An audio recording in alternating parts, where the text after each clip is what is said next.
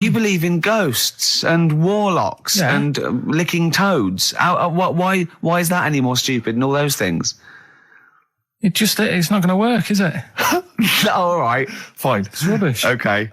What about this then? There's apparently now available £1.5 million apartments available on an exclusive ship which sails around the world.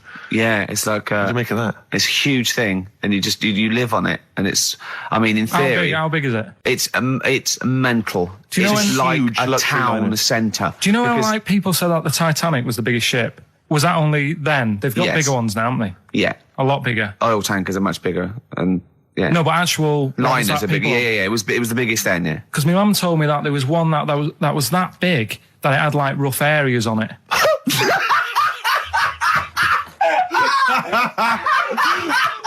Oh God!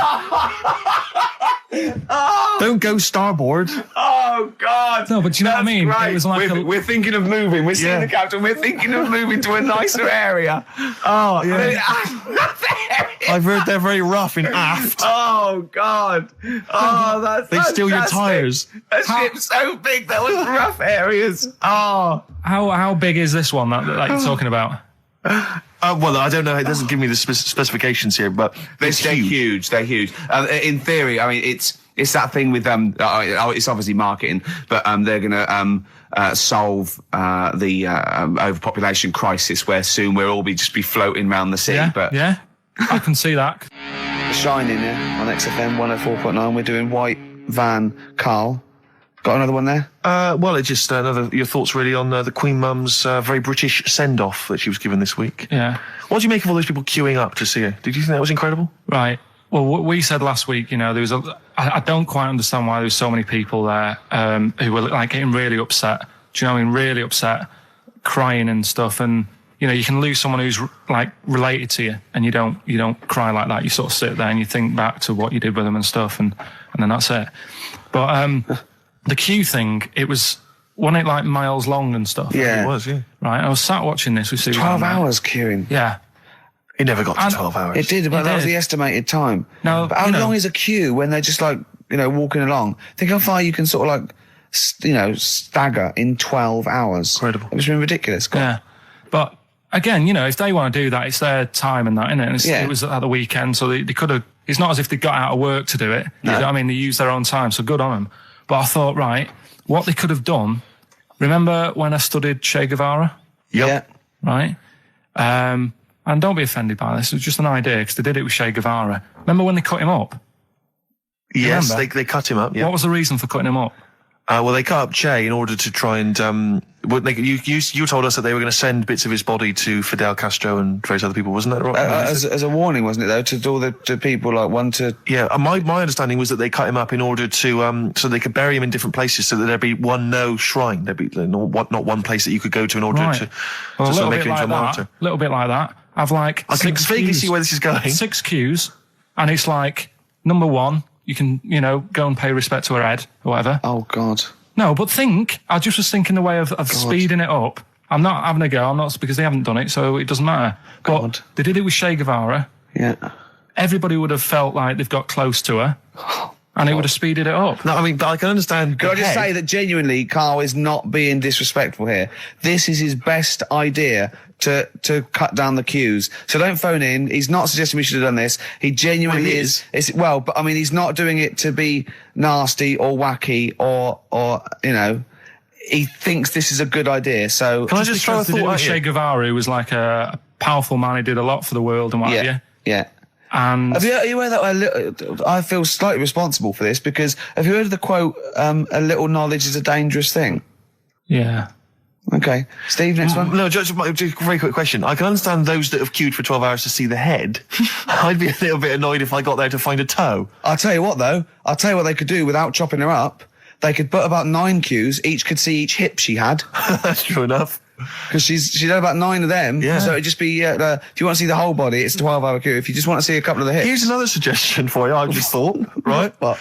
Instead of everyone queuing to see her, why not put her on a trolley and wheel her past everyone else? Running. So yeah, you could have some students on Rag Week. They can combine it, like when they're always pushing a bed. You know, they could just run it along the queue. No, that'd be fantastic. That'd be disrespectful. Right, as opposed to the chopping up. So sure. no, Right. but just an idea. Just I apologise now. Anyone's offended. Anyone offended, I'm sorry. But, Yeah. No, okay, we just do White Van Karl then. This is your opinions. You can't be wrong on this, can you? There's no right or wrong answer here. Okay. Right. But this is where we ask Karl his views on the big news stories of the week. Basically, we've stolen an idea from the Sun newspaper, and So this isn't cruel, this programme, is it? I don't think so. picking on me. It's not, is it? It's weird because a few people have said, "Oh, you're picking on me." It depends how you look at things, isn't Sure. it? Yeah. But you do like it? We could look at it like it's a laugh, so Yeah. it's not a But, problem for us. You know we like you. You know you're our favourite, Yeah. I'm going to say thing in the world, but I don't mean that, in a derogatory way. No, I'm cool with it. Yeah? Yeah. Right. Okay. So your views, please, on the fact that attitudes are changing to the possible marriage of Charles and Camilla. Oh, what do you think of that? The roars at the moment, because the recent tragedies are apparently high in the polls, and people are coming around to the idea of Charles and Camilla getting hitched. What's your thought? Whatever, really. I mean, if they're happy with it. The thing that comes out of it most is it just goes to show, right, that there is someone for everyone. Just because, I mean, no disrespect to Camilla, I'm not a good-looking person either, but she isn't a stunner, and yet she's gone and picked up a royal. Right? Yeah. So I think it's good for things like that to happen, because it cheers you up. Do you know what I mean? Gives you a bit of hope. Thanks, Karl. So yeah, it's good. You know, if they're happy, if anyone's happy, it's a good story, isn't it? Yeah. You know what I mean? Yeah. You know, he's had a bit of bad luck, and now he's got someone else in his life. So While he's doing this, I'm just doing a list of questions to ask him what he thinks of things in the world. Is that all right? Yeah, no problem. So Yeah, no okay. problem. Okay. Okay, what about this then? Are you disappointed by the nation that a third of us are apparently unaware of St. George's Day? 23rd. is St. George's Day the one with the snakes that we've talked about? No, that's... Are you one of that third, do you think? St. George is the patron saint of England who killed the dragon. Yeah, I mean, there's too many of these days, isn't there? That's the problem. If you make it a bit more special, like Christmas, so you buy presents and that for each other, then people will remember it. But there's so many of these days with Easter and Pancake Tuesday and all that. So it's not surprising. I think as time goes on, we'll find that a lot of these days will just disappear because, you know, people are busy. There'll be new ones, won't there? Right. White Van Karl. White Van Karl. Yeah, this is where we steal the White Van Man column from the Sun and basically fire those questions at Karl, getting his opinions on the week's news. Okay, Karl. Okay, what do you make of this? David Beckham apparently was driving despite having an injured foot and just further threatening his World Cup chances. And obviously, you're a big football fan. Well, I'm not that big. I like the odd game. Sure. Would that hurt him? Would that hurt his foot? It can be good. Is it in a plaster? It's not in a big cast, Sure, is it's it? better to drive than it is to walk on it. Good point. Fair enough. Yeah. Go. Can't argue with Can't that. get the bus, can he? Okay, and what do you make of this fascist leader who's having a lot of success in the French presidential elections? What's he doing? Have you not come across this story? No. Right, this is one of the big political So stories. he's got a far right that got nearly 20%. He's a far-right fascist leader, and he's having considerable success in the French elections. I don't think we should be asking Karl questions like this. Not something you've got to... I'm getting scared. There's all sorts of bad stuff going on in the world that we don't know about. Yeah. But we know about this.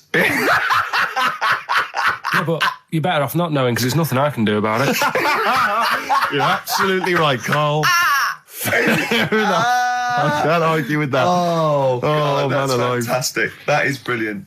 White Van Yeah, White Van Karl. I mean, for those that don't know, we do this... We this ask week. Karl the questions that the Sun asked someone else. That's right, the Sun every day asks some, average Joe, his views on the week's big stories. Karl, let me ask you now, what do you make of Prince Harry smoking openly at a polo club? Are you aware of this story? No. Was it? Go on. Prince Harry, you know that he's one of the royals. Yeah. And he was seen smoking openly, a fag, a cigarette, a polo. Third in line to the throne. Something like that, yeah. Imagine that. Someone smoking a cigarette is third in line to the throne. A cigarette, Karl. Is it a non-smoking polo club? Do you know, I don't know, but if it were, would that make things even worse for you? No, seriously, what do you make of it? This is, the whole, the furore is he's a role model, he's a royal. Should he be seen puffing away in a public place? I don't think it matters, does it? Not a concern for you? How old is he? Is he old enough to smoke? I think he probably is, yes. Right, yeah. Well, I think the trouble with this role model thing, with anything that's legal, it should either be illegal or not. Yeah. I just don't think you can impose things like that, because you could say that it is bad for you, and it is bad to start smoking, and it really is bad for you, it causes cancer and everything. But everyone knows that, don't they? Well, yeah, but you should either make it illegal or shut up about it. So this is Carl you're asking, isn't it? I am indeed. So we can throw these questions your way as well if you fancy. Sorry, yeah. But it doesn't matter. But Carl, what are your views generally? I mean, it's obviously cigarettes are perfectly legal and so on, but what about stronger narcotics? Because I know you're very scared of drugs and stuff, aren't you? I'm not a fan. No, what's your concern? What's your worry? Just like you might get into them. It's like you might have them and go, oh, this is all right. Exactly, Carl. Exactly. Although I was talking to you about it earlier, and you weren't very sympathetic about a lot of young people who have perhaps gone to crack or smack. Didn't you describe it as their own fault? Sometimes it is, isn't it? Yeah. I mean, I could have turned to it where I grew up, but I said, well, don't want to do that. It's not good for you. Sure. And I avoided it. You turned to ghosts. So you've got no sympathy for anyone who's a drug addict? It's their own fault, It depends, doesn't it? Sure. Do you know what I mean? You can be an addict if, I don't know, something, I'm trying to think of a nice way that you might most people start on stuff like that because something really traumatic's happened to them. Very few people go out for a laugh one night and go, let's all try it. Sure. So, but... Yeah. Just say no, I suppose, is the just say no. Listen to the cast of Grange Hill. Now, this will scare you. Now, Carl, you will be a little bit unnerved about this. Have you seen the film Jurassic Park? Yeah. You know what happened there? Well, according to the Sun here, it says scientists are planning to clone mammoths for a theme park. Look at his face. Look at that. He looks like a dog caught in the headlights of a car. He's terrified. I love Carl. He sprung to attention Carl. there. Is that the best news you could have? Man moths.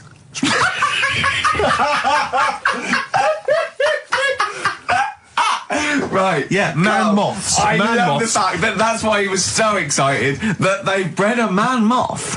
What is this? Yeah, it's a human being that hides in your wardrobe and eats an entire jacket in a day. Yeah. What do you mean, man moths? Mammoths. Mammoth, the big hairy cow from the Ice Age. I mean, elephant.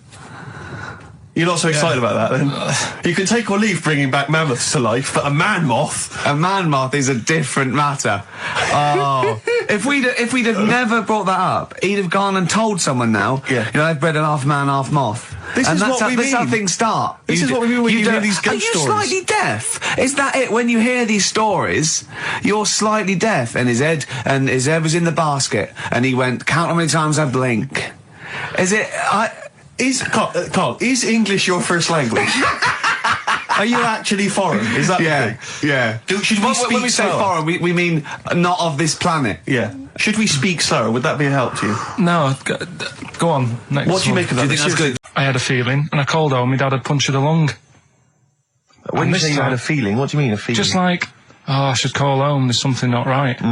But this time, very specific feeling. How did that manifest itself? How did you get that? What kind of feeling? Is that tingling thing? I'm getting a bit of a lung feeling. Yeah. A bit of a dad lung feeling. That feels like a punctured lung. Hold on. Anyway. But anyway, the holiday was good. We talked about it last week. Well, let's probe Carl about his holiday, because that's the sort of thing that audiences will stay tuned for, Rick, I'm pretty certain. Yeah, sure. Find out about you know more about this radio business than me. You hooked them already. Indeed, yeah. Well, also, I'm thinking we've got nothing. Now. We may as well save that. No, I resent it. I used to put a lot of work in, but then I think of the money, which is, for me, pretty shoddy. Well, you know what I mean? I don't usually get out of bed for a lot of cash. Well, exactly, yeah. And, the whole thing is, the whole setup. It was raining today. I thought I should have a cabin. Then the sun came out, so I walked in again. Ah, dear. How are you? But I'll tell you what, I got a bit criticised last week as well that I only played ballads and same songs, so I'm going to rock out this week. I've been down to the Capitol Library to get some good tunes. And what about a little bit of AC/DC? Took me all night long. Let's hear it. Doves, Caught by the River on XFM 104.9. I'm Ricky Gervais, Steve Merchant, hello, Karl Pilkington and everything. No, I'm going to be honest with you. Go on. A little bit hungover, didn't feel very well. Yeah. I don't know if I'm hungover or still a bit drunk, but I don't feel... You sound like you're still a bit drunk. Yeah, so what I'm worried about... You do every week, so... But what I'm worried about is that the standard will slip. If I'm not right on the ball. And the other thing is, I haven't had a lot of time to prepare the show today. So I don't, and I don't really, I don't feel, 100%. Yeah, I haven't done it. Carl. Right. Look. Have you finished that sentence? I don't make me laugh because it hurts as well. And there's another side effect to me being a little bit hungover and or drunk or whatever, right? Is that I can be annoying. Right, yes. Because just to amuse myself, I sort of like turn my body off a little bit and just poke and like that and annoy people and that. I want to sort of like. Well, you do the physical equivalent of freewheeling. Don't you? You just I sort of want to climb on Carl and go to sleep on him. Yes. Do you know what I mean? Yes. They'll both annoy him and it'd be comfortable. Yes. Which is, can be annoying. Just a little thing just to make this show a bit easier. If you'd put your hand up when you want one of us to speak, because I'm not quite sure when the sentences are finished. The hands are up. Okay, good. So, the hands are up. Okay. Okay. Good, alright. Okay. Are you gonna just keep them up the rest of the show, or? No, Carl, do what you, huh? Good, alright. Do you want to, is there an excuse as to why you're a bit hungover? Too much wine. Okay. Last night, yeah. Yeah. Good. Thanks for that. Because this is the only work you've got to do all week, isn't it? It's like, unless I'm very much mistaken, you don't have to do anything. You just sit at home eating cheese. Yeah. Then occasionally you do a bit of sort of shadow boxing, and that's exercise. And then you sit out and watch TV. Yeah. Is that roughly what you did this week? Yeah. Uh-huh. So this is the only 2 hours you had to do anything for all week. This is you had to prepare for this. Yeah, but who can plan a hangover? Right. You'd think Carl, you said you had some stuff. Yeah. What have we got? I love the fact that, whereas I was a little bit slow, Carl there leapt into action to keep this show afloat, keep the pace up. Go on. Right, well, Carl, are you hungover as well, or? I'm just a bit annoyed because I'm with you. Do you know what I mean? He hasn't got much to do all week. You're having a laugh. What? What angers me is I kind of hope that maybe I could have quite a long career in radio, and I sort of feel like I don't know, the word sinking ship. Yeah. Those words spring to mind. But. Because it feels like, Carl, you're just a chancer anyway. You weren't even supposed to be on air, and we've made you into something of a household name, and that's cool. Household name. And Ricky's already a celebrity. He's got it stitched up. He's got corporates. He's got, voiceover work. But I've got nothing. I'm running on empty. I'm not, nothing. I've got nothing. I'm sort of dependent a bit on this. Yeah. Financially. And, go on then. What and you two are sort of bringing it down, really. Right. Do you reckon I can get my own show, Carl? Carl. Tell them what I did out there with the bin. No, Carl, tell them how funny I was out there with the bin a minute ago. So anyway, come on, I'm bored of this. I'll tell you what. will we tease them with what we've got coming up next? Yeah, Carl, tease us after the next record. I think we've already got them for 2 hours. Yeah, we've hooked them, Carl. Don't worry, this is textbook radio. What's this? Rather on board. Yeah. Doves, Caught by the River on XFM 104.9. I'm Ricky Gervais, with me Steve Merchant and Karl Pilkington, doing the button stuff. Actually becoming a little bit of a producer. Carl, he's put a bit of work in, hasn't he? He's come up with a few games, and we made him. He's getting a bit stressed when we shout at him because the mics don't work or it's hanging off. It was too hot in here. He couldn't get the thing working last week. I really would throw this studio away and get a real one. Yeah. Well, I'd get one of those ones you can buy for like tenner from Argos. Argos, yeah, like Bon Tempe. My first studio. my first with a little broadcasting picture studio. of Carl on it. Yeah. Exactly. That'd be great product placement. What have you got this week for us, Carl? Because again, we've put I said I would put. I'm not hungover, but I've put nothing into Rick, have you done any work for this week's show? No. None whatsoever? No. Okay, Carl, what have you got? What have you got? Quick. Keep them. It's 5 past. They're turning over already. They're finding other things. Carl, what have you come up with? There's melon stew. There's everything. Well, go on. We've got after the success of last week, Rockbusters. Okay. We're doing that again. Sorry, were you on the same show as that? I thought it went all right last week. Yeah. Okay. Good. Right, so we'll be doing that. Got some nice prizes, which... what prize? What arbitrary films have you got? Have you got? Don't tell them yet. Don't tell them. I'll tell you what. If it's Children of the Corn 2, then can I enter this competition? There you go. No. What is that? He's got some different prizes. Maybe I should just tease the audience with those a bit later, Rick, because there's some exciting stuff there. It's going to be amazing. Yeah. Right, so I don't want to give too much away, Rick, but one of them is a copy of The Office on DVD. Is anything like maybe Burt Reynolds' straight-to-video film? Are there any of those in there? Sadly, nothing quite as classy. Fist. Yeah. Right. So we've got that lot to give away. Yeah. We've got Go on. educating Ricky. Well, teacher stuff. Because you taught me that people used to eat tomatoes off lead plates in the land of Narnia last week, which was good. last week. Yeah. No, what It's was- only tomatoes they after lead plates, by the way. Why didn't they think other fruits and vegetables were poisonous? No, it wasn't. It was because tomatoes had acid in them. That was the problem. You see, you don't listen, right? Well, lots of fruits have acid in them. Yeah, but they didn't eat them back then. they didn't have bloody kiwi fruit and stuff. Don't did they, say back then? bloody. You're a producer. You'll start saying shit and cock and stuff. You start saying bloody. Tits. Play the. Hang on, right, and... Go on, play keep him hooked, right? Yeah. We've still got a song with a story in it. Yeah. You don't want to play Babushka, do you? He doesn't like the idea of Babushka. I told him that was a story. Yeah. And he doesn't like it. A devil went down to Georgia. Someone sent in. You know, he's looking for a soul to steal. Yeah. Doesn't like it. Why don't you like that? Do you know the song? Not particularly. Right, it's a song about a lad who goes into a pub on a normal night. And It's in sort of the deep south of America, Yeah. New Orleans, something like that. It's, you know, it's not the old Kent Road. Right, okay. Okay, go on. goes into a pub. There's a devil in there who's getting a bit cocky. He's had a bit to drink and he's saying, do you want to sort of gamble your soul away with me and we'll see who's best at playing the violin? Yeah. And I think the lad wins in the end, but it's not real enough. Whereas the one... Oh! What? Not like the Shadow that got fed up and started pushing kids off bikes? Rick, I think you're In referring Boston. to stuff that no one made sense of last week. Yeah, exactly. I don't think we should refer to last week. Let's play Mock Turtles, Can You Dig It? And then we'll come back and we'll talk about that. and I've come to the conclusion, Rick, we should never refer to stuff Carl said in the past, because it would just take too long to explain. Okay, alright, that's fair enough. Foo Fighters.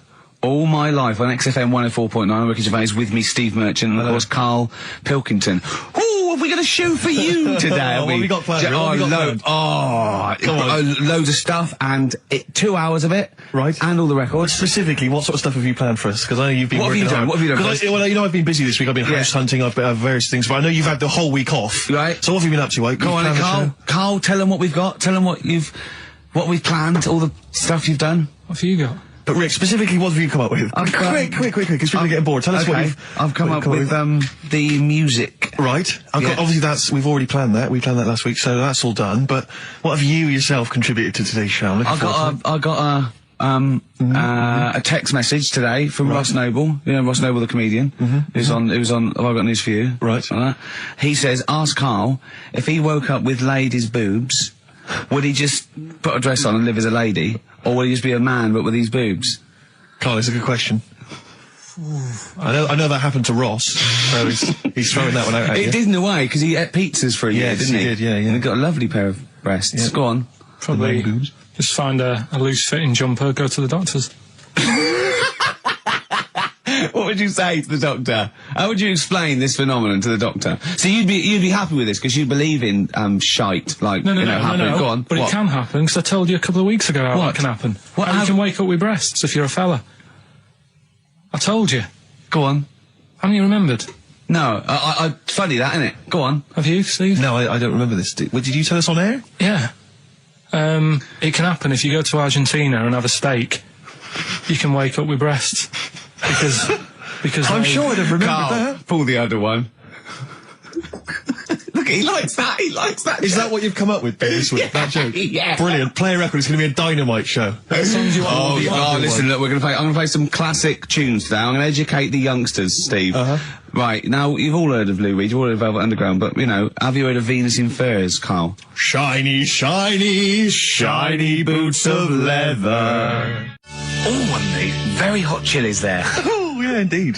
The Zephyr song, Red Hot Chili Peppers on XFM 104.9. I'm Ricky Gervais, with me, Stephen Merchant. And Hello of course, there. over there, little Karl Pilkington. Indeed. See the write-up in Heat this week? No, is it good stuff? Basically Karl's show. Yes. Which is fair enough. No, I mean, he's the only one doing any work. I know. He's the only one contributing. We thought no one had noticed, but Heat were on it straight away. Yeah. They picked out. I read it to him over the phone. It said 2 hours of black music and everything like.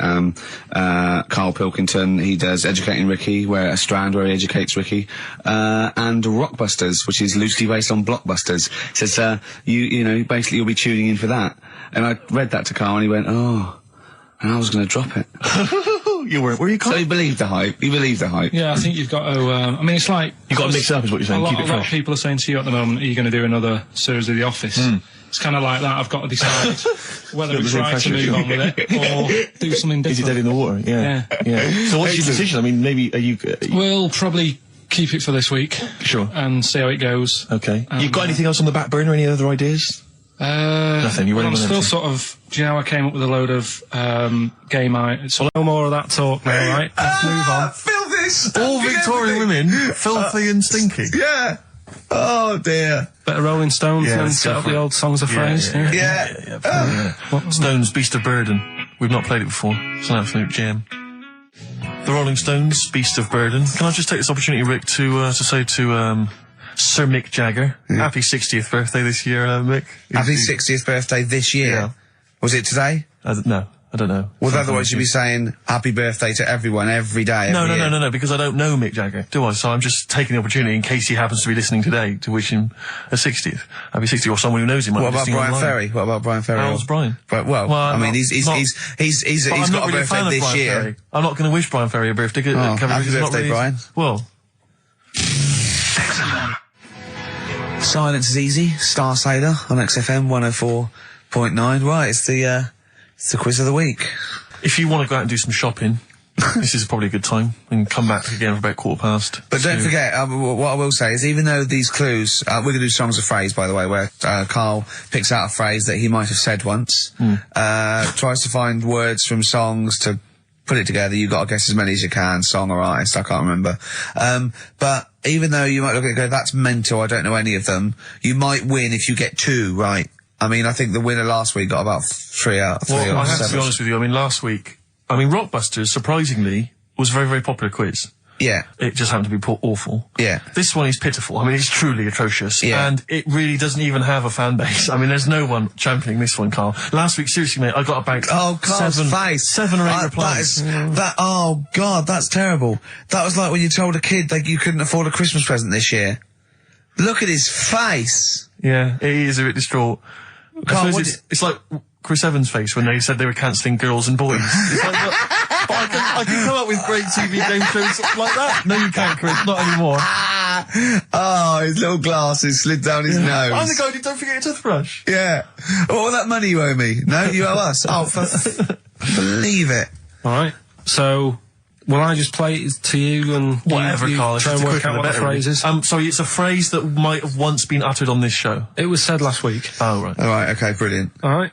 Here we go. I know you're just 16, but looking all of 21.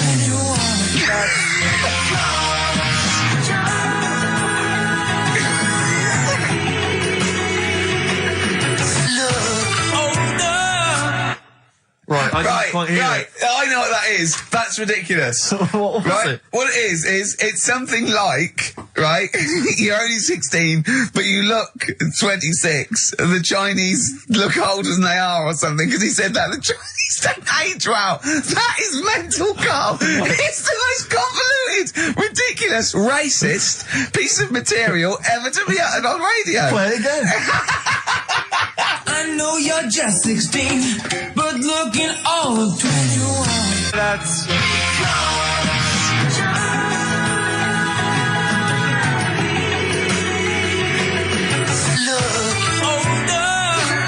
Okay, you're just 16 and looking all 21. That's because the Chinese look older.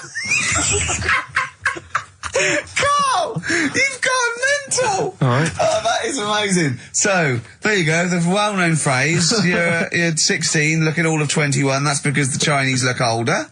Well-known phrase there, sweeping the nation. That'll be up there with "was up" and "shut that door." If they do a poll, right? Okay, play it once more. We're after the artists. Just the artists. Yeah. I know you're just 16, but looking all of 21. That's...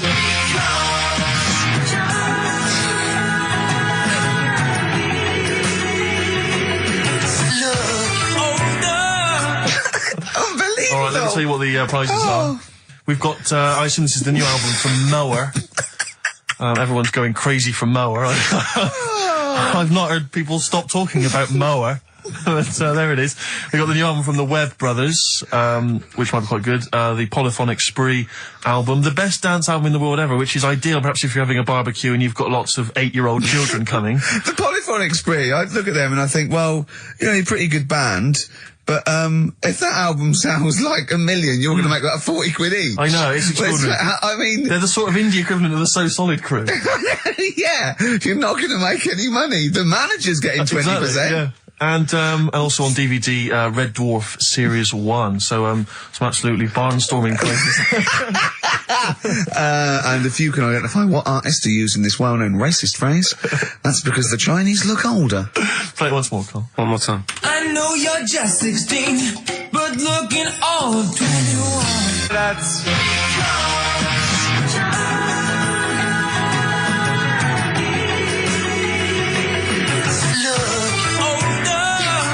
Oh, Ricky.Gervais at xfm.co.uk. Play a record. This is radio. Panic. Eh? So what did you just pinch off? I can't confirm it at this stage, exactly what happened, but it certainly felt like a pinch. I looked round, there was a woman behind me. Right. She was fairly old. I think she's probably in her mid-30s. Right. Kind of reddish hair. Right. I don't know if she's listening. Right. But she knows where I am. And so I don't know how to proceed, really, Rick. I don't know if it's worth putting up some posters around the Green Park area. Well, what you could just do... to try and corroborate it. Well, if you saw a woman pinch the lanky guy's arse, no, you could probably get in contact with British Rail and go back over their CCTV CCTV cameras, yeah. And then they could probably zoom in and, so identifying sort of birthmarks or she might have been holding something. Then I could hire a private eye. Yeah. Again, money well spent. Well, so there you go. I'm just saying maybe maybe things are looking up. Things it's getting are towards Christmas. The worm has turned. I mean, it's a little sexy story to get the show going. It is but what do you make of that then, Carl? What do you think, you're quite damning. What's your answer? Well, I mean, you're quite a tall fella. Sure. So she must have really wanted to sort of reach up and have a pinch. Mm. Do you know you think she was a dwarf? She did it with her teeth? He didn't say she was a dwarf. No, but Steve's taller than, his arse. Yeah, but his arse isn't 6'9", is it? His arse is about 3 foot off the floor. 4 foot? What? 4 foot off the floor? No, I don't think so. About 3. She'd have to be a midget to have to reach up to pinch Steve's arse. He is very tall, but I don't know what your point is there, Carl. You're just trying to, you're just. I think maybe you're just a little bit jealous. Just a little bit of jealousy. How many cats do you say you've got through? I'd say whilst I was living at home. I mean, it's still on the increase, even though I'm not there. So whilst I was there, probably 5. God. Oh, wow. Oh. Yeah. And were you upset each time, or you just got used to it? It's one of them things, isn't it? Like I've said before, when you first see something, it's a bit of a shock. Do you know what I mean? It's like the Elephant Man or whatever. Yeah. First time you see him, it's that sort of, oh, look at that. Yeah. Do you remember the first time you saw Steve? No, I'm not being funny. Do you remember the first... Yeah, but I've said this before. It's always... Then you get used to how people look, and you don't... No. I'm gonna burst. You have to play a record. No, what? Because I just see Steve's face. No, but I've got used to it. Shut up. Carl, you know our mate Johnny, he's a Doctor Who fan. Yeah. Do you remember, he bought, the Doctor Who magazine, and he went, to the toilet, and Steve got post-it notes and put geek on every page. And Johnny opened it on the tube, right, and it had geek and everything. And Johnny bought in the new Doctor Who magazine, I think this week's or this month's, right? And they've done the perfect Doctor Who fan, right, what the geek is, right, and it looks exactly like Steve. Alright, don't have a go, Rick. It does. And he went, and I'm going to try and put it on the website. It's amazing. It's got your hair, glasses, it stands like you, it's sort of dressed like you, and it's only, it's hilarious. And he was, I mean, I'm insulting you now. It sounds like an insult, but if you'd see it, you'd laugh. Well, Rockbusters, right? Yeah. Right, here we go. Just a little bit annoyed. Just, 3 clues. We've lost all the energy in this show, haven't we? Well, I can't get over that insult. I'm just a little... No, Three. we did though. It just came out, no, I can be honest with you, Things, Rick, 3 it came out left clues. field. I wasn't expecting an insult. No, And, but I I think thought there was a sense of camaraderie on this. No, I'll bring Just it in, email in, and you'll see what I mean. ricky.gervais@xfm.co.uk. Right, play a record. I'm just annoyed. I can't What are we listen to doing? Robert's I'm just reading out the clues. Should we put this, let's put this one in for the Sony Award. Let's put this show in for the Sony Awards. Play a song, Carl, because I need to discuss things with him. I've talked before about him Edit sagging it down. Get this down to 3 minutes. It'd be a great show. Rockbusters in a minute. XFM. Lonesome Day by Bruce Springsteen from his new album The Rising on XFM 104.9. Ricky Gervais, Steve Merchant, Karl Pilkington. Former just phoned in and said to Karl, stick up for yourself. Don't listen to that Merchant. He does my head in. He's so arrogant. I don't think I'm arrogant. I think I'm mean.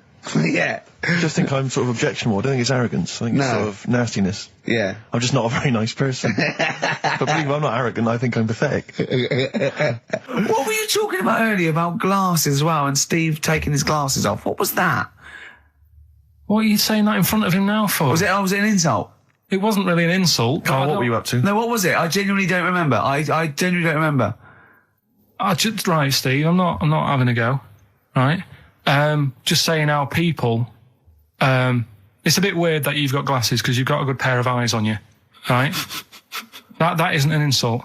What were you talking about though? What was it? Why did it was the fact that people who wear glasses always look a bit weird without them on. It's like, you know, they should wear glasses. Okay. Why did we get round to this? What was we talking about? What were we talking about? I don't know. I don't know. I don't know what that was. It sounds like an insult, even it wasn't intended as one. It wasn't. It sounds like an insult, Carl. It does, yeah. No, it wasn't. I should be allowed to punch you every time you insult me, no? No, but I'm not I'm having a doing go. it. I'm going to give you a dead arm. Look, Steve, It sounds it's like an you. insult. You And always even if it wasn't, you intended it to be one. You're joking. We better play a record. Okay. Play a classic. Right, we've got who's that on the line? It's Rob. Rob, and are you a doctor? I'm a final year medical student. I'll be a doctor in 2 months, touch wood. That's close enough, isn't it? Yeah. Excellent. So, where do you study? Do you want to give more details, or do you want to remain anonymous as you're calling in to I study at Barts Hospital. All right, great. So, why do GPs sometimes put their finger up a man's anus? To see what's there.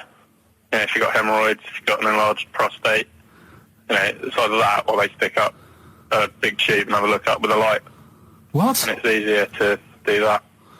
Now, are you dumbing this down for us, or are you going to fail your medical exams by saying stick up a big tube with a light? I'm dumbing it down. Okay, come on then. We're all intelligent people here, and Karl. So you tell us what's that called? It's called a sigmoidoscope.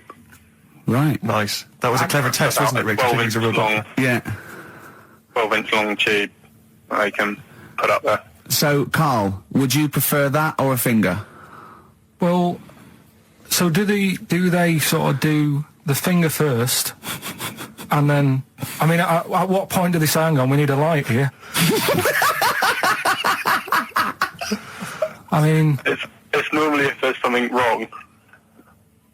But, so if I go then, say if I go to this well-known clinic, right, and they go, yeah, the art's good and that, yeah, finger, there you go, and then they go, hang on, I'm going to go and get me light and tube. I could start worrying then because they've sort of found something. And they're not likely to go straight in with the tube. They'll probably send you off some tests first. But Karl, there's nothing. But you go to these places to put your mind at rest and to know where you are with your health. I mean, it's not that you go along. That's what most people worry about. They think that because I'll go along and they'll find something. Well, one, that's illogical. It doesn't heighten the fact they find something because you go along. And two, if they do find something, it's a good job you went along. I mean, I'm a hypocrite because I don't go to the doctor, but I've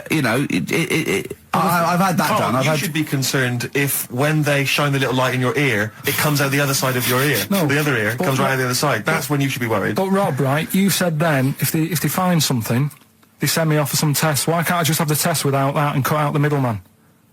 Do you know what I mean? Because you're wasting lots of money. There's hundreds of tests they could do, and they could do every test, and they could all come back with nothing. Or they could do the finger up there and send you for the 3 tests you need to find out what's wrong with you. But in this day and age, with all the technology and that, and like brainy doctors and all that, the only way to find out is sticking a finger up there. What are you worried about, Karl? Is it fundamentally that this doctor who's has done 6 years medical training, is it embarrassing to have a man's finger up your ass? I just don't understand how you can get round to that without... But what don't you like? Is it fundamentally you don't like anything up your ass, or is it the fact that it's a man's finger up there? I don't like going to the doctors. It makes me nervous, because I think if anyone searches you long enough, they're going to find a fault with you, right?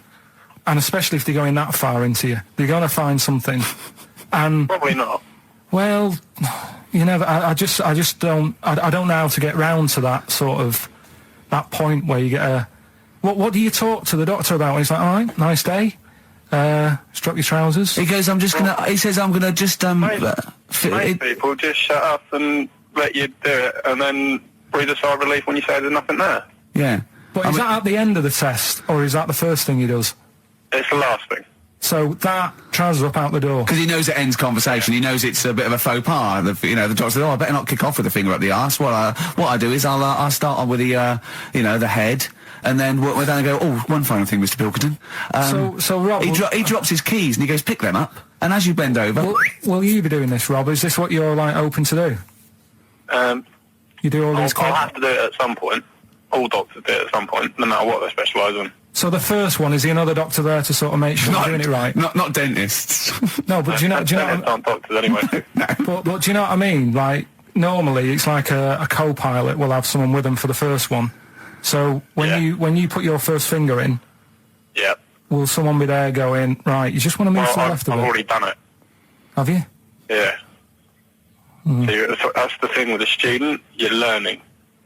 So you get people teaching And you how to learn do on- these things. Can I just point out, Rob? I think I'm right in assuming that you have a glove on Yep. and there's lubrication Yep. and it doesn't hurt. No. There you go. What are you worried about, But Carl? who's this person who everyone's testing on in your class? It's not one person. One person. There's like, when a patient comes in and they've got a problem, your boss, the consultant, he does his finger up, and if Yeah, he but- finds something, he goes to the patient, is it alright if the student has a feel as well? Then the Well, student what- puts on a glove, puts the leave on the glove, and sticks his finger up and sees what he comes out with. Rob, I wish you could see Carl's face. I mean, his face when you said, and he says, can this fella have a go as well? He looked horrified. That he thought it was a free-for-all, like there's a queue of people trying on gloves and going, let's have a go. That looks good up there. What have you found? No, I mean, how come you had to sort of... Is it not something you could test on yourself rather than waiting for other people to come in? Because then, you know... It's Cause an then you awkward position to get to, really, isn't it? well, but you can have a good rummage then without feeling too awkward, but to sort of have a go on your first patient when you don't really know what you're looking for anyway, do you know what I mean? Never really thought about it. Because you don't... If you've never done it before... You pop your finger in there, and you've got to sort of look. You've got to have an expression on your face, like you know what you're finding. Well, they can't see what you look. They can't see I'm telling you your what's face. there. You got the big boss consultant man going, now move your finger there, and you'll probably feel this. But he's just done it. He knows what's there. Well, what? Oh, so he's already had a go. He's had a feel, and he's going right. If you feel to the right, that's the conglomerate or whatever. The conglomerate, yeah. It's conglomerate is in perfect working order. Well, that's. I'm still. Thank you, Rob. Thank you. I'm sorry you had to go through this. Carl is probably the worst patient you'll ever encounter in your medical career. Good luck with your finals, and thanks very much. And do you know any female doctors who do this? Or? Thank you. XFM 104.9. Thank you. All right. This is Carl, the producer of Ricky Gervais and Stephen Merchant on XFM 104.9. We're playing out some of the best bits. Hope you're enjoying it. Here's another one. Can't concentrate now. Oh, well, he's all stressed because the lady from MTV's here. She's going to film his little face. So the things he said in the week, he was so worried. He's got worried about the spot on his head. That won't come out. Just so you got your best side. It's on that side. That's all right. Oh, yeah. The camera's out. Look, he's getting nervous now. Okay, Carl. Ignore the camera. Okay, just ignore the camera. Okay. Now, me and Steve have done our research for you, and we've got two amazing things to tell you. What should I tell him first? About the baby or the... Well, they're crab? both equally fascinating, so you choose. I'll tell you the crab thing first, right? Steve actually saw this thing in The Guardian in the week about our research thing, and then we looked it up, we looked into it on Friday, and it is incredible. Right, listen to this. There's a thing in a bay in New England, right, where it's like the biggest, they make silicon chips and stuff for computers, right? And because of the data protection thing, after they've done them, because they have to destroy the plates, right, well, the information's sort of put onto them, but there's still flakes of silicon. They sort of grind it down straight away, and some of the flakes got into the bay, okay, but some of the information's still on even the slight granules of silicon. Anyway, gets in the water, and silicon is rather like a carbon derivative. They reckon if there had been life on another planet that wasn't carbon-based, it'd be silicon-based. Because that simple sugars and proteins, it's just COH and that, and it can work with silicon, right? Anyway, the crabs have been taken up, it's still underwater, and they looked out on the beach, and over years the crabs have started sort of putting themselves in formations, like geometric format, and they couldn't work out why they were doing this. And when they put them in the experiment, they sort of like chopped them up, and they found they'd taken on silicon, and it had sort of got into their brain, and they were downloading information. They picked up little things, because it's just chemical, electrical impulses that got information off the silicon chip, and they were interfacing it. But this is the amazing thing.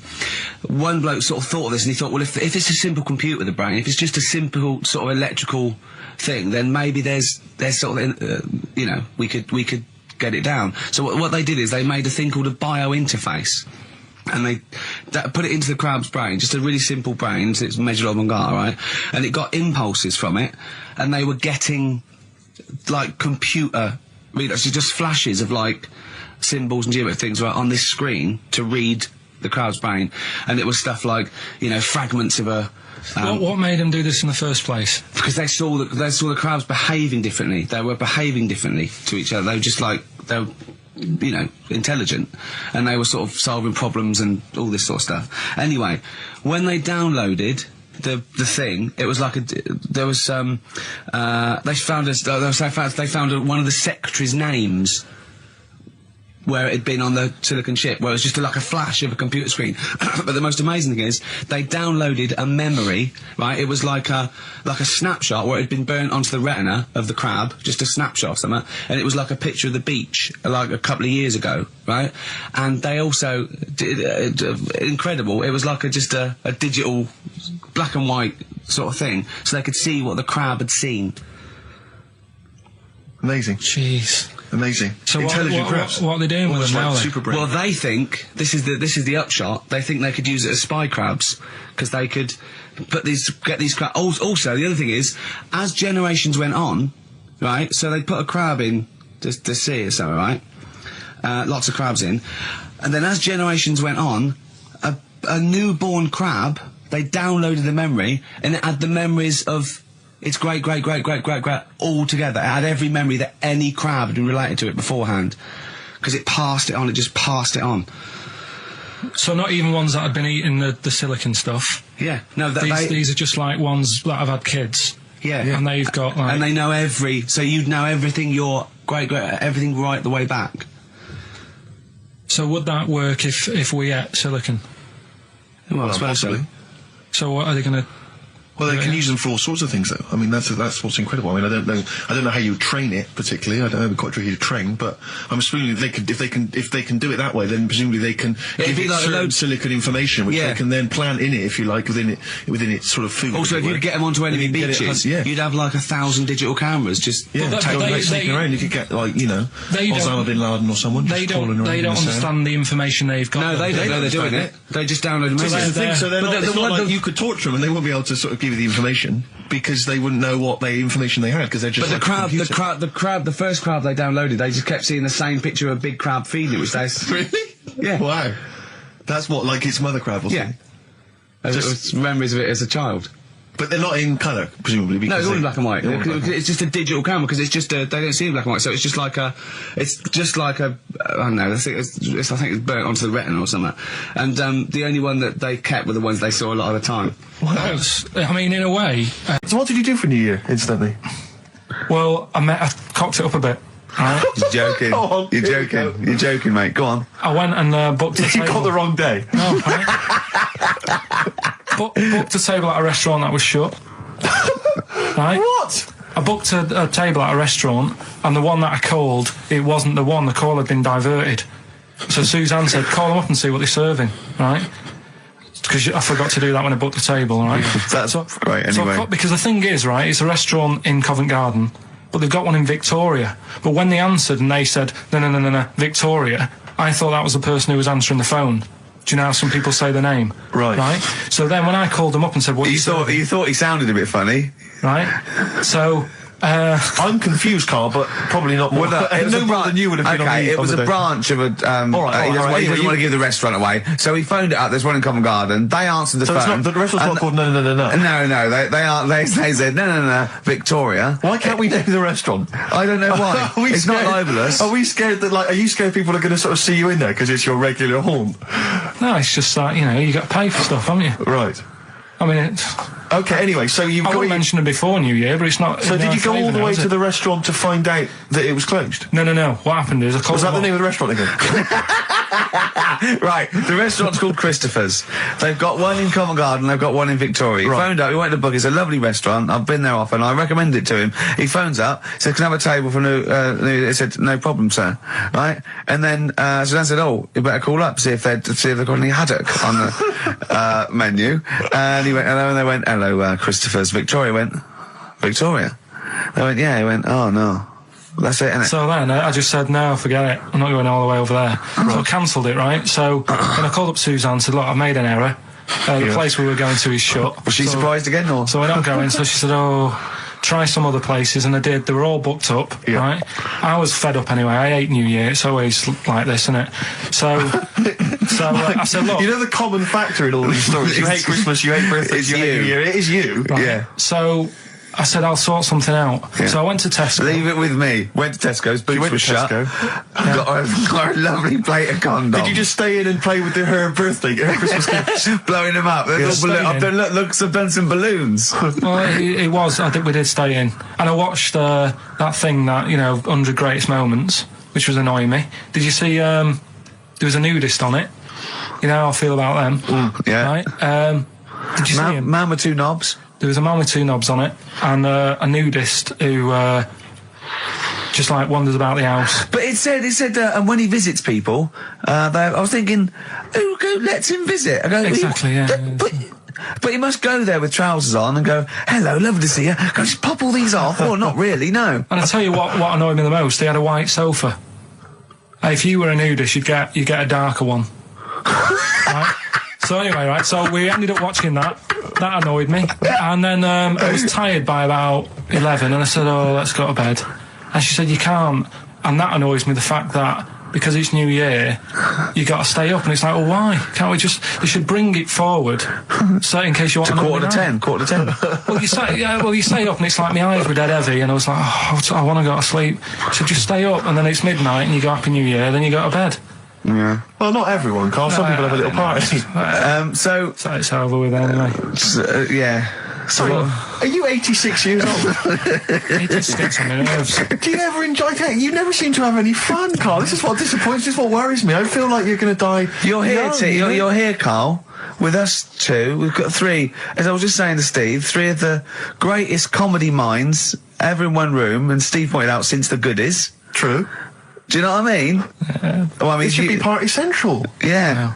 So anyway, right, so this is when I spent time thinking of new ideas. Right. We've got Rockbusters, that's rolling. There's people coming in, they're getting them right. I don't understand it myself. As ever, Rick, you'll be amazed and confounded. So I don't know the answer, and I haven't looked at the answers. I just like that moment. It's like when you go down Christmas and you're excited about a present, and it's like some condoms. You know what I mean? Well, I love that. That moment. Yeah. I don't know how he's going to top that next year. I don't know how he's going to top that. All I can think of is some corn plasters.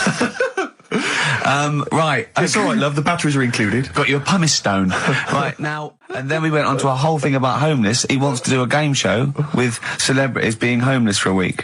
What do you think? Actually, I've got to say, that's not bad at all. It's not bad, is it? No. Right, do you know how, like, Lenny Henry went to the jungle? Yeah. Right? And you've got who else did it? John Lovely made slippers out of a bra. Right? So I'm thinking, like, get a celebrity and say to him, no, just because, I'll tell you why, right? I'll tell you why all this came about. When I was walking back from that Christmas meal that I bought my girlfriend for 150 quid. Right? Lest we forget. Right? I was walking down Mortimer Street, and there was a homeless fella there, and it was like, oh, it's really, really bad. But the weird thing is, it was about, I don't know, probably about 8 o'clock. Yeah. No, about 9, right? And he was asleep. And I just thought... I mean, for me, a lightweight, frothy entertainment show on XFM on a Saturday afternoon is exactly the place where I want to discuss the desperate, lonely future that's inevitably coming my way. Oh, God. I'll tell you what will cheer you up and forget all that. A bit of Embrace. Oh, one of the most hated bands. What are these fellas doing? There's a couple It's of... quite noisy, it's just distracting. Yeah, there's a couple of fellas behind us taking pictures. I don't know why it takes two of them. I think one of them just got, a couple of hours out of the office. Yeah. They're from the... what are you from? X-Mag? X-Ray. X-Ray. X-Ray. What's X-Ray? It's the XFM magazine, Steve. The XFM what? Magazine? And where's that go then? Is this available in shops? Is it just a giveaway thing? It's kind of giveaway, bit of information on bands. Right. Gigs are coming up. How is it available? Who gets it? It's in top magazines. You're really selling it, Carl. You're obviously a fan of the magazine. It's all right. Yeah. I don't want to make it... This seems now like you've said, let's pretend we don't know what it is. You sell it on air, make it sound... I don't know what it is. Well, I'll show you later. Okay, cool. And if people want a copy of it, they can go to the website and subscribe and you get it for free. That's all right. Yeah. Cool. And you're going to be in it. And we're going to be in it. Centre pages. I don't look my best. I don't dress for radio. And, Well, it's okay, because I'm photogenic, so I'll make up for whatever you... I'll push wear. you forward. White Stripes and their version of Jolene. What did you make of it, I Rick? loved it. I want to ask Carl a question, though, because Carl sometimes in awe of this newfangled world that we live in. What do you think of the scenario? What do you think is going on there? Because it's a bloke singing to a woman, begging her not to take his man. What do you think's going on there? Say again. Well, that's a bloke there singing. Yeah, to his wife, Jolene. Right. Were you listening to the lyrics, or...? You see, I got mixed What up do you mean? anyway. I thought it was about that one about the person who chucks himself off a bridge. So I was thinking more about that than listening to that one. Right, listen. Well, go on it. Right. Jolene, I'm begging of you, please don't take my man. You flaming locks of auburn hair, even though you can, don't. He's all I've got. You're a beautiful woman. Don't take my man, because I can't compete with you, right? Yeah. What do you think's going on there, though? Because, it's Dolly Parton singing it. We know what's going on. They're fighting over the same man, aren't we? Yeah. What do you think's going on when a bloke singing it to Jolene? What do you think of the scenario there? That's one of them names, isn't it? That could be a bloke's name. It's like Leslie. Oh, Christ. Okay, sorry, it was a... I wish you'd not asked him that question. It's so exhausting. I love him. Do I love Carl. ants sleep, Carl? Which bird's got a cock? Swan. Swan. Okay, nice one. Listen, I want to play that song for various people who've emailed and phoned in saying they want requests. We don't really play requests on the show. We'd like to mention them anyway. Matt Barr, Magic Thighs. That's not Matt Barr's Magic Thighs. No. That's Matt Barr and Magic Thighs. Yeah. Kieran in Dublin, Stuart in Hackney, Lisa and Alison in Crouch End, and Glenn in Crystal Palace, who was phoning up with a nice message earlier. All of you, thanks for listening and thanks for enjoying it. Sorry we didn't play your requests, but tune in next time. It'll be fun. Anyway, I just all I wanted to say, really. Here's Tragic. What's tragic? What did you want me to say about that song? Just your opinion. Your own opinion was fine. it's In fact, your own opinion is better than anything I could really hope for. Without doubt. Whenever I ask you a question, You constantly surprise us. yeah, it's wonderful. So only ever carry on telling the truth, carry on saying exactly what's on your mind, and I think this could become a great... You're like a man who was frozen in Victorian era and has been reawoken and he's kind of discovering the world. Some things make sense, other things don't. It's beautiful. As opposed to one that was made in a castle in Victorian times, like Steve. Oh, that's just... Oh, I've joined in with Carl. I can't believe you're I'm sorry. on my side. Yeah, no, it was irresistible though, wasn't it? I'm really sorry. Yeah. It was Carl, it was you that worked out the maths and worked out I was 28 because they just worked out I'm 27. You are 27. No way. Yeah, I asked you, didn't I? And I said... But what I sort of questioned was, I said, well, if you're 27 today, that means last week you were 26. Well done, yeah. That's irrelevant. So therefore you assumed that I must be 28 then? Yeah. Whereas I assumed you were using, your knowledge of maths, such as it is. I wouldn't do that. No, sure. Wow. I actually got lost in that conversation because I genuinely didn't know what he meant would mean last week you were 26. I don't know what that meant. I don't know what it meant. Wow. Well, it is Steve's birthday. But it would have been 26 last week. Sometimes you genuinely frighten me because it's those staring eyes. There's nothing behind him. It's this little bald head. Looks like Davros looking at me. Genuine fear on his face when he enters into a conversation with another human being. What bit don't you understand? If he's 27 today, he would have been 26 last week, and he doesn't look 26. He didn't look 26 last week. He looks older than 28 today. You've started on his birthday. You're still having a go at him. Carl, I don't look like the kind of hot stud that I actually am, but face facts, that's the truth, mate. Yeah, live with it. Get with Live the with it. programme, jeez. Well, let's have a little bit of cake. Okay, oh, that's appropriate. See The what I did? birthday. But you mean the band, don't Yeah. you? Not the cake. You haven't actually bought a cake, have you? Got anything at all? Anyway, the winners, Carl, I think you took some answers. Tim and Neil. Well done, Tim and Neil. Are they going together or are they No. No, 2 separate. lucky people? Lucky people. Yeah. I don't think your heart's in it anymore either, Carl. I was all right today, but Steve's really dragged me down. Well, let's. Wait a minute, I just need to know why. No, do you know, like, Yeah. people are being miserable around you? Yeah. I was full Yeah. of beans when I came in. Yep. Yeah, but you got to remember last week you were really miserable and that really wound me up. Yeah, because he was devil it's to do moving stuff. around, Because, you know, he'd been let down and they were worried about the last next week you show. were in a terrible mood. Yeah. Don't look at me like you were. songs. I wasn't like going off and lying on the settee looking ill, talking in that voice. Oh, he's done you again. I said, just now, being quite friendly. Yeah, Carl, Steve. Carl, have you ever tried to get into the Monarch for free? Because I'll be honest, mate, it's not going to happen for you. Come out with me, mate, you got a quid off. All right? Oh. When you can get in places in Camden for free. Yeah, I'm all right, yeah. Oh, yeah, he's done you. Right, now it's time for Song for the Lovers. Now, this is one of my favourite songs of all time. You'll know this song better done by... That was nearly a sentence. Oh, come on, that was nearly a sentence. What's his name? Glenn Campbell. It's Galveston. Oh, yeah. This is the man who wrote it. This is the original. This is Jimmy Webb. Oh, yeah. With Galveston. From what I can work out, I think it's about a bloke who goes off to the Vietnam War and he's missing his bird. And I've brought it down, haven't I? I've brought it down a tone by saying bird. It's a beautiful song. It was irony. Just play it. Galveston. It's beautiful. All right, yeah. This is the reason, because actors are often quite handsome people, but yet they're always quite obnoxious. We are. No, I mean, they're normally quite obnoxious, Rick. Again, you know, you're a good example of that. And yet, I think it must be the small man complex. That's what makes them so obnoxious and so kind of desperate for attention. Didn't realise it before. Steady on. Because, of course, I tower above everyone. You do, don't you? I'm, for people who don't know, who are listening, I'm 6'7" tall. That's high. Yeah. That's And for people who've never seen him, he doesn't hold it well. It's not like he's a sort of handsome athlete, is it, Carl? He's a bit of a, what do you call him? Carl, don't answer. No. Don't get drawn into that. You know the game he's playing. No. Do you know yesterday when you were in the office? Yeah. You did a little move, and it reminded me of Blakey. Oh, I hate you, Gervais. Oh, I hate you, Pilkington. That's the stance. Yeah, but even he held it a little bit better, didn't he? Because he was a man, you know, he had a big coat and everything, and a peak cap. But, yeah. I can't believe you. Like, I've not suffered enough from being freakishly tall. Now, two of my best buddies, live on radio, are just... It's not just the height, though, is it? It's the posture and the face and everything. But it's got your places, hasn't it? No? What do you mean it's got me places? I think people give you a bit more of a chance in your career and stuff. It's like... What, yeah, stacking shelves? Because I can reach to a high level. Muse, Plug-in Baby on XFM 104.9.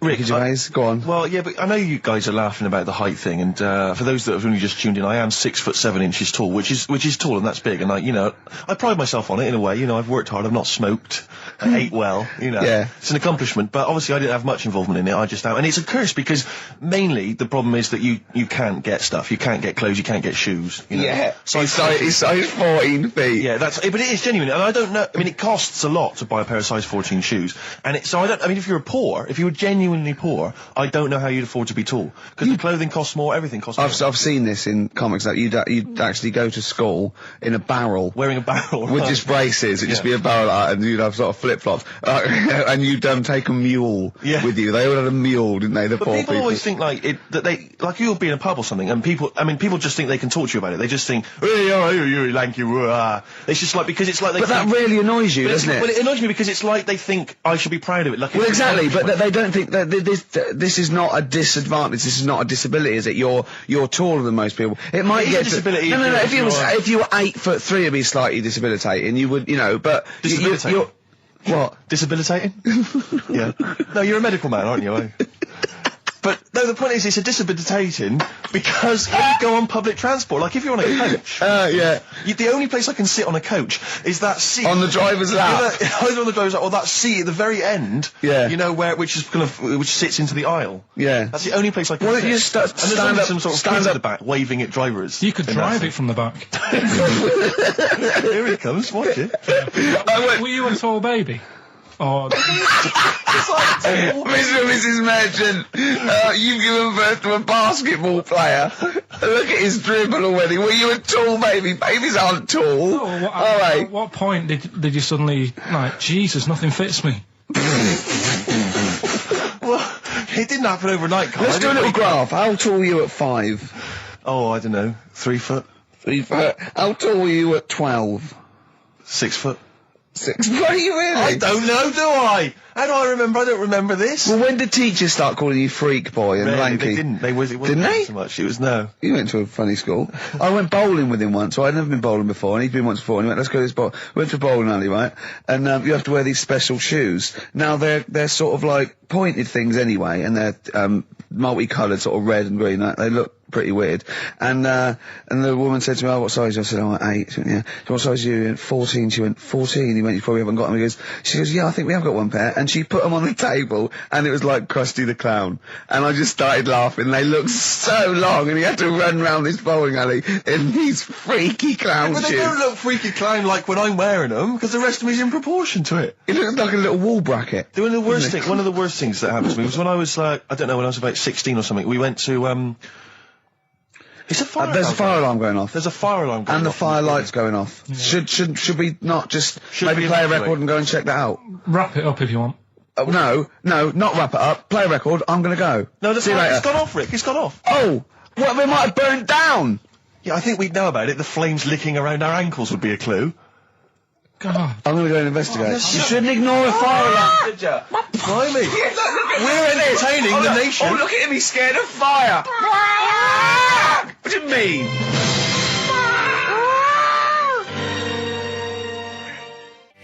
Lars, and there she goes. What a great start to a show. We've had 20 minutes of some of the best banter, chatter and music and anecdote anywhere on the dial. You're damn right. High five. Yeah. Sweet, man, sweet. Oh, what are we talking about? Well, I love that track. It's lovely. They've got a bit of the Liverpool gene pool, haven't they? That sort of doddy. You know what I mean? I like the Scouse sort of look. You know, the Cilla Black and the Stan Boardman. Yeah, it's particularly unique to Liverpool, It's isn't sort it? of happy in teeth and ears. And It's do you know what I happy mean? in teeth and ears. Yeah. Oh, brilliant description. Yeah. Happy in teeth and ears. Yeah, that's just 3 of my friends. Now, we've got a great track lined up, haven't we, Carl, that I've brought in? So I'm going to go off. Now, I'm not ashamed. As you know, me and Steve aren't worried about being part of a trend or you know, being trendy or jumping on about. Steve particularly doesn't worry about, like, looking good or, Well, you know. No, I'm saying, no, as a compliment, he doesn't worry about walking along like that or, you know. Well, I'm looking good. No. Good But I'm looking saying good. you don't mind the insults freak boy or goggle eye or... Swore off a duck's back, mate. Do you know what I mean? Or a new phrase that's been coined because of Steve's phrase, walk off a frog's back. Who's saying that? Just a lot of you, a lot of friends and that. But I mean, my friends? Yeah, a lot of the people. See, like I say, I was looking around and there's stuff that is interesting. Right? I was looking on the web. But there's no point. Well, it's just that I found one about... What's the point? About a lad who 8 years old, Yeah. but he's still breastfed. Now, I don't know if you can get anything out of that. Is that what his mum said?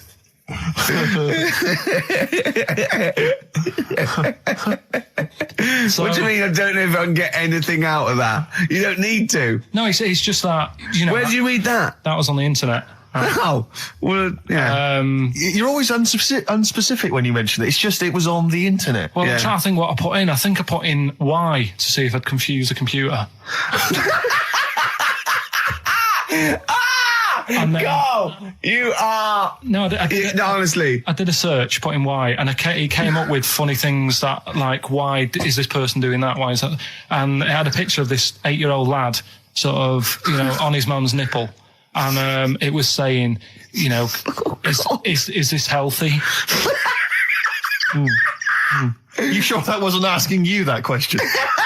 What? I put in Y. Just confused the computer. Like, the computer go, what do you mean? Yeah. Stop it. Yeah. Oh, look, yeah. Last week, I was walking home with him, and I went, he was saying something stupid, and I went, I've got a competition for next week. Let's do a phone-in, and it's called Karl Pilkington, Genius or Fool. Yeah. Right? And he went, no. I went, why not? He went, well, it'd be confusing because they say there's no difference between genius and being a fool. We do though, don't we? No, but it's rubbish, and people say there's a fine line between madness and genius, and you know, it's a ridiculous soundbite. They don't say there's a fine line between a genius and an idiot. Well, the people who do are idiots. Yeah. So what would you do there though, just to sort of wrap that little thing up? What would you do? That lad loves his mum's milk. What are you asking me to come up with? No, I'm A just title for the... Now what it is this monkey, right? Yeah. Don't know where it was. Mm-hmm. But there's a bit before the monkey anyway, right? Jeez. Is this, no, listen. Shoot me. Right? It's a bank. There's this bank, right? Busy bank. Normal day, everything's going normal, right? Busy bank, people going in, doing what they do, seeing about mortgages and stuff. Yeah. Everything's normal, everyone's happy, right? Yeah. So anyway, it's quite busy one day. Fella comes in with a gun and a balaclava on. Up to no good. Right, I'll tell you now, Carl. If this fella turns out to be any ape or monkey related species, you're never doing this again. I'd never. So just, if you want to finish it, it's at your own risk. But if this fella who robbed the bank turns out to be a chimpanzee, that's the end of monkey news. All right. Okay, let's hear the end. It's a lovely day in a lovely bank. Everyone's happy. Everything's normal. The man comes in the balaclava. Man comes in. Is it a man? Starts waving a gun around. Shut up, Rick. Let him finish the story. Starts waving a gun around. Yeah. Right? Up to no good. So everyone's thinking, oh, God, you know, wish I didn't come in here. It's not going to be a good day. How tall is the man? Shut up. Let's hear it. Everything, you know, oh, God. He's telling everyone to get down on the floor. Yep. In what, in English? In English? Yeah. In English? So. Yeah. So everyone's panicking. Everyone's getting on the floor thinking, this is it. This is, you know, it's all over. Yeah. Just when you think, you know, it's all bad news. Yeah. It's all bad news. Doors swing open. Little monkey wanders in. God, it's worse. Shut up, Rick. Little monkey wanders in, right? The robber's like, what's going on here? He's telling it to get down on the floor. I don't think it was taking any notice. No, right? it was just busy asking for coffee. It runs in. I don't know if it was going to withdraw or deposit or whatever. It wanders in, right? Goes up to the robber. Where did it come from? Shut up. Will you let him finish the story and then ask questions? That's only fair. Okay. Wanders in. Runs up to the fella with the gun, takes the gun and the bag of money off him. Everyone's like, yay, you know, we've been saved. Then the monkey starts backing out with the gun and the money. Shut up. Sit down and I'm not having this. And Here's the end of the story. He does a runner with the money and the gun. No one's seen it since. You are an idiot. I mean, you have said some stupid things in your time. What are you talking about? Story that happened. No! What are you talking about? What do you mean it backed out? It came in, was it an accomplice? Was it an opportunist monkey robbery? What are you talking? Think, Carl. Think. I know it's mad. That's the idea of monkey news. We're telling people how monkeys are pretty, you know, they're mental. They're up to no good. What do you think? They've never seen the monkey since. What, did he have a getaway car waiting? Did he swing his way to freedom? Where was this? There's no details. Don't talk rubbish. Well, yeah, Steve emailed it in. He's got it off the net. And the funny thing is, Can I see it? Have you got the information there? Yeah, the funny thing is, it wasn't just him who sent it. I had that a couple of times. So a few people obviously read the story and said, you know, that'll be good for Monkey News. It doesn't say anymore. It doesn't say if he went off to Spain. It doesn't say, you know, if he's on Crime Watch. Yeah. It doesn't say any of that. It's just saying that's what he did. That's the story. And that's what Monkey News is about. I've heard that they're making a movie version with Phil Collins. So I look forward to that and Julie Waters. So that's this week's Monkey News. If you've got any, you know, if anything's happening don't bother. in your town. That's the end. No, that is the end. That's the end of Monkey News. No more Monkey News. This is bit of Queen. It says it here in this email, Rick. It's got to be true. Right. So that seems well. Oh! Right, before I went away, I told you about Alfred. He was the monkey where there was a robbery going on in a bank. And then he nicked the robber's loot and backed out with a gun. Yeah, He sort of stole. He robbed the robber, didn't he? Yeah. Did he take his gun as well? He took the weapons. He took all the weapons. There was like a couple of robbers.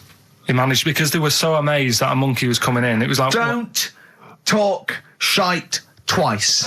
right? Anyway. So anyway, got a follow up to that. Okay. Now, what was that monkey's name? Alfred. That was Alfred. So anyway, because a lot of people wanted to know, well, you know, what did he do? Did he go off and have a holiday? Did he? No. Right, so the follow up is, what happened is the monkey had the guns, had the cash, which was $250,000. Sure. Right. It went back to the zoo. Right. All right, Carl, you're talking shit. Ricky, I get angry with you when you won't let him finish his monkey news. Right. Can we just get out the official Imagine thing? if people were interrupting Trevor McDonald. It wouldn't happen. I want to make sure I don't get anything wrong. No, of course not. So yeah. check the internet. So the monkey goes back to the zoo, right, where all the zookeepers come out and go, get him. He's got the guns. Yeah. He hands out a couple of guns to his mates. What? His monkey mates? His monkey mates. So they've all got a couple of guns each. Oh, Carl, Steve, I can't, mate. I cannot Just stand let it. me- Honestly, I want to scream. Please, I really get annoyed with you. They tried to do him a deal. They said, how about if... I'm going. Tell him that. I'm not going. No, I can't. Step out for a moment. Okay, we'll just do it. Look, don't listen. Step out, and I'll paraphrase what I hear for you when you come back in. Step out now, please. I need you at the end of this. This is monkey news. This is important stuff. Right. Ricky now has left the room. He cannot bear to hear, which is surprising to me. Right, so anyway, so yeah, they've got the money, and they say to the zookeepers, how about we give you some cash? Yes. And they go, Sorry, hang on. Sorry, the zookeeper said that to the monkeys. yeah. Right. No, the monkeys who have got the £250,000 Right. say to the zookeepers, we'll sort you some money out if you let us go. Sorry, the monkeys say to the zookeepers, we'll give you some money. Yeah. You don't see any problem with that?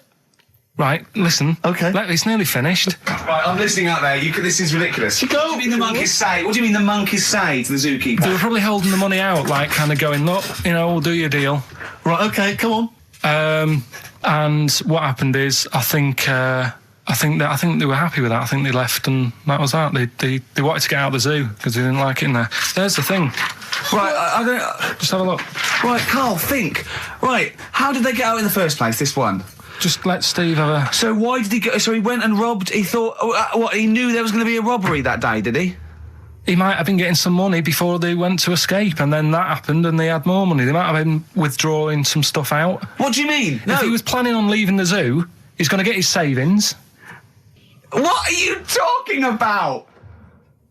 What have you read there, Steve? I've got a feeling this is a review of one of the Planet of the Apes films.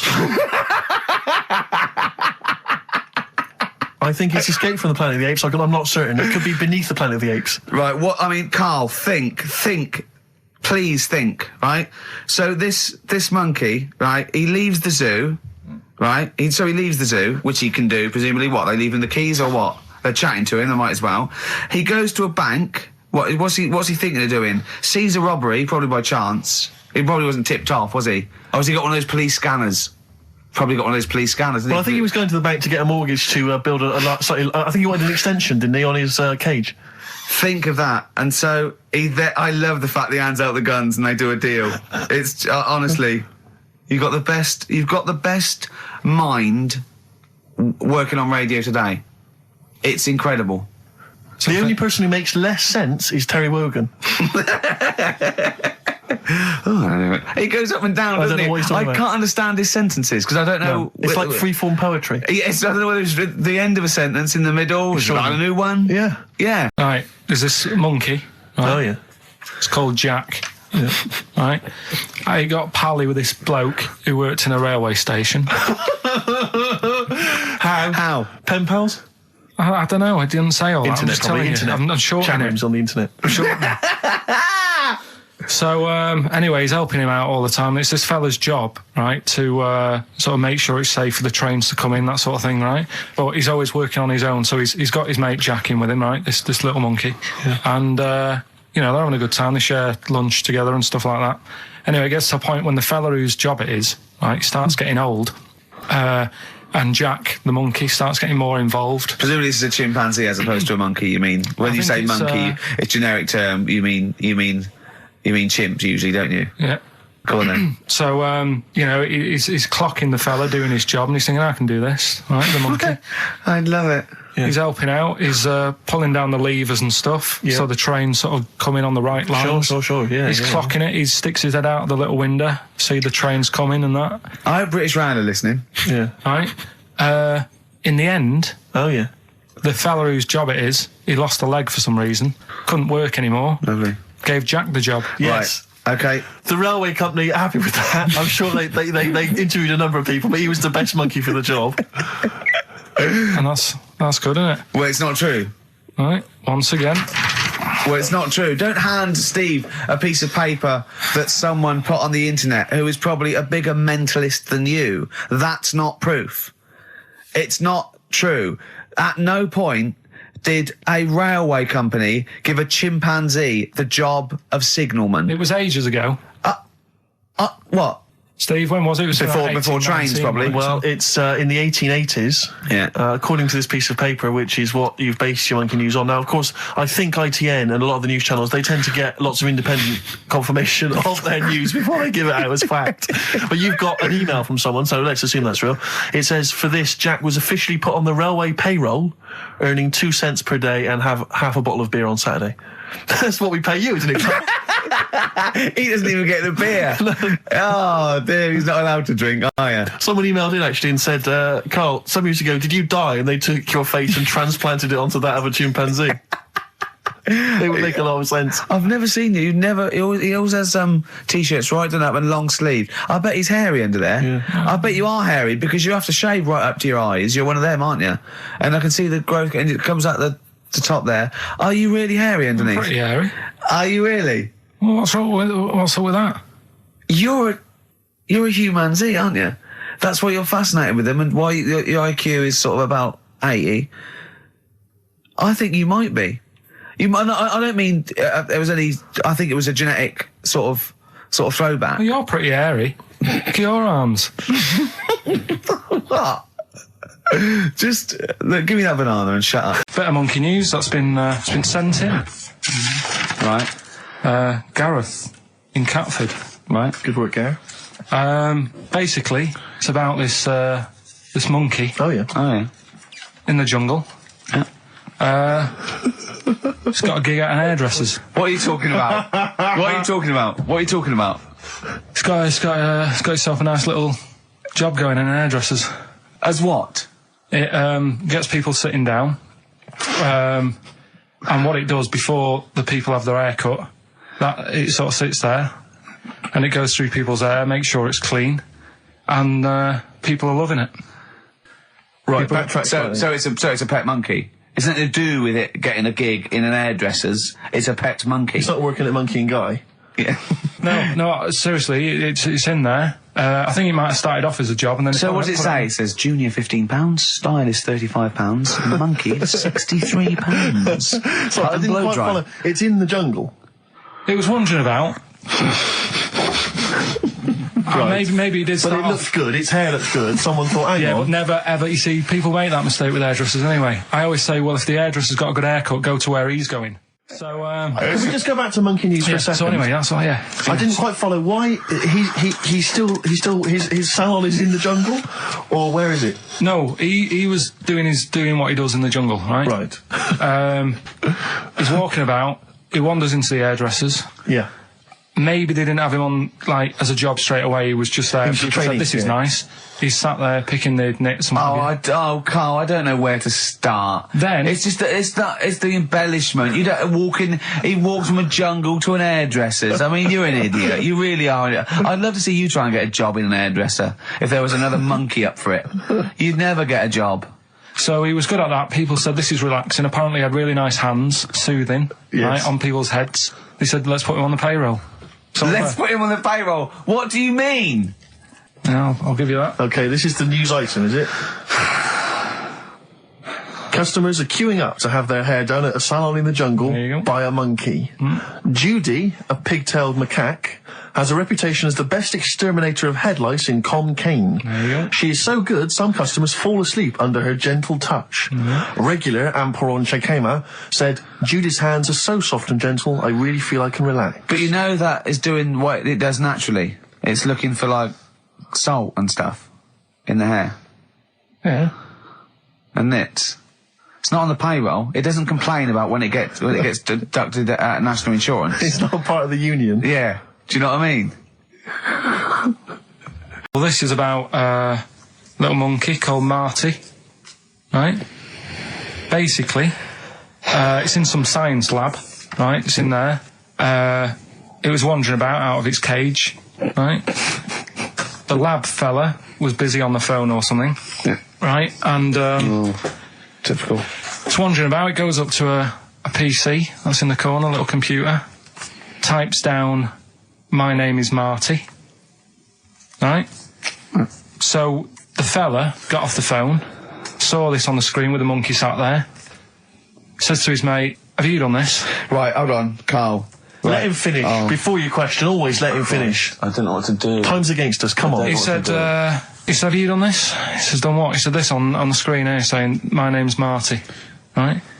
He goes, "What are you talking about?" As he's having an argument with his mate saying, "You're lying, you did it," monkey's sat there typing, "This isn't a practical joke, my name is Marty." Right, and that's the end of the story? I'm not coming in next week. I think we need a week off. I actually think we need a week off. He's doing a web chat or something. You can go online and have a chat with it. The monkey's doing a web chat. I don't know. Has he got his own Carl, website yet? His favourite Buffy the Vampire Slayer Have a look episode? at that. Right. Do you believe that, Carl? It's all there. No, but do you believe it? Do you believe that monkey could type that and then say this is not a practical joke when he's still arguing? Weird, isn't it? Oh. What do you reckon, Steve? Yeah, well, it's obviously a wind-up. It's a joke. It's not even... You haven't even got some of the facts wrong. It's just a wind-up. Have you noticed the date? Is it April the 1st? It is April the 1st. You are joking. That it was sent. You're an idiot, Carl. It was sent on April the 1st, Carl. So you're saying the monkey knows it's April the 1st, but you And don't it's doing believe... a wind-up, yes. Yeah, I think the monkey has thought, I'll do it on April the 1st so that people think that it's a wind-up. In actual fact, I am a monkey that can type and read. It's like this little monkey. Oh, yeah. Who lives in Morocco. Right, I'll just warn you now. You're on thin ice from last time. Okay? So make sure... Is this real? It's been Don't say emailed anything in. you would think about it. As you're saying it, think to yourself, oh, is that true? Do monkeys do that? Do they think like that? So, go on then. So anyway, yeah, so there's this magician in Morocco, right? He's got a little monkey working with him, right? The way it used to work, magician used to do his thing on stage, do a little bit of magic, people loved it. Then the monkey came out, had a little cap, walked around the crowd and stuff, got the money, had a good little team thing going on, right? Yeah. So anyway, the monkey's name was 86. Right. Because back then there was so many monkeys, it was like, oh, what names, do you know what I mean? What names do you use? What do you do? So they just named them, right? So this little monkey... He had 86 other monkeys. No. It's just like because a lot of monkeys were sort of working back then, helping magicians out, you know, doing bits and pieces, busking, what have you. Well, Rick, you know how there's so many... Why would there be a confusion with that? If he only had one monkey, where's the confusion? People would go, oh, I'm not going to go and see that. I want to see 86. He's the better monkey. Do you know what I mean? What does it matter? I don't know what you mean. Well, why do they need... Where was the confusion? With people going to the circus and going, what monkey are you going to go see tonight? I don't know. It wasn't a billing, was it, with a monkey? But Rick, it's just the same with humans. You know, there's so many humans now that we can't give them names anymore. Yeah, they all have to have numbers. Exactly, yeah. There's so many humans, you know, with 5 billion people. We can't give them names. It's impossible. But, you know, with a few monkeys anyway, number working... 122, go on. So anyway, there he is. 86. 86. With his hat. With his hat, walking around getting the money. Yeah. Anyway, the magician sort of, thinking about moving on.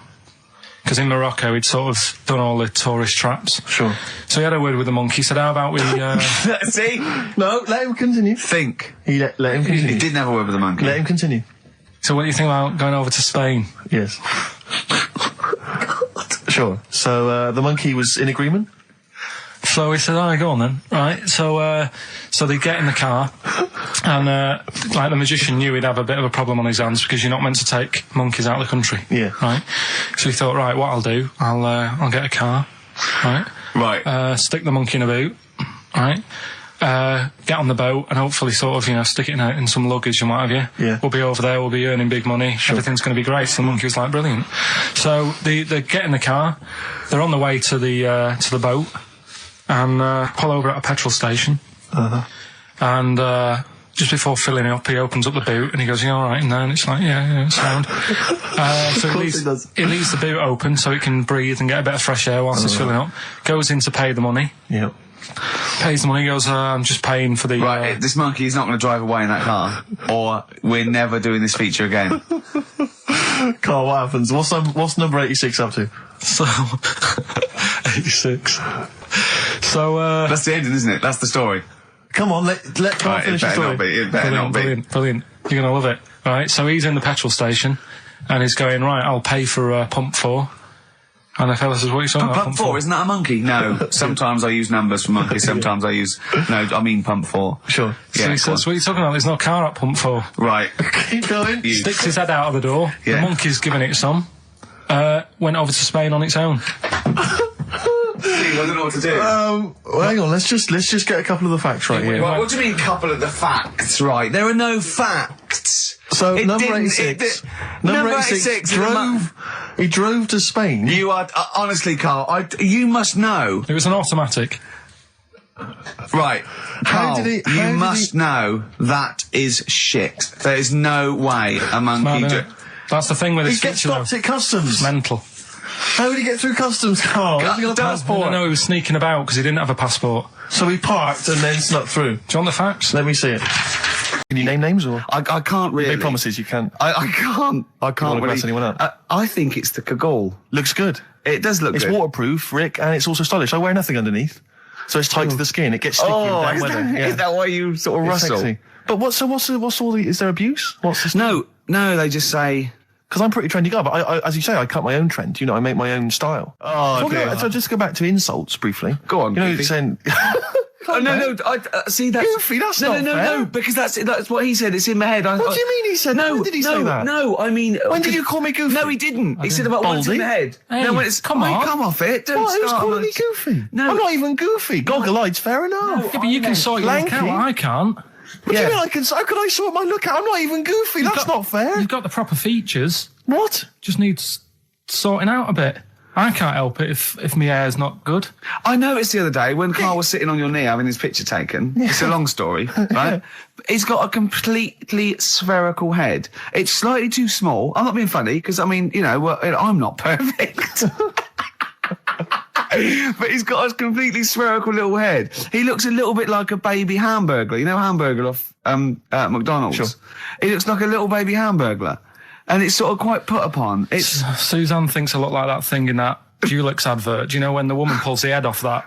That little plasticine morph type and then they creature. make a new head for it. And it's like a little head. really. And that's your girlfriend saying it. I know. Anyway, listen, let's get back to business here. This is a great track. It's America by Simon and Garfunkel. This is where I started saying we don't care about being trendy and all that. That was it. Because I just want to mention to people that they should be very excited because it's going to be Carl's special night tomorrow. You excited, Carl? Oh yeah. Oh, this is me and Steve, because we were nominated. We get a guest For the BAFTA Awards. and it's it doesn't say guest. It actually says partner. So I'm taking my partner, and Steve's taking Carl. Yeah. But what Carl doesn't realise is you will have to pretend you're his partner, otherwise you wouldn't be able we'll to have to get- hold it says- hands it when we says go on the red carpet. Is this really your partner? It's not just a guest. They have That's to, how it is. And either we go in like that or we can't get in. you just have to be with him when you go up there. I mean, you have to, does he have to? We should hold hands, but I think what we should do is just to make sure that there's nothing at all that it's going to go wrong. We should just do a little kiss. Just like, Just when we get in front or of be the seen cameras. sort of like cheek to cheek, just to show them that, Yeah. you're not, he's Like not just Elton getting, John and he's David not just Tennant. getting his mates in for a free meal. You are actually partners. No, I'm not up for that. Why not? Well, Because we know we're not actually gay. no, but So it's not a problem. You've come out of it looking quite good because you've got a good-looking fella. But I'm meant to look like, I mean, I'm not gay, but if I was, I don't think I'd go for your side. Oh, he's done you, Steve. It's turned on you again. I cannot believe. We were trying to get him. Wait a minute. I have got the cream of London's totty phoning me up, trying to get an invite to the BAFTAs, right? We have very graciously asked you if you would like to come along. Well, that worries me even more. That you've got women calling you up. Carl, I can't choose between them. If I let one of them down, they're gonna destroy them. They'll be ruined. Their lives will be ruined. It's better for me to take you and not, ruin the lives of any of those poor women. When he told them he was taking you, it was like a scene from Graceland. There was just like there was weeping. They were crying. Like it was horrible. Hundreds of them, and really? He just went. And I got upset. He just had to say, "Look, just chill out, bitches," didn't you? I did. I just said, you're all my hoes, but I can't choose between you. So I'm taking Carl. You know, he could get you a discount frocks. No, I had a letter from the people that there's an organisation. No, listen, Carl. There's an organisation that sponsors the BAFTA Awards in terms of clothes and fashion. They sent me a letter. They said your partner. They've not specified the sex. They've said your partner can come along and choose an outfit. Now I suspect, by the look of it, it is a woman's outfitters. I'm thinking we could get you a lovely trouser suit. Well, it may look feminine, right? But I think people will be fooled. It'd just be a little bit roomy in the hip and probably narrow on the shoulders, but you're a bit skinny. Why didn't you take it? Because it's a lot of an insult. And maybe just some pearls as well. Be lovely. Wouldn't you? I haven't got anything sorted to wear yet. See, you're slagging me off. You're likely to end up going in a tracksuit. Yeah. I'm going out today. I've never bought a suit since I was like 11, right? I went to my brother's wedding. That's the last time I wore a suit. No, but it's like how when I went to the BAFTAs with you and I wasn't really enjoying it, you were like... What? No, you didn't tell us this. Ungrateful. There were so many people. You're like a little charity case. You're like... Oh, I had chicks queuing up around the block. You'd usually have to. Someone like you would have to write to Jim or Fix It or Esther Ranson to get them to meet us sort of people. And now it's on your doorstep. I'm amazed that you didn't enjoy it. Why didn't you enjoy it? You got to walk down the red carpet. You went in. There was George Best, one of your footballing heroes, was there. A load of other big names. You sat there in prime position. You came backstage with a load of other big names. Hey, you had a lovely bit of grub. You were filming this thing for the DVD you were making. That's you, a cameraman on our DVD. And yet you think, now you look grumpy because you had a couple of pints and I can't believe it. So tell us why you didn't enjoy it, because the ceremony, what didn't you enjoy about that? It was interminable, wasn't it? Far too long. Wasn't it awful? 3 boring. hours. Sorry. The Smiths on XFM 104.9. Well, we've done the first half hour, which is mainly genital related. Then we've kicked in with some racism. You have to guess what artist. It seems appropriate at this juncture just to mention something that's in the paper today. Dominic Mohan, I know you're a big fan, and as am I. He is just writing about the demise of Radio 1, or as he perceives it, and talking about the Radio 1 breakfast show, and apparently it's lost lots of listeners. And he says, talking of the BBC, it must act swiftly to replace Sarah Cox and look to exciting and inspirational figures like Jonathan Ross, Anne Deck, Johnny Vaughan, or Ricky Gervais to try and save Radio 1. He's right. I mean, he's right. Has he ever heard this show? What is he talking about? All those other acts, they're dynamite. I can't genuinely... That's someone who said I quite like Ricky Gervais show, but he can't have listened. I mean, can you imagine what we just played? Or in fact, can you imagine the last 50 minutes on Radio 1, on the breakfast show? Well, we can pre-record it though, so I wouldn't have to get up early. Sure. That's not your point, is it? That's not really No, your point is the quality of what we're doing, not how early it is. Sure. Get it. What would you provide though, Ricky, do you think, if you went to Radio 1? What sort of, because I mean, obviously... Wank, oops. I can do all that. Because I mean, obviously our time at XFM is going to basically... I'd be the furry shreddy. Right. Yeah, so I'd get that. Would you have some wacky catchphrases? I think I would. You'd bring back Holy Fook, presumably. Holy fuck, yeah. Oh, ding dong. Oh, hello, it's my little Chinese neighbour. Hello, what's your name? My name is Holy Fuck. Hello. Look at Carl, he's just going, oh, I don't know, you didn't even do the Chinese accent, that's all. Well, that'd be racist. Okay, sure. I mean, yeah, Sure. it's just his name's Holy Fuck, and there's nothing wrong or with funny about that. So yeah, you'd have that. You'd have have crazy that. comedy characters. You'd probably have some wacky quizzes. Yeah. Oh, look, it's Dirty Old Queer. Oh, no. No, I'm not. He's a new character to me. I'm quite excited. He sounds very modern and contemporary. Yeah. A new spin on an old idea. Yeah. Just tell us a little bit more. Oh, wow, he's an actor, isn't he? And, Right. and he likes to, teak it up. All right, well, That's just, if anyone from Radio 1 is listening, and they've listened to Dominic Mohan in the paper, they thought, yes, you're right, we need some new blood at Radio 1. Ricky Gervais has got a myriad of comedy characters. Yeah. Whack, whack, oops. I can do sound You effects. can do sound effects. So. You can probably do funny voices like Chris Moyles, couldn't you? Yeah. Wow. Not as good, but I mean, I can. What about comedy songs like Moyles? Again, not as good, but I mean. Do you remember when Moyles rather hilariously changed the words of This Is My Moment by Martin McCutcheon to This Is My Motor? We listened to it though, didn't we? Unbelievable. I remember when he was doing a competition, this was pathetic, wasn't it? We were listening to, Radio 1 once on our site, and I don't know why, we just wanted to, I think it was research, wasn't it, for The Office? Yeah. And, he was doing this, he had to phone in with... We were listening to idiots. And no, I'm not saying that. And he was doing this competition, you had to call in with, some, songs that are golf related. And people were phoning up going, drive the cars. He was going, drive the cars, good. And I was on that phone, I must have wasted about 40 quid, and I wanted to get through and go, hello, Chris, it's not Milesy, yeah. Derek here, I got one. Oh, go on then, Derek, what is it? Something like Spandau Ballet with golf cart and that. And I just wanted to, and I waited. And just, I thought the joke's on us. Yeah. I wasted my phone bill just to say something stupid. Oh dear. Oh. This show's better than this. Yeah, anyway, if you've got any hilarious golf-related song titles that you'd like to email in. What's the number? Oh, I'd like them emailing. Ricky.gervais@xfm.co.uk. What would a song title be if perhaps we were doing something about, I don't know, air travel? Yeah. If you've got any crazy ideas, email in. We'd love to hear them. Yeah. Brilliant. I've got a thought of another golf one. Okay. You know, Duran Duran? Something down the fairway or something, if they wrote that. Alright? Girls on the putting green? Yeah. Or something? Alright? Yeah. Oh, hello. Have you introduced you? My name's Holy Fuck. I'm Dirty Old Queer. I could do all that. Ding dong, whack whack, oops. Elbow. Fallen Angel. See, they're the odd one out, you see, because of what they're like and who they are and how successful they are, I can imagine saying, will you please welcome to the stage, Elbow. Indeed. But yeah. I wouldn't have. On paper, I'd have thought that was a terrible band name. Yeah. Yeah. No, I know what you mean. There are exceptions to the rule. Yeah. Ladies and gentlemen, please welcome to the stage the Boomtown Rats. Yeah. Yeah. See, I'd have thought that was I mean, I think it is a bad name. It is a bad name. But you can't imagine it happening. Yeah. Yeah, so that's a bad name. So call in if you've got email addresses and let's call in with funny observations on life and shit. So, well, it's going well, isn't it? That's halfway through. Carl, what do you think? Yeah, it's been alright. It's been alright. Yeah. We've covered a lot of bases. We haven't taught them anything. Not taught them anything? No, I think we taught them to tune into a different station. Yeah.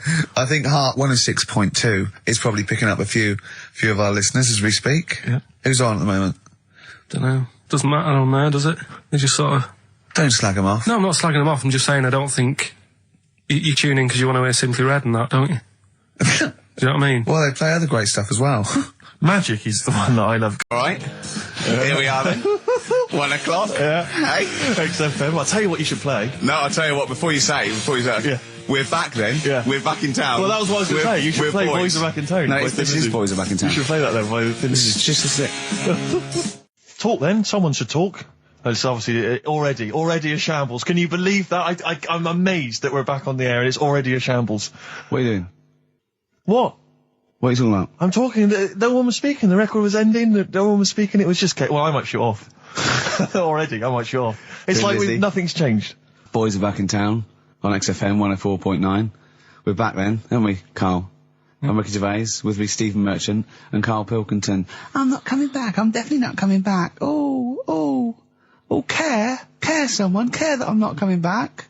Rick, I seem to remember the end of the last time we were on. What was that, 3 months ago? Yeah, 3 months ago. Carl said he's never going to do the show again. There was nothing that was going to bring him back. Yeah. He didn't enjoy it, wasn't going to do it. All a ruse, right? Really? Yes. I've known him coming back for about 2 months, because he's got our agent now representing him. I thought he was a fool. Really? Why? Well, what's he done for me? What's he done for us? No, I know, but I mean, he's your agent, so, and he's sort of calling Graham. And it was all a con, so Carl could get Mondays off. Poor Graham, the station's struggling enough as it is. Yeah. It's like running around like a headless chicken. Yeah. No one's listening. That's why I don't bother talking on the record then, because there's no loss to London. Sure. Right? It's pointless, this show. We don't do it for the money. We don't do it for the kudos. I don't know why we do it. No. Is there anything on telly at this time? I could have had a lie in. I know. But, it's all a ruse to get Mondays off. He's got Mondays off now, because he has to do the show, 2 hours, right? And he's still getting paid. And it's all a con, because he knows that he's holding him over a barrel, and it's like, oh, we've got to keep Karl happy. Right? I had Mondays and Tuesdays off before Duncan got involved. No, but you know what I mean, though? And it's like, poor Graham, who's the MD, in charge of the thing, probably pulling his hair out, worrying about the station, right? You know, it's a sinking ship. And then Karl Pilkington, well, I'll do it, but I want Mondays off. He's probably sitting home now. His family, he's probably ridiculed by his wife. His kids almost certainly would have lost all respect for him. He's been fooled by Karl Pilkington. He calls his mates and goes, oh, I'm busy, Graham. I don't, I just can't think. It's embarrassing. But do you know what I mean? And you think it's funny, and you think you've got one over him. He's going, Monday's off for 2 hours. Yeah, you do. You think it was, and now you're embarrassed we've said it on air. But you're only conning yourself in the long run. Because, do you know what I mean? I hate that sort of, the world owes me a living, what can I get out of the world? What are you going to give back to the world, Karl? What are you doing now then? Are you going to prepare Mondays? What have you prepared for this show now? You've had 3 months to prepare. Yeah.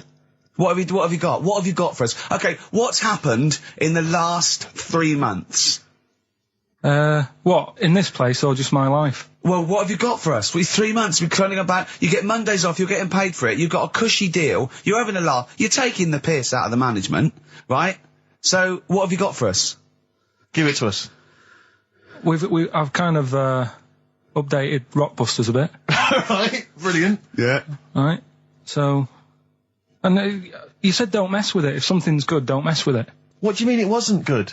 It was never good. It was never good. No, of course we had good. to fix it. It was fun to do. It was a laugh. I mean, I imagine it was much more fun for me than the 450 listeners. You know what I mean? I enjoyed it. I enjoyed squeezing your head and dressing you up. No, but that's just it. When I had a meeting with Graham, right, I said, look, I'm not being funny. I don't want to do it anymore. I've had enough of it. Yeah. And he was like, oh, what's up with you? You sounds like you have a right good laugh. I said, yeah, but that's all good acting and stuff. I said, it's hell in there. I said, like he's talking about Vietnam. Yeah. I said, having my head squoze, right?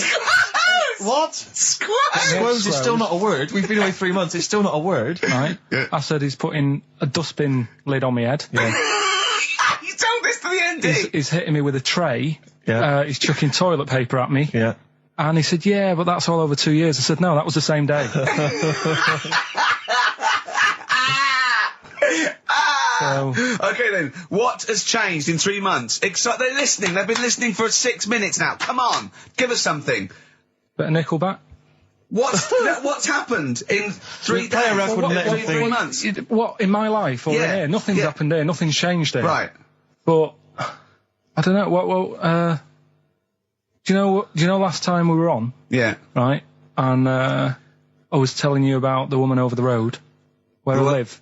The one that walked around naked? There's a woman who walks about the flat naked, This right? is when Karl was watching a woman naked, then she looked at... saw him looking, so what he did, this is the genius he did to get out of this, he pulled his pants down, so he was naked too. His girlfriend comes in and goes, Karl, what are you doing? He went, I can't tell you now, but don't look out of the window. Yeah, go on, sorry. That woman, she's bought some blinds.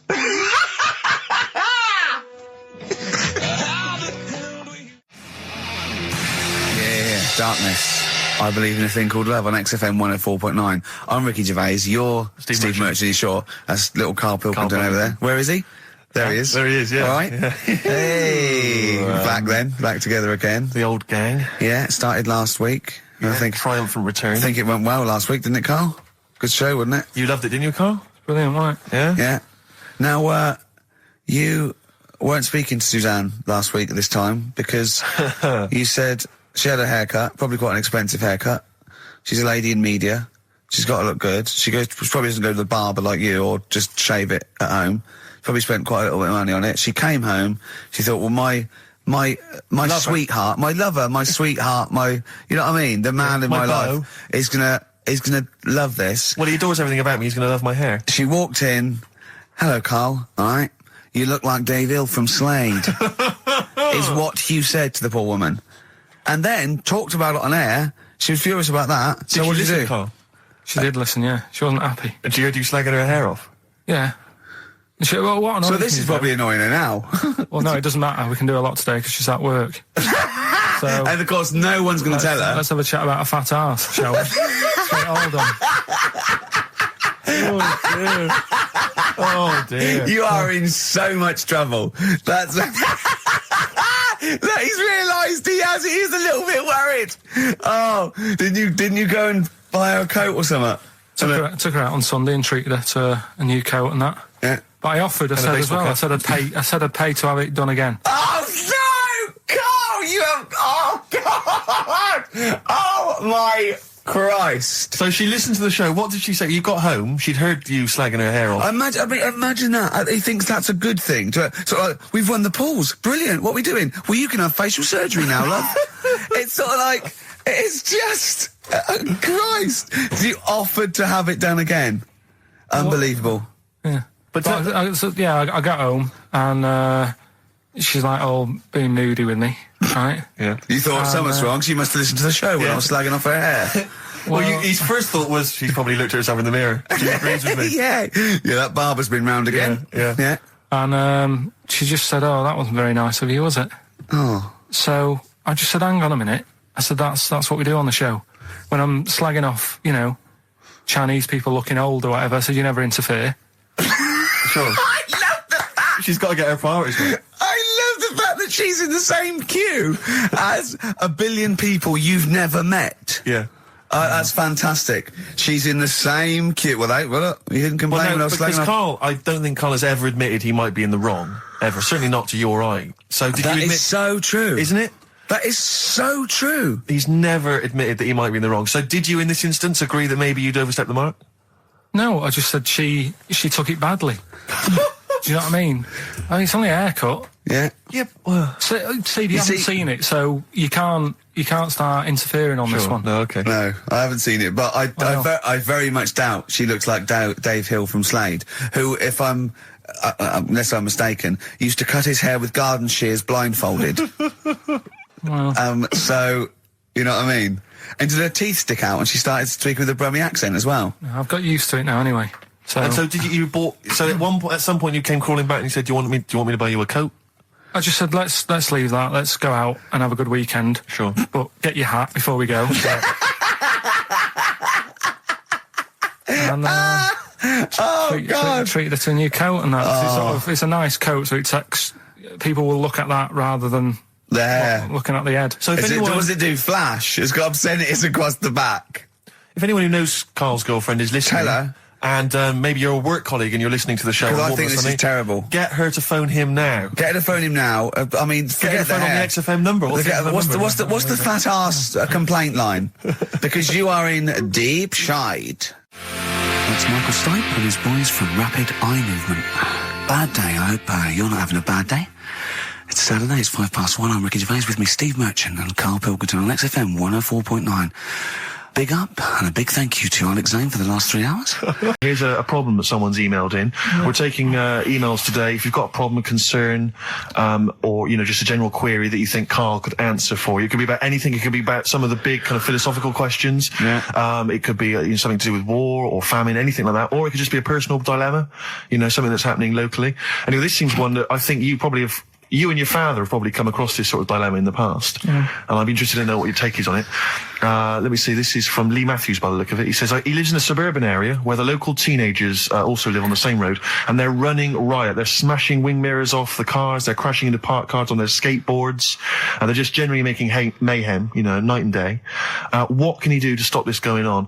The parents of the kids don't seem to give a damn. Anyone who complains to them, they just say, piss off. The police are useless because they never catch them in the actual act of violence, which is what they got to do to apparently convict them. So they don't know who to turn to, really. It's rather like when a little old lady went and got the A-team, It's a great, and he was dressed as an elderly Chinaman. Exactly. She knew who he was. Colonel Decker didn't have a clue. Yeah. You see, it's weird because now it has got out of hand. Sure. Do you know what I mean? Like years ago when I was growing up on the estate, you had problems, but not like you have now. Do you know what I mean? Summers were nice as well, weren't they? Well, right. And police are getting shorter and younger. But you yourself kind of admitted in the past that you were something of a tearaway. You didn't do anything like these kids here. The thing is, I was scared that if I got caught doing it, my dad would go mad. Yes. And I remember smashing a car window by accident and legging it in the lounge. and sort of pretending to go asleep on the settee. Right? Genius. And I heard a knock at the door. Chloroformed himself just to be unconscious when his dad came home. And there was a knock on the door, and I thought, oh God, this is a fella who saw me. I was chucking a stone in the air, seeing how high I could throw it. Of course you were. It came, Did it keep landing on your head? That would explain a lot. and it came down. Chucking a stone in the air, love To it. see how far I could It's throw it. brilliant. So, you know, I wasn't bothering anyone. Did you by invent that game? Right? Did you get the stone for your birthday? Go and play with your stone. He gave one to Suzanne. Carl, go and play with your stone.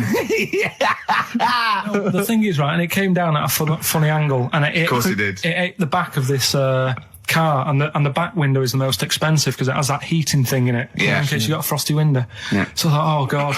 So I legged it in, got on the settee, went to sleep, knocked at the door. Genius. It's a brilliant plan. It's a brilliant plan.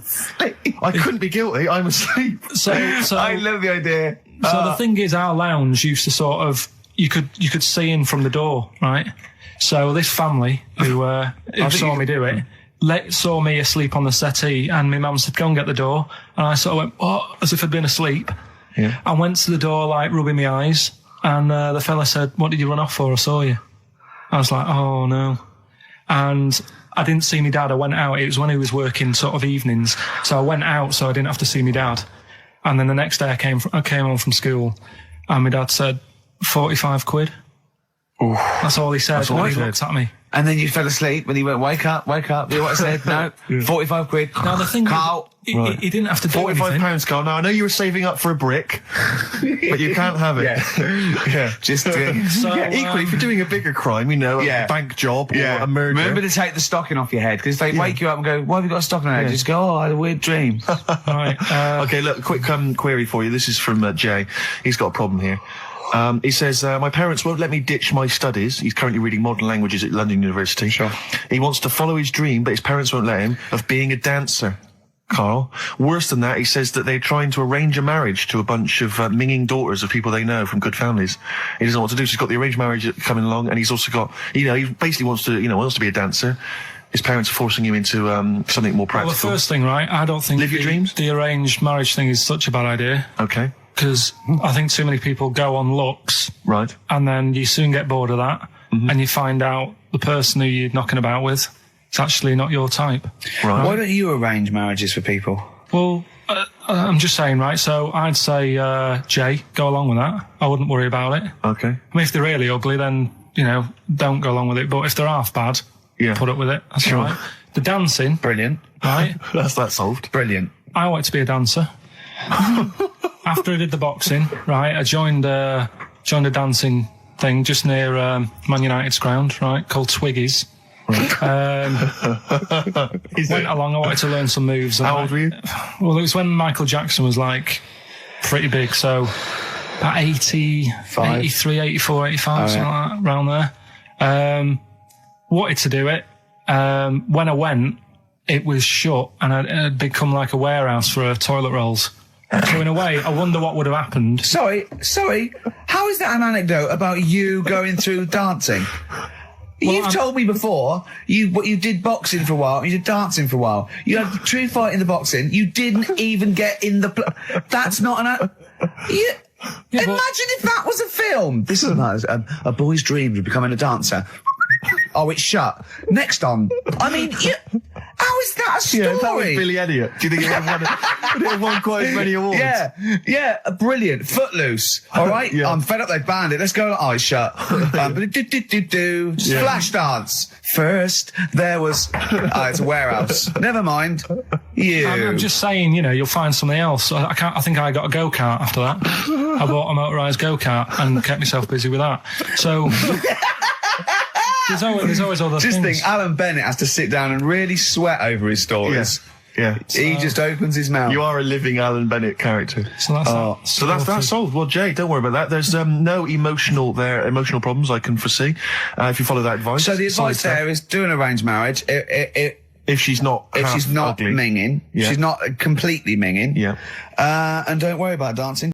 these songs. And just remembered recently, actually, I was on a train coming back from hometown Bristol, and I was on the train, and this girl walks on, good-looking girl. I thought, hey, a largely empty carriage. I'm thinking, my luck's in, because I take every opportunity, Carl. That's the thing about me, I don't choose. She was a good-looking girl. She sat down. I thought she sat down right near me. I thought, brilliant. As this guy comes up behind her, and says, I think it's probably a boyfriend or something. Sits down next to her. And I listened in on the conversation, obviously, because I'm pretending to read. It was very clever. I read the same page for hours, so I was pretending to listen. I was listening, but pretending to read. And I realised that it's not her boyfriend or anything. It's just some guy she's met on the platform. And I'm thinking, brilliant. If she's the kind of girl who's just going to start talking to someone, on a platform, on a train, brilliant, I'm going to be in here. Because he was only going one stop. So I'm thinking, what's the worst that can happen? He'll nick off, I'll get chatting to her, and who knows, I could join the... is there a train equivalent? Foot High Club. The Foot High Club, brilliant. And so I'm excited, I'm listening in. And it turns out that they're both kind of graduates who just finished university, or they're coming to their finals or something. And they're chatting away, and he's making a couple of witticisms, and she's kind of tittering at his jokes. I'm thinking, well, I'll tell you this, if she's laughing at this kind of material, I am going to blow her away, with my kind of anecdotes and wry observations, Yeah. It was weak stuff, I got to be honest. Really? He was coming out with nothing. He was running on empty, as far as I'm concerned. Yeah. And she was loving it. So I'm thinking, brilliant, I'm going to be right in here. And then they get moving on to higher brow things, and I think she was going to study kind of Marxism or something like that, or communism, something. And she was asking him, by way of conversation, she was asking him what he knew about Marxism, and he was fumbling for his vague knowledge of it that he had in his life. And I'm just sat there thinking, come on, love, in any given capitalist environment, the proletariat will revolt against their oppression by the bourgeoisie, and after a brief period of socialist rule, emerges as a classist society governed by community cooperation. Well, if that sort of talk wouldn't get a woman hot, I don't know what you'd use then. If Marx and Engels is not going to get a woman sweaty down below, then nothing is. Then my name is You're not just Steve biding Hawking. your time. Exactly. I'm just going to go in for the kill any minute. Yeah. So anyway, it comes to his stop, right? He gets up. I'm thinking this is a piece of cake, and he gets off, and off he goes. He walks off, and I'm thinking brilliant. And I thought, I'll wait till the train's pulled away. I'm not going to leap in straight away. No. And he comes back along the carriage, and I'm thinking, hang on a minute. He goes, listen, do you mind if I give you my email address, right? And if you want to get in touch, email me. I'm thinking, come on, you loser, get off now. Save your face, please, before it's too much. And she accepts the email address because she obviously doesn't want to hurt his feelings, whatever. I'm thinking, fair enough. She's a good woman. I'm liking her. I'm loving her. I'm thinking that's my kind of girl. So anyway, he gets off. I'm sat there, the train pulls away. I'm thinking, I'll wait a few minutes, I'll just, give it some time. Her phone rings. It's her friend on the phone. And she starts saying it, and I was listening in, and she was going, just met a guy on the train. I'm thinking, that's true enough. She goes, he was a good-looking guy. I thought, you're having a laugh, love. To be honest. Because I was looking at him, and she said to her friend, he looks a bit like tennis player Boris Becker. I thought, you should be so lucky, frankly, because I saw him. He had awful facial hair, if that's what makes him look like Boris Becker. Terrible little goatee beard. It was laughable. I thought, I don't know. And then she goes to thing, and she's like, I met him, we got chatting and stuff, and she was going, it's not often that you meet someone, generally in life, who's, kind of thoughtful and intelligent and funny. I thought to myself, I'm not even going to waste my time with you, love. Frankly, if that's what you thought of him. You just walked away. And I'll be honest with you, I didn't even bother talking to her. No, I didn't even waste my time with her. If she thinks that bloke is not only great looking, but funny and intelligent, and she got on well, and he was polite, and it was a chance meeting, and he thought, and she thought that you were like a freaky looking dork who didn't even have the nerve to speak. That is what she thinks, then I don't want to know her. I couldn't. You walk. Letter to Hermione, David Bowie. Well, we've had the most convincing answer. That it's about 290,000 actual words, but possibly 3 million in our vocabulary, using all jargon and scientific stuff and all that. Sure. 290,000. Still a lot, isn't it? It is a lot. We know so little, don't we? Apparently the average person has about 20,000 words in their vocabulary, and uses maybe 2,000 a week. Really? Yeah. Carl, obviously, slightly bringing that average down. Carl, what do you think of that? Single figures. Doesn't matter, get by. Why have you got to use longer words messing about and that? Told you. That word about old, anti-dipuian or something. Just say old. That's a bit old, isn't it? That's a bit anti-dipuian and that. What's the point? Yeah. Get to the point. Sure. Busy.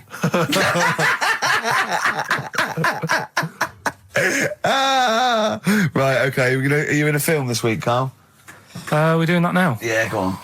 Get it over with. Hang on a minute then. Get it over with. Let's get this show over with. We can go home. You can go off to Lanzarote and sit on some ash. Some charcoal. He's not happy about that. That's annoyed him. The listeners have all ganged up on him. Yeah. XFM giving him 2 CDs. We've had more calls for his resignation this week than ever before.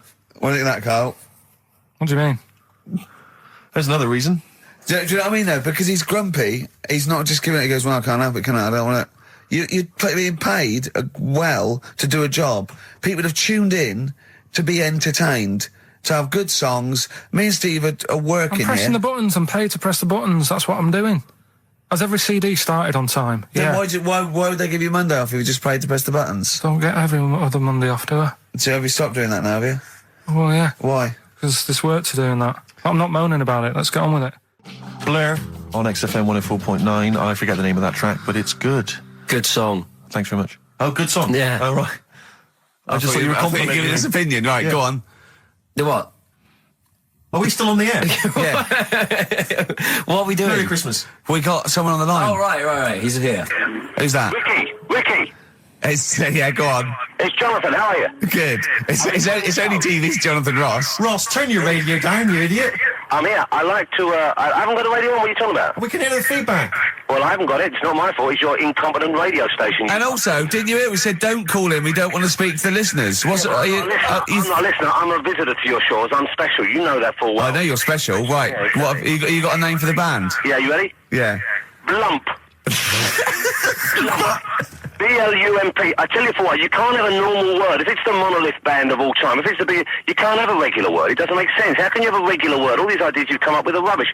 You need a word which only stands for that one thing. No one's heard it before. No one will use it again. Blump. I can't help but feel that that's a more appropriate name for maybe one of Ricky's bands. I love seeing that picture of him in that band. You see it everywhere these days. He was like a girl. He was like a little girl in a suit. It's like a little dyke at a wedding. What was that? It's got to be the kettle calling the pot black, surely. I've always looked nothing but 100% heterosexual. We're not sure about. There's not anything wrong with it. I know that, but look at you. I actually had to get that in. There's not anything wrong with it. I'm Jonathan Ross. Oh dear. I was thinking the other day, right? Oh, yeah? The Comedy Awards. Yes, sir. You didn't have to say some awful things about poor celebrities, poor has-been celebrities with coke addictions and fat lips and faces that where surgery's gone wrong and everything. And when they're on the show, they're going, "Oh, you look lovely." Yeah, I'm nice so to them. good. Well, I'm nice to them to their face, but obviously when I'm not with them, I like to let my true feelings be known. What's wrong with that? That's how everyone Well, I'll is. tell you what, you can get anything off your chest you want on this show. Any celebrities you want to talk about? There's no one listening. Yeah, it's just between me and you. A lot of people listen. They listen to my show, and after they've had a few hours of good laughs, they like something bland to just cool them down afterwards. So they flip over. We know this happens. Did you mention my DVD on your radio show? You know what? I forgot to mention it. Christ! I forgot to mention it. I meant to mention by the office, but I forgot to mention it. And then I thought afterwards, it's not like he needs the cash, is it? It's There we go. It's not like he needs it. It's not like it is, but he's probably earned more money in a short space. You're like a lottery winner, and you've got about as much taste. You're like one of those burglars who's won the lottery. I am. I'm dressed like an Albanian window cleaner at the moment. Burglar from Reading who won the lottery, and now he's fritting it away on what? I do feel sorry for my neighbours. I've moved into a really nice place. I feel like it's the hillbillies. No, it's nice you've moved in though, because it's nice. It's given them something to sort of talk about behind your back. You've united the whole block. Right, go and play with some Japanese wind-up toys now. I'm Ross. going home to play Mario Double Dash with my son. It's going to be a good afternoon. I phoned you once after I finished my show. It's about 5 minutes past 3. Yeah. And I don't mind if I said, how you doing? You went, it's brilliant. You said, this is what you said. You went, everyone's out. Jane's taking the kids out. I've already masturbated twice, and I'm playing with a new Japanese toy. I'm masturbating now. Yeah, Kings of Leon, Wasted Time on XFM 104.9. Sorry, I was sidetracked there by some of the band names. Now listen, I want to put in 2 of my own. I want to win that pile of tat out there, right? I've got 2 names here, okay? We should just remind people in case they've just tuned in. Oh yeah, what's Ian going on. Canfield has chosen his mega band of all time. He's got Keith Moon on drums, he's got Lemmy on bass, he's got Keith Richard on guitar, he's got, who have you got singing? Robert Plant. Plant, and their manager is Vance, but he needs to announce them at Wembley Arena. They're already sold out. They're at #1 in the album charts. They're the greatest rock band of all time. And I've got 2 suggestions. Okay. What about this? Please welcome to the stage. Tungsten lung hemorrhage. Yeah, good. Yeah. Please welcome to the stage. God dildo. God dildo, interesting. Nice juxtaposition there of God, the Almighty Creator, and a dildo. Nice use of some contrasting imagery there. Yeah. Powerful and topical. Tungsten lung hemorrhage. Yeah. We've had a couple also on the email. People didn't really include their names, but who cares? Please welcome to the stage, Balls of Steel. Balls of Steel, yeah. And we've had like Brain Hammer. Yeah. Brain hammer's good. I Lots like of brain hammer. brain-related stuff. Quite liking the idea of tumour fish. Tumour fish. I like. Tumour fish is very good. I like tumour fish. I just wonder if there's one more contender. I don't know who this was, Ian, that phoned in with it, but possibly it's topical. Deathly Hem. Yeah. Deathly Hem. It's brilliant. Oh, it's Deathly Hem. Please welcome to the stage, Deathly It's Hem. Deathly Hem. Who's that? We've got to give it to I don't know who that was. Oh, but, well, if you came up with Deathly Hem, email again. Deathly Hem. It's the greatest name for the greatest rock band of all time. Will you please welcome to the stage, Deathly Hem. Turing Breaks, Mind Over Money, XFM 104.9. I'm Ricky Gervais, Stephen Merchant, little Karl Pilkington. Yeah. A couple of emails. Different people have visited various tourist attractions. Oh, yeah. Let me see who's this from. Not quite sure. But thanks very much indeed for it. So, there's a link here. It's apparently in Devon. Barometer World. Brilliant. It's the world of barometers. It was established in 1979. And By one bloke who had a lot and thought, I can charge a quid for this, definitely. Here's the Out of his own house, probably. Converted back scuttle. exactly. Yeah, that's not a euphemism for a sexual act. But look at the webpage here, Rick. What do you make of that, Carl? Made him regular. Come on. How did they time him?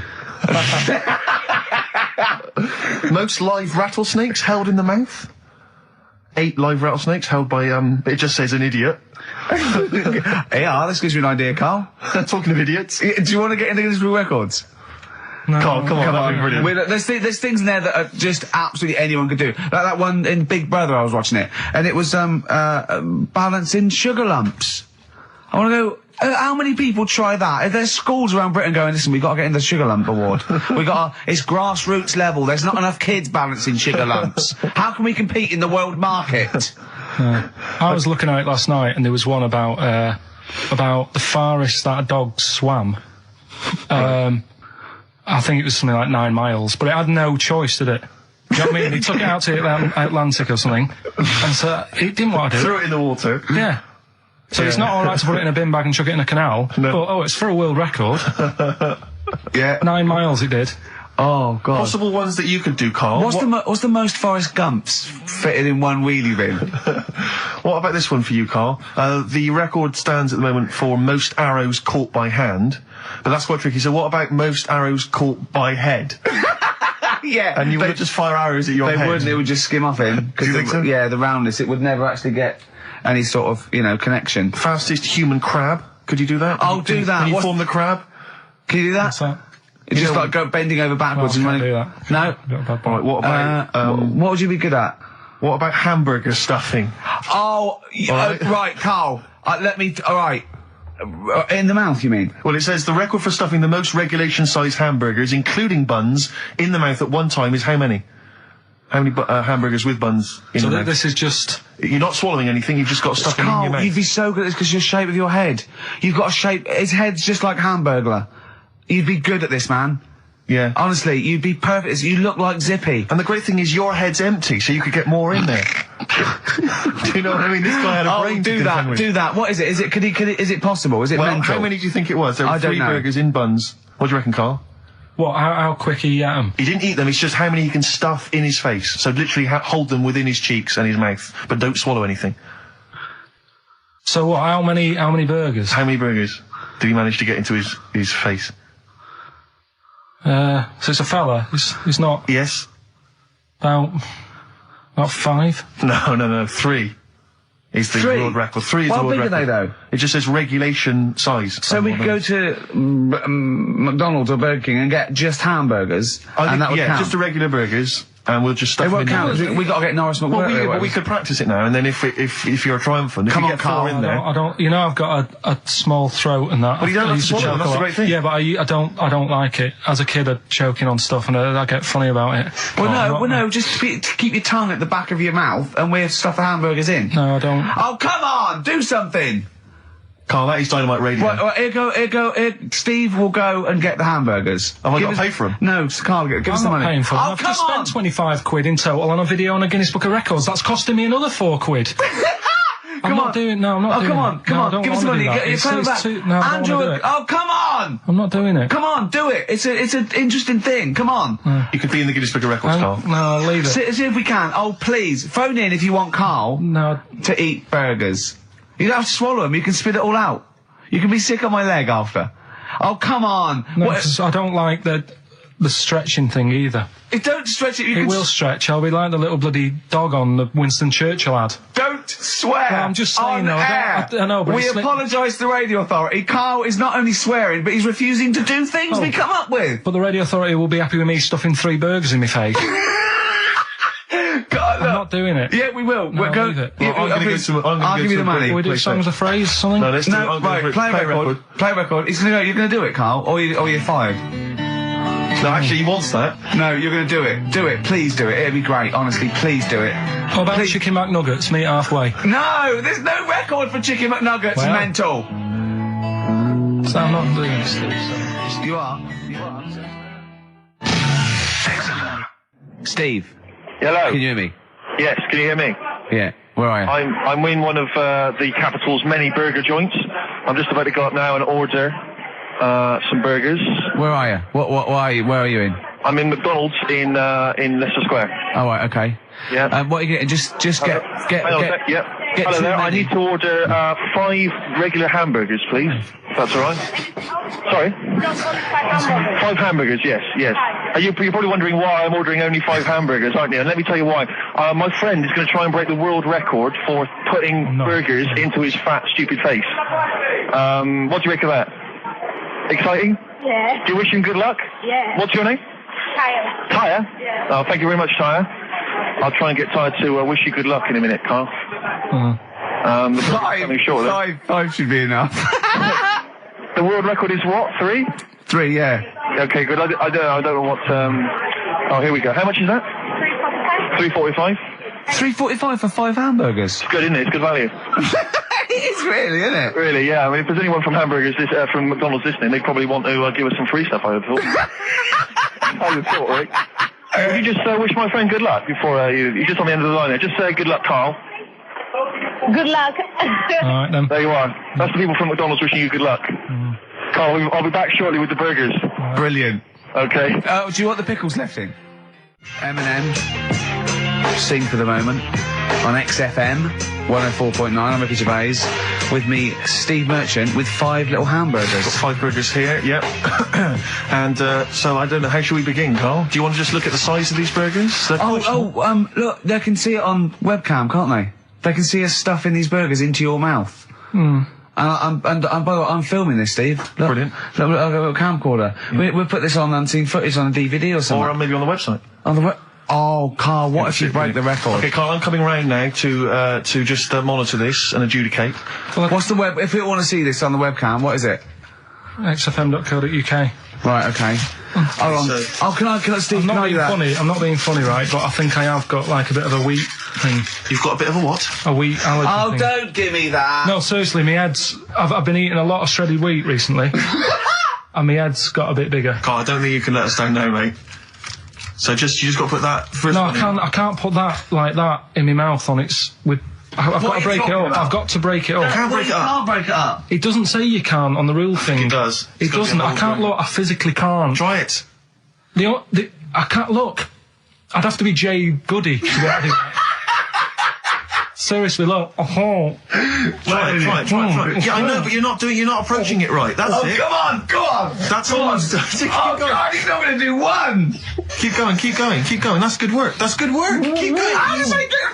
Keep pushing. Ease it in. Keep pushing. Get one in at least. Ease it. Get one in at least. Get one in. Ease it in. Get one in. Push it. That's one. Let's go with another one. R.E.M. Night Swimming. It's a lovely song, isn't it, Carl? Huh? XFM 104.9. I'm Ricky Gervais with me, Steve Merchant. Carl, disappointing. You couldn't even get one whole burger in your mouth. I did, kind of. Yeah, but there was a bit sticking out. It just looked messy. There was But you were saying about putting it in whole, and I don't think that's the rule. Okay. It's like you can get more in a suitcase if you put things in properly. So you don't just get all your clothes and chuck them in. So it's about, I reckon you've got to rip it up a bit. Okay, do that then. See how many you can get in. You've got to get in 2. No, just one.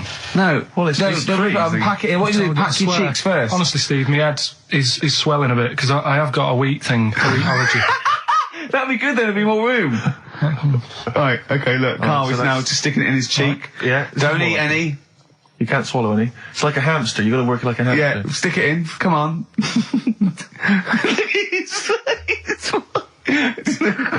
looks like Marlon Brando in The Godfather. Come on. Don't lose any yet. Right. Pack it in, then use your fingers to pack it in. Come on! Wedge it in. Like you're grating the bath. I can't do this either. Keep going, keep going! Keep going, don't give up so early. This is part of the problem. You just give up, Carl, too quickly. You failed again. It's like your history O level. Come on, Carl. Come on. Do something well. Succeed at something. Push it in. You've got nearly a half a burger there. Oh, I'll come round there. You're chewing. Don't chew. I've got a bit of food. I don't know what he said, but... Is that a whole one? No, it's not. I can see bits left. Come on, Carl. Come on, keep working at it. Keep working at it. Look, there's so much space in your mouth, I can see it. He's going red. Okay. Okay, we do another one. We're doing another one. That one then. We're doing a... Oh, are you alright? Are you going to be sick? Are you alright? Alright. Oh God, should we play a record? He's making my eyes water now.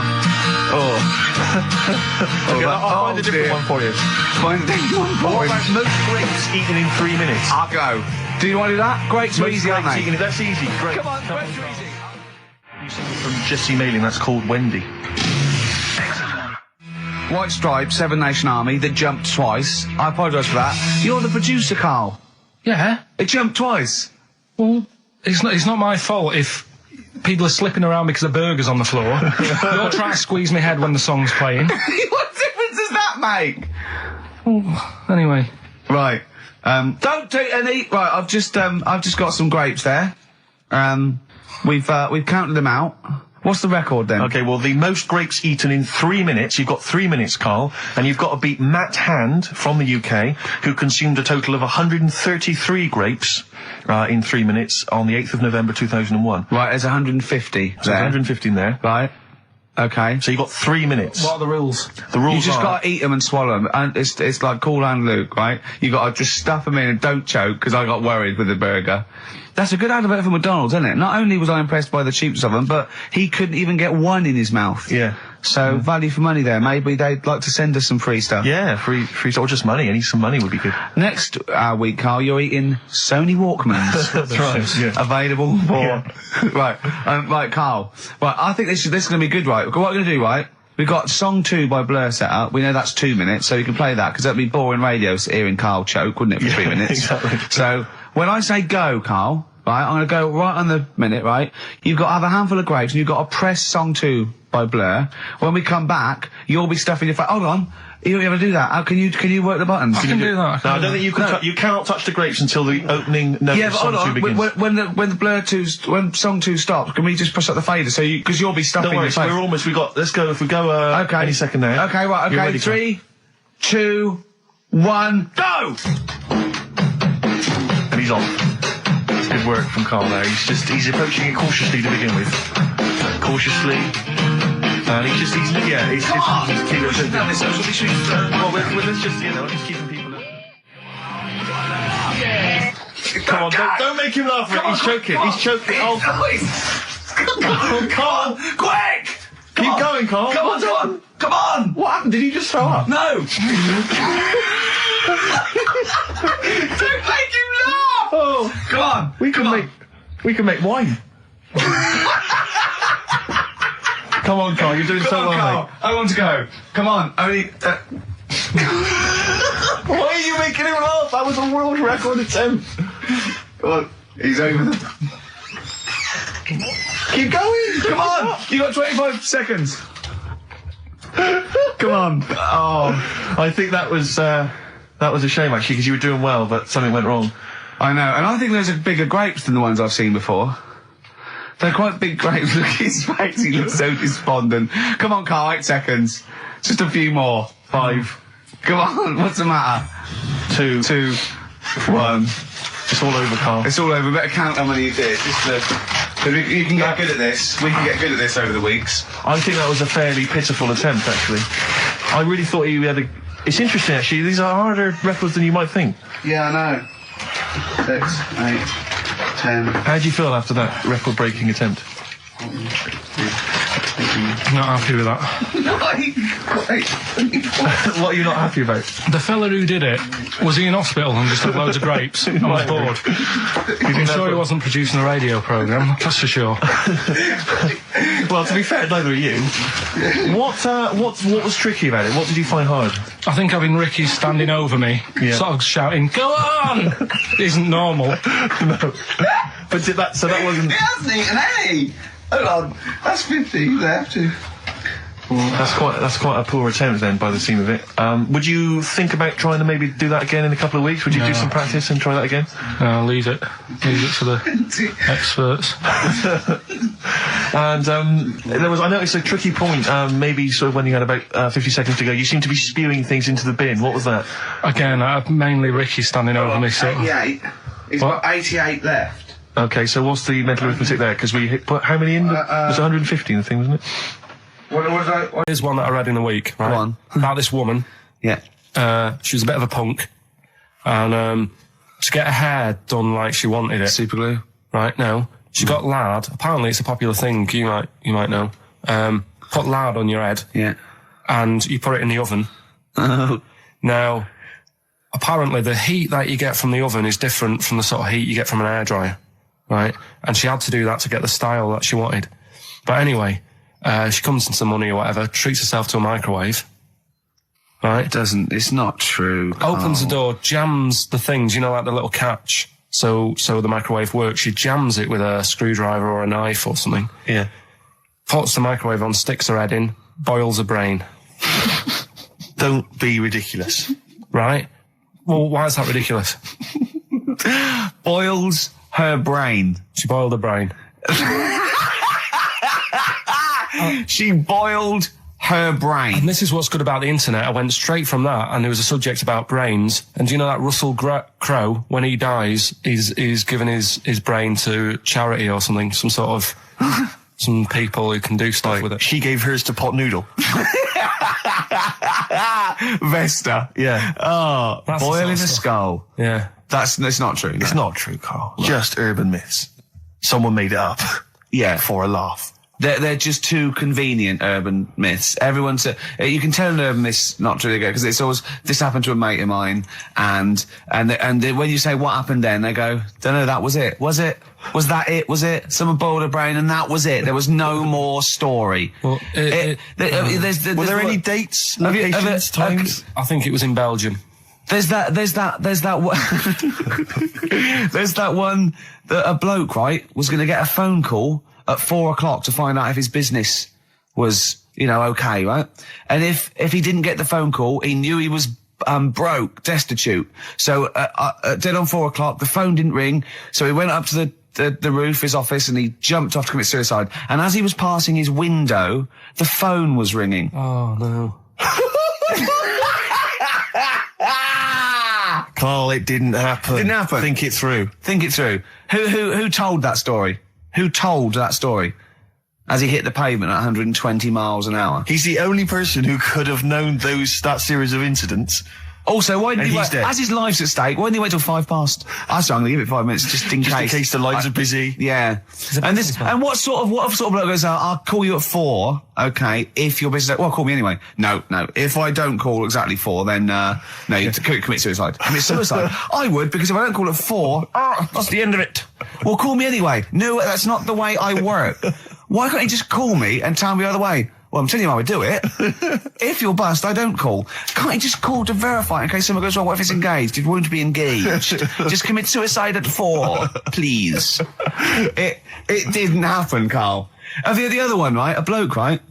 He's on a train station, and that's how I heard it. He's waiting for a cruise station, whatever, and he shits himself. As you do. And so he goes, oh, my train's in 5 minutes, so he runs across to Millets and goes, quick, Levi's, 36. The bloke just puts it in a bag, he runs onto the train, he goes into the toilet, takes his trousers and pants off. He's soiled. Yes. Throws them out of the window. I won't be needing those again.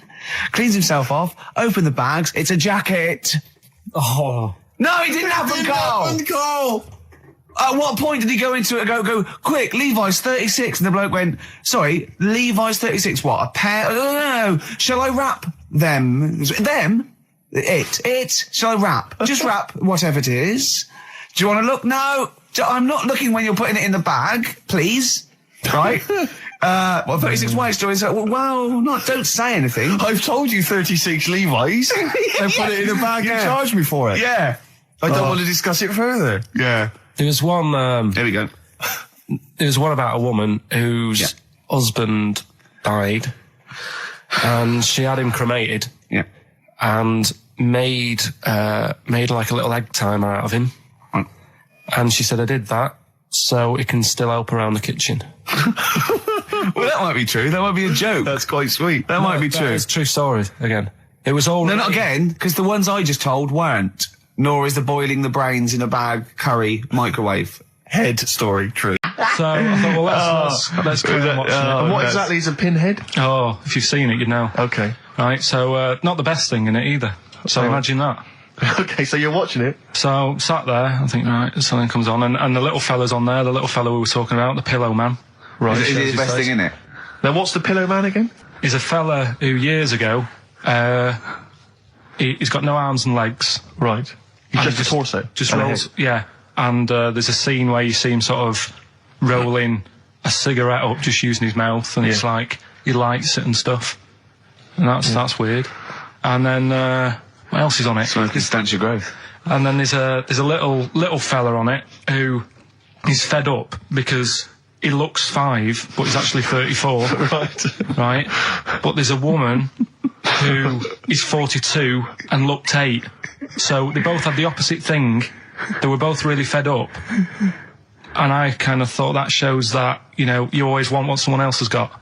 Sure. Do you know what I mean? Yeah. So in a way, there's a story there in that. No, you described the same there. No. No, it was like... No, they both, you just said, they both looked young, but they are actually both older. No. This was like a little man. Yeah. Who was 35. Who was 35. And looked 8. Yeah. And so did she. No, well, the other way round then. What? So she was an 8-year-old that looked 35? Yeah.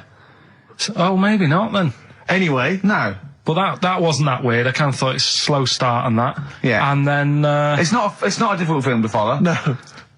Yeah, but I wasn't really listening to what it's all about. I was just looking at what they had. And they had like a fella who's running about on just... They had like he was shopping. You know, they had a fella with no legs and he's running about on his hands and sort of got about on a skateboard, talking to someone about it. They said that's how E.T. was done. There's actually a little fella in E.T. Right. Who's just half of, sort of half a body. Is that true? I've no idea. I've never heard that before. Why haven't we heard that before? I've never heard that before. I don't think he would fit in E.T. Because where's the head? He's got no neck, E.T. It's a skinny little thing. There's a human neck couldn't fit in that skinny little neck. Well, you sure it wasn't Kenny Baker up to his old tricks? What are you talking about, Carl? There's a fella with no legs in E.T. In E.T. they had two fellas, right? I think they had a little, a midget fella. Right. Who did it. And then I think he was off sick and they were like, oh, you know, what else are we going to do? So they saw a guy on a skateboard going by. And said, do you fancy some work? Right. And he's done it. I think someone told me. I mean, it might be wrong. Exactly. Might be wrong. It might be, mightn't it? I mean, you've never been wrong before, so I don't know why you'd be wrong there. So what's the worst thing in it? Now, it's intriguing to me because here's a film called Freaks, featuring real-life freaks, and you're sort of a bit nonplussed by it. just because it wasn't, because it's built up. If you call a video freaks, you've got to make sure that there's some good stuff on there. Yeah. What were you disappointed about? Was it that? Because there was a few things on it, right? There was a woman who said she was half man, half woman. And it's like, well, you're not, are you? It was just like she had some makeup on. I thought, well, that's rubbish. And then there was a woman who could eat using her feet. That isn't that freaky. Do you know what I mean? She's not hungry, she looks normal. And that's when I was thinking, I mean, I'm not being right, Steve. You know I'm not being funny. Oh, here we go. No. But I'm just saying, if that woman wasn't eating and you were sat next to her in that film, Yeah. I'd probably be sort of drawn to you more than her. I'm not. I know you hate me saying it, but there's no point sort of pretending.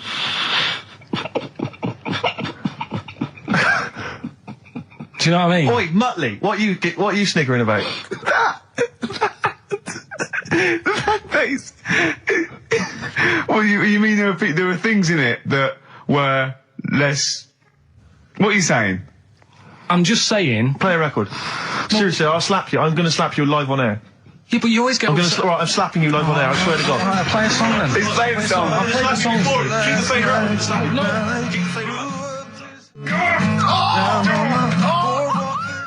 Bruce Springsteen, Atlantic City from the album Nebraska. So melancholy, that one. I love that one. Wow. So freaks then. All in all, not as amazing as you first hoped. It was built up too much. Do you know what I mean? It's like some films. Is that my fault for getting you excited? I just can't believe it. I hand you this thing on a plate. So I know, and I'm not being out of order, Steve. I'm just being honest. We've always said that about this show. We only talk about stuff, you know. Yeah. You know, being honest and that. Yeah, no, sure.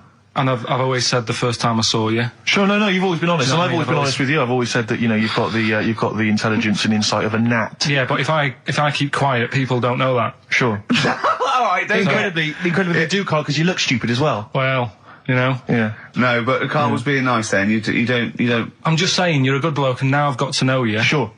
Yeah. The first time was weird when I saw you. Yeah. No, leave it. Don't just try to interrupt. Just let it go. No, I'm just saying. The first time it was weird and that, and then weeks go by. Sure. And the weird thing is, I kind of thought maybe he's not that odd looking. Yeah. And then you went to LA for 3 weeks. Sure. And when you came back, it was like the first time again. Right. Okay. No, Okay. Wait. No. Stop it now. Yeah. Right, everyone, stop it now. No, but I just think I'm a little bit more consistent because I've always thought you were an idiot. I don't want this. Don't argue. He was just okay. No, I just, you know what I mean. My opinion has never changed. I've always thought you're an idiot. No, it's that's just been all through nice. Let's look. Peace. Shut up, fatso. Peace, not war. He's just such a stirrer, isn't he? No, he loves it. Don't think I didn't see you whispering behind the microphone about what to say to Carl. Look what I've just drawn, Carl, subconsciously. Yeah. Let's see. I drew a picture of him. It's going to be on the website. It's not been on the website. No, it's going to be. I drew a little cartoon of him. No, not yours. I drew one of Carl. Right, okay. What were we talking about? That was a So yeah, no, the freaks thing moment. was over and done with. It was alright if you want to get it out on video. Sure. You know, it's probably worth a look. Yeah. There's a couple of things on there that get you thinking more, you know, it's like how their life is and stuff, do you know what I mean? How it's affected, and like the little pillow man, or the fella who's got half of his body missing. Yeah. You know, it's stuff like that you think, oh. But what's the one that was disappointing? You said it was a half man, half woman. Yeah, I don't quite understand that one. Do you mean hermaphrodite or half? I can't remember it. Do you mean it was one sort of like it had bits of both? It was just like half a face done in makeup and long hair, then on the other side it had it shaved. I love the idea that you go to this circus and there's people in there that have been sort of persecuted all their life, and they think, well, maybe I can make some money, and then you boo them because they're not freakish enough. I love the idea. They go, boo, you're not freakish enough, boo. Oh, you've got bits of legs, boo. You know what I mean? Yeah. But there was, I mean, talking about that, you see, why did they join the circus and that? Because there are things they can do. I was telling you in the week that I was reading something on some news website about some sort of Olympic-style games where they're going to see, like, disabled people against able-bodied. Right. Let's be careful here, shall we? No, I'm just saying though. Okay. Do you know what I mean? So there is other things. It doesn't mean just because you haven't got legs you can't do other stuff. Yeah. And in this race, there's like disabled people who are beating able-bodied people. Yeah. I mean, what? Would you go and see that? I don't know. But I mean, it depends. What do you mean? They're beating them? At what? He didn't state what the little races were and that. Little races. He can't help himself. No, little races. Oh look, there's the disabled with their little races. Yeah, they're having another little race. Oh dear. Would you go? Would you go and watch that? Do you remember when Jimmy thought that Paralympics stood for Paraplegic Olympics? The Paralympics? Yeah, it means parallel Olympics. Yeah. He thought it meant paraplegic Olympics. That would be a good site, wouldn't it? Mainly blow football. 104.9 XFM. You alright? This is Karl, producer of Ricky Gervais and Steve Merchant. They're not about today. Ricky's on holiday. Steve couldn't be bothered. So I'm left here with all the DATs. That's a digital audio tape of all the shows they've done since they've been here over the last, I don't know, year and a half or something. So we'll play you some of the best bits. All right, so here's the first bit. That blew me away, right? The fact that he got the name, he got the number. Spooky bit, right? I'm walking home. I called you up a couple of times, then I left a message on your phone. Because it was just amazing. Not only was he good at magic, but his maths was brilliant. No, well, that thing adding up to 42 was like, how did he do that? I mean, we didn't even make a big deal out of that. He said that to me. He said, all Carol Vorderman's got is the maths. Yeah. Do you know what I mean? Imagine him on Countdown. Yeah. He'd even know what they were going to write down. Do you know what I mean? So a bit of a wasted talent. I should see him again about that. I think he's...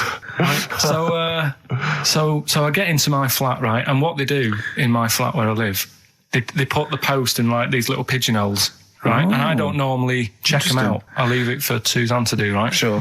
But this time, for some weird reason, I thought, right, I'll check it, see if we've got any post. Open it up. There's only this.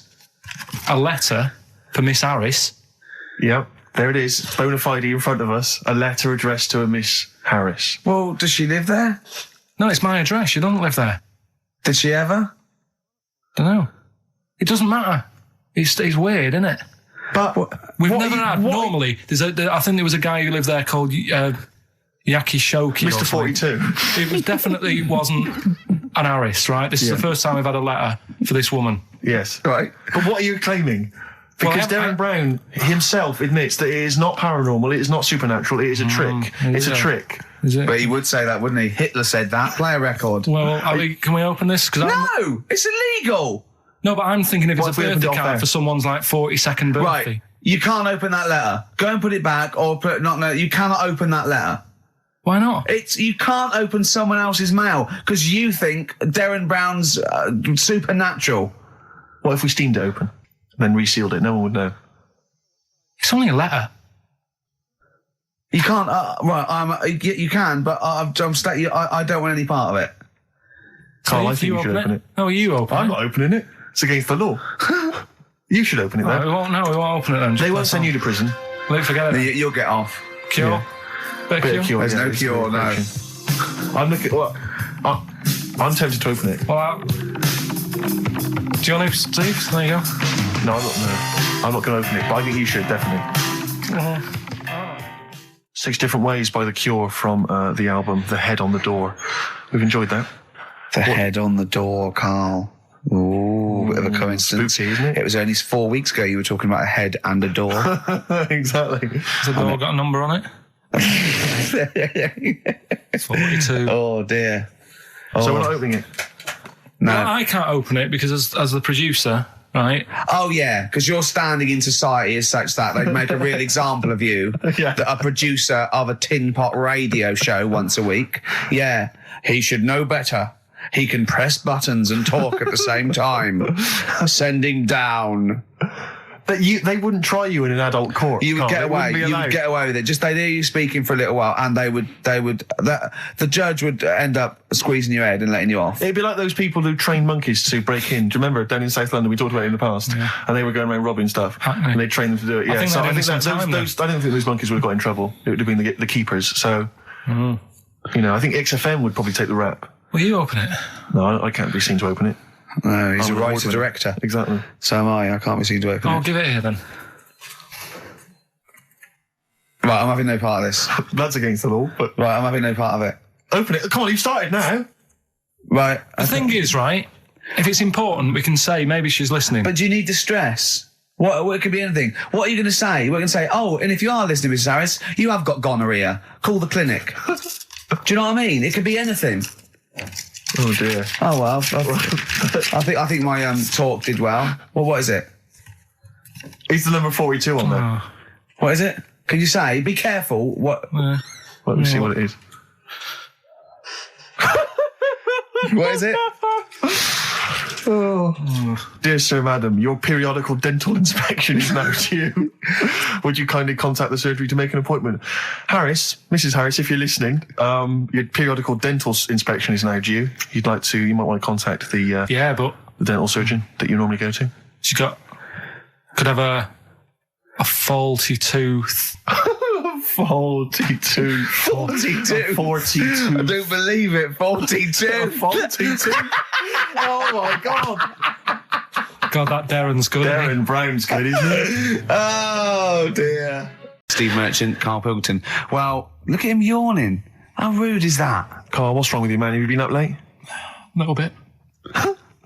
Girlfriend was away, wasn't she, yesterday? Yeah, I always have a problem with that. I always have, because you don't go to bed, do you, early?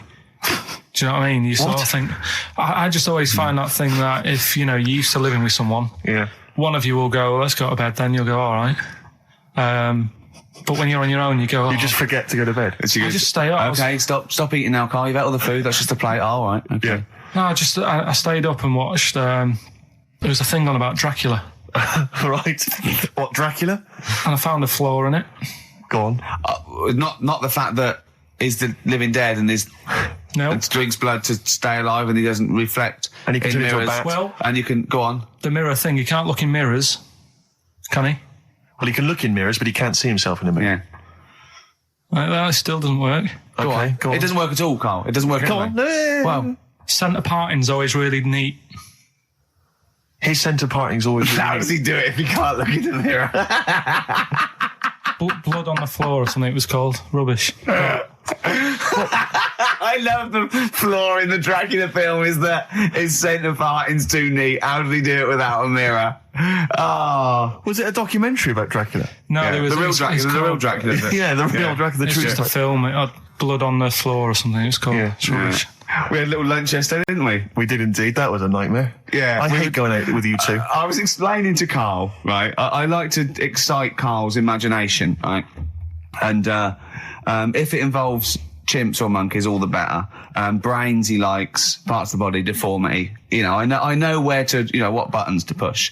And I told him about this thing. I don't know if any of you out there know about this, but there's an experiment they did in the 50s, a clinical psychology experiment where there's your two hemispheres of the brain, okay? They're joined by a thing called the corpus callosum, right? Which is just a little flap of skin, like a little scarlet lead that joins your two hemispheres. And what they did, they cut that in half, and they thought it was a cure for schizophrenia, but what it turned out to be, or epilepsy, I think, I can't remember, was that your two sides of your brains didn't function together. You couldn't get information. I was telling Carl all this thing, and one of the things I told him was that they did it on a monkey, and it fought itself over a nut. Like its right arm was connected, by its left lobe of the brain, and it was fighting over itself. And Carl went, instead of like thinking this is amazing experiment, he went, would it have been happy if you'd given it two nuts? Yeah, I know. Well, you started off by explaining it. I remember you mentioned, because I was watching the two of you as you were describing it to me, you said, of course, one side of the brain deals with symbolism. And as you said the word symbolism, I noticed Carl drift away from looking at you, pick up his mobile phone and start pressing buttons randomly. And I thought it was the word symbolism that got him. And I noticed you took you just a moment longer, and I think the first thing you said was, when did I lose you? Yeah, I knew I'd lost him. It's extraordinary, and he doesn't even try I to think I said disguise it. nomenclature at one point as well. Right, yeah. And I knew I was dicing with death there. Yeah. But I told you tried to look it up, didn't you, on the web? You didn't find anything about it, did you? The spelling of it's what is it again? What's the word? Corpus callosum. Yeah, so I couldn't do it. No, there's no point. Don't bother. Give up. Don't bother. So if anyone knows any interesting facts about that, But yours hasn't been cut in half, has it, Carl? That would again might explain something. I'll tell you what we will be talking about later. I don't know if you're sort of aware of them, Steve. Go on. Bonobos. Oh, I don't know much about bonobos. I told him about he was looking for stuff. I said, put in bonobo. He was having no luck with chimp. And they're a form of chimpanzee, but they're even closer to us, evolutionarily speaking. They've got their social groups are more like ours. They're more intelligent. And he was loving it, weren't you? So is it human bonobo Carl? Is that how it works on the evolutionary ladder? Chimp Carl. Yeah. XFM 104.9, Ricky Gervais, Steve Merchant, Karl Pilkington, not here. It's the best of. You've been voting in all week, sending your emails. So here's the clips that you wanted. Another holiday. Oh, it wasn't holiday. Well, it was. You had 5 days off work. Why isn't it holiday? You had 5 days not working for a living. You know how many days holiday gets a year now? 29. Oh, that's more than teachers, isn't it? It makes me sick. It makes me sick. Well, I know the kind of hours you work, Rick. It's mad. I mean, if you're not in work by midday, you're furious. No, but I mean, I'm always... 29's normal for the normal working person. Yeah, but, you know... And anyway, it wasn't a proper holiday. I went to see my mum and dad. It's nice to see them and everything, but it's not holiday, is it? Why? It's not going away. It's not getting on a plane, is it? Going away. Oh, is that definitely a holiday? What happened before 1950? I don't know. People used to go... Yeah, exactly. People used to go to Blackpool or Brighton. That was holiday. Yeah, but I didn't Where did you go? I went to Wales. There you go. Lovely holiday. Lovely holiday. Have a holiday in Wales. That's what they say, innit? Come to Wales and have a holiday. That's what they say, innit? So come to Wales and meet your parents. Come to Wales and have a lovely holiday. Right. Well, anyway, it was good and that. It's always good to see him. Right? Yeah. But week off work. Do you know like my mum likes gnomes and stuff? Yeah. Right. Of course she does. She's lived with one for 30 years. She said, get your dad to take us to this park where they've got 6-foot gnomes and stuff, right? Have a walk about. Sounds like a nightmare. Yeah. Sounds like a living nightmare. Keep an eye on Carl. So anyway, he stood still for 2 minutes. Someone bought him. No. You can't buy them and that. It's like a little exhibition thing, yeah. Right? And it's part of a hall, right? This big hall that you have to pay to get in. But we didn't want to see the hall. I just wanted to see the gnomes. Of course you did, yeah. So anyway, my dad says, yeah, well, we can get in there for free. Of course he did. Clever. Right? So we parked up on this little country lane, right? No one about. We walked How much down, was it to go in? Like £2? about £3 each. Yeah. But he said, well, yeah, but if you don't have to pay, do you know what I mean? You enjoy it even more, don't you, when you're walking about and you think, I've got this £3 in my pocket, no one's having it. Yeah. Right? No, looking over shoulder for a bloke with a peak hat saying, can I see your ticket, please? I wouldn't enjoy it more, no. Go on. Yeah, but you don't worry about it, do you? You got a bit of money now then, Rick. You've changed. So anyway, so we had to walk across about 4 fields. For £3? Right? And what happened was, we're walking through all these fields and what have you, big grass and muddy bits and all that, 'cause it'd been raining, and climbing over fences and stuff. And we're in this field, right? And I look to my right, and there's about 30 cows all staring at us, right? And Suzanne started to panic a bit. She said, we shouldn't be here. Dad says, of course we can. We're allowed to go wherever we want. You know, all this land, it's ramblers' rights and all that stuff. Yeah. And take a cow if you want. So, unattended. Serves him right for leaving him in the field unattended. I'm having one. Yeah. And keep us fed for a week. Across. Anyway, these cows start surrounding us. Surrounding us. Oh, brilliant. Oh, no. Face off. And Suzanne's panicking, going, this isn't right. We're not going to make it to the fence in time. They're moving fast on us, and he started sort of running a bit. Wow. And it's like some kind of bovine West Side Story. A gang of cows coming at you. Don't worry about it and stuff. But my dad had to sort of stand there and wave a stick at him. Of course. And we got away, but Suzanne was having a bit of a sweat on. Got away. Saying, we could have got killed. Sure. And my dad saying, nah, it never happens. And I just wondered if it does, if there's a risk of... Yeah, it is rare, but there's been a couple of cases of being trampled by cows. They're not aggressive, they sort of run through you. Well, they're aggressive if they've got a calf. They don't have kids. What? You had kids with them. Kids, yeah. That's goats you're thinking of. Yeah. Maybe they were trying to sneak into the gnome thing, and they were worried that, like, if too many people did it, they thought some cows, we can just sneak in where cows, no one's expecting cows. And the cows were going, walk upright like you're human. Don't walk upright. They thought you'd blow their cover. Yeah. Yeah, people have been killed by cows before. Yeah, that was like the highlight, and then... So when you arrived there, you were presumably covered in mud, looking like something that had just come from Glastonbury, staggering around this exhibition. It wasn't that bad. It was just like a woods, and it had like a funny sort of funeral, like a graveyard thing. Right. Yeah. With bodies sort of hanging out the ground and that. And we had these 6-foot gnomes. Right. And then we just set off again, walked back. But we're sure this wasn't a dream? No, it was good. It was good. And... called up Ricky. I said, right, are you about? Have a chat and that. So he said, I'll just come round. It's a nice day. Have a drink and what have you. So I got round there at about 6:30, right? Go up to his door, knock on his door, right? He stood there with his tackle out. Oh. Yeah, what did you make of that? What was wrong with that? What do you mean, what's wrong with that? Why were you looking at it? Why were you looking at it? I tried not to look at it. But again, you're always sort of attracted to it, aren't you? Kind of like...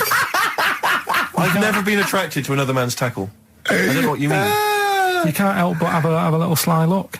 And especially when it's there. When you ring the bell, and I mean the one on the door, right? And that's hanging out. And does he dress to the left or the right? It was to the left, right? Yeah, it was left, yeah. Just popped it out of my shorts. For him. Just popped him out of the shorts. Should have seen the state of him. Shorts on, no top, cigar. Looked like someone out of The Sopranos. It was a mess. Yeah. And then... we sat on the balcony drinking wine, didn't we? Did you pop it back in, or was it still... Yeah, I popped it straight back in. I'd got the laugh. Sure. I'd got the laugh I wanted. Yeah. He walked in, he went, it's not that hot. Straight away, it's not that hot. Oh, brilliant. Then, was that knob news, or is there more? No, it's got more knob news. That's just a taster. Just a taster. Listen, let's play some adverts, let's play some great music, and maybe we should have some early knob news. Early knob news coming up. XFM. Yeah. You know, you just mentioned there about sort of no knickers and that. Is this going to be your Auntie Nora? No. Right. It's just, you know, like the last flat that I lived in, I always had a good view across the road, and I could see, it was the hairy... There was the hairy Chinese not the hairy Chinese kid. He was just a Chinese kid, actually. Yeah. Running Because back. that's rare, isn't it? Hairy Chinese kids are very rare, isn't it? Yeah. There's only one official sighting, isn't there? In one of those shit little magazines that you buy. And there was the old woman who didn't move. She was just sat there reading a book all the who time. we think possibly died and no one came round for weeks, But and now I've moved, right? And it was quiet for a bit. I always look at what view I'm getting, right? Looks across, and it was just sort of empty, sort of flats ready for people to move in and that, right? Anyway, people are in there now, right? And they've put all the furniture in, but I haven't put any curtains up. Oh. Right. So anyway, I'm sort of washing up, just having a look out the window. Yeah. Right. Girl sort of wandering about, knickers on, right? With no knickers on? You mean naked? No knickers. Well, she had a bra on. Right, okay. But, she was probably looking for a knickers. So I thought, and I don't know how long I was looking. No. Right. But anyway, she looks across. Oh, God. I think she spotted me. Yeah. I think, oh, God. I felt really bad. Yeah. I said to Suzanne... Sorry, is this some sort of Peeping Tom confession? No idea. Well, it's not... That's the thing, though. Peepington. If I was peeping, she was peeping as well, because she was looking over. Works both ways, doesn't it? Yeah, but yeah, all she could see of you was your bald head. Yeah. No. And your hands moving as you were washing up. And some white-looking substance frothing up. Particularly stubborn stain on this glass. Yeah. Oh, God. Imagine that. Imagine if she looked across. I'm assuming your sink is lower than the window. But didn't she just cover up or something? Or she looked back and go, oh, you're looking at my fanny? Well, the thing I did... What? I thought, just sort of drop me boxer shorts. Because I thought... Well, Suzanne said, what are you doing? What are you talking about? What are you talking about? No, just so they can see me cheeks of me. What are you talking about? No, because I thought if she thinks I'm walking about in the nude as well, then we've both got something out of it. Carl! This sounds like a bad excuse in court. I know. So sorry, you were looking at a woman dancing around naked, right? So the only thing you could do was immediately drop your boxer shorts. So she looked across, saw you fully clothed, saw you took your boxer No, she wouldn't have done, because it's sort of just the top half and the sink's at a side angle, so I was sort of looking out. So This she is wouldn't have, genius. so she wouldn't have seen your trousers then anyway? No, she did. I moved in front of the window more. So you then made you actually climbed in front of the window. Oh, this is amazing! So you climbed in front of the window to show off No, your it wasn't naked obvious. lower half. Suzanne said, "What are you doing?" And I I said, bet she did. What are you looking at? I sent you in here to clean up. What are you doing? I'm just taking my trousers down, stand over the window. Why? Because there's a naked woman across the road. What do you think I'm doing, Suzanne? I'm exposing myself while looking at some free funny. leave it. What's up with you, Suzanne? Anyway, Wait a minute, can I just check?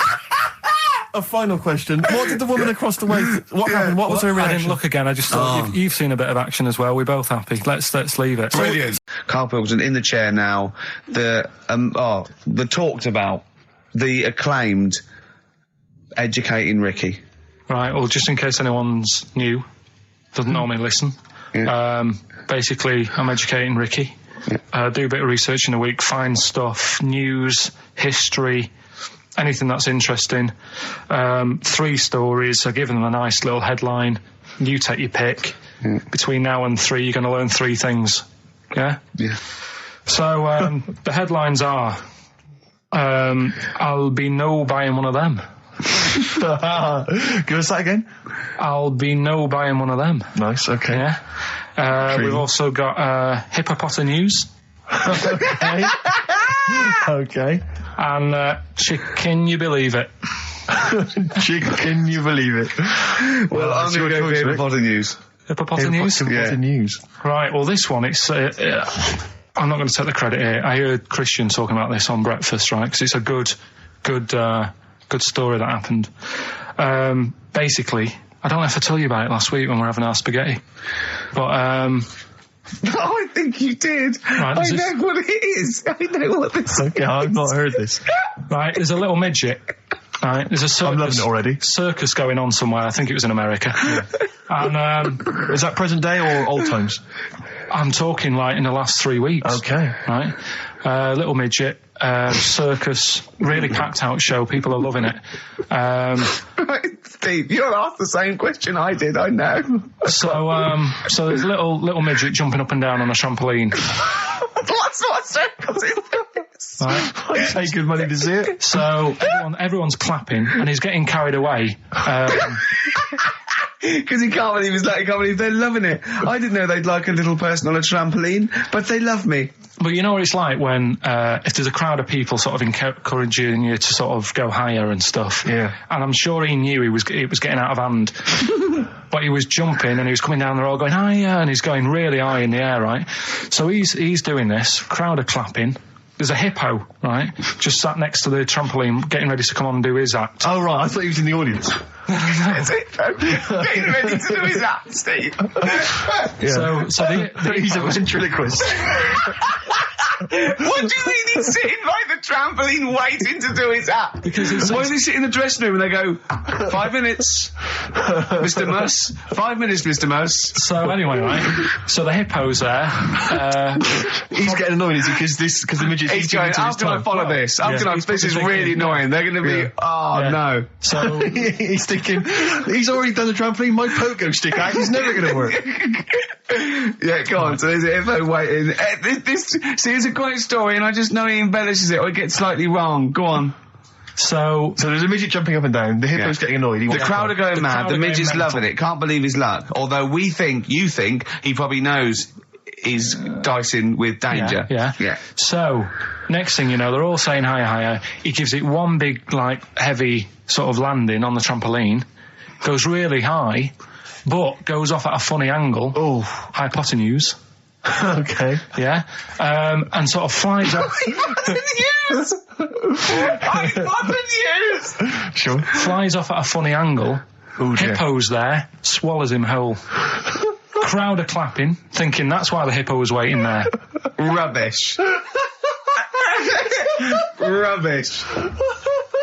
It's not rubbish, though. But no, maybe there was an accident in a circus with a midget and a hippo, but at no point was this hippo waiting to go on, going, come on. The midget flew off at hypotenuse and landed in the hippo's mouth and was swallowed whole. This is what you embellish it. That is great. And what's I that? have to say though, Rick, when I heard midget, trampoline, hippopotamus, I was thinking accident waiting to happen. Yeah. So. Yeah, maybe. I mean, it is that you should never put those three together. Never. It's a recipe for disaster. Everyone knows that. Midget, trampoline, hippopotamus. Are you mental? You're asking for trouble. Well, you know when he told me it, he said, and the midget, he didn't mention the hippopotamus, and he said the midget went on, and soon he fell off, and the hippo ate him. And I said, sorry, what was the hippo doing there? He went, it's a circus. I've never heard of a circus having a hippo. No, what do hippos do? What can they do? You can't train them, can you? Aren't they like very deadly? They're huge, aren't they? You can't have a hippo in a circus. Are you sure? You're not thinking of Zippo? He's neither clown. Yeah. You know. It is a bit like being Dennis Norden, playing some great moments from the show. I just imagine Dennis Norden one day, sort of just like waking up out of his stupor. He's doing this, and he'd go into the producer and go, I've just seen a couple of my programmes. I just saw It'll Be Right on the Night 18. It's shit. It is terrible. Why didn't someone tell me? Well, we didn't want to upset you because, but I've been doing it way too long. Well, you could just let me go on forever. Well, until you died, yeah. Well, why can't my son take over? Well, he's 80, Dennis. And the jokes I'm doing, they're awful. Why have I got that clipboard? I've written these jokes, they're not funny. There's an audience, they're laughing. What are they laughing They're not at? laughing, they're not laughing, that's canned laughter. Who are those audience? Who goes to an audience for It'll Be Right on the Night? A lot of them are older than you. It can't be right. Do you know we have 15% fatality in one of your audiences? But I went home at Christmas, I watched one of the episodes. Yeah. I was with my family and friends. I said, watch this, you'll love it. Stony face, no one laughed. They all thought it was Well, it is Well, why didn't you tell me earlier? We didn't want to hurt your feelings. You're an old man. You may be upward of 102. I didn't realise. Yeah. I noticed the other day when Carl was sitting on your knee having his picture taken. Yeah. It's a long story, right? He's got a completely spherical head. It's slightly too small. I'm not being funny because, I mean, you know, I'm not perfect. But he's got a completely spherical little head. He looks a little bit like a baby hamburger. You know hamburger off McDonald's? Sure. He looks like a little baby hamburger. And it's sort of quite put upon. Suzanne thinks I look like that thing in that Dulux advert. Do you know when the woman pulls the head off that? A little plasticine morph type and then they make a new head for it. And it's like a little head. Really? And that's your girlfriend saying it. I know. I'm getting excited now because we've had loads of calls and emails, not only backing me up, but going a little bit further. Apparently, Johnny Mango called in again. He's become our sort of official researcher on this show. There is evidence that Queen Victoria in Balmoral, with a young house guest, Winston Churchill, used to consume cocaine-filled lozenges. So there you go. Also, MDMA was a precursor of sort of ecstasy, a derivative, and that was big in the day, giving soldiers, you know, a little pick-me-up. So it's not so mad, is it? It sort of Winston makes Churchill sense taking because he was into his speeches and that, and they say that coke gives you sort of, you know, the balls to stand up and say like. Not that that's a good thing. And no, it's not. No, definitely not. No, right, but. Apparently, it makes you confident, doesn't it? So you can stand up and say, you know, we're going to fight them on the beaches. Yeah. And all that. And sound like you mean it. Exactly, yeah. When he was sort of like, you know, a little bit pissed up with his cigar on, coked off his tits, he wanted to fight. He didn't care where it was. He'd fight on a beach. He didn't care. He didn't care if he got sand in his new trainers. Exactly. He was boozed up. Yeah. You want to fight. Yeah. That's why he was coming hard. He was very much, you got to think of him as the Liam Gallagher of his day. Yeah. Oh, dear. Are we allowed to talk about this? I mean, I don't mean in terms of referencing drugs, but are we allowed to? Is this like libelous to Winston Churchill? One, you can't libel the dead. Yeah, but two, is it's that only in America? I'm asking, and we're not saying, you know. Two, I think you'd probably going to do also a fair comment. Three, we say we were joking. Yeah. 4, it's a satire. Yeah. 5, we love him. 5, we're not condoning drugs in any way. 6, this is Dermot O'Leary's show.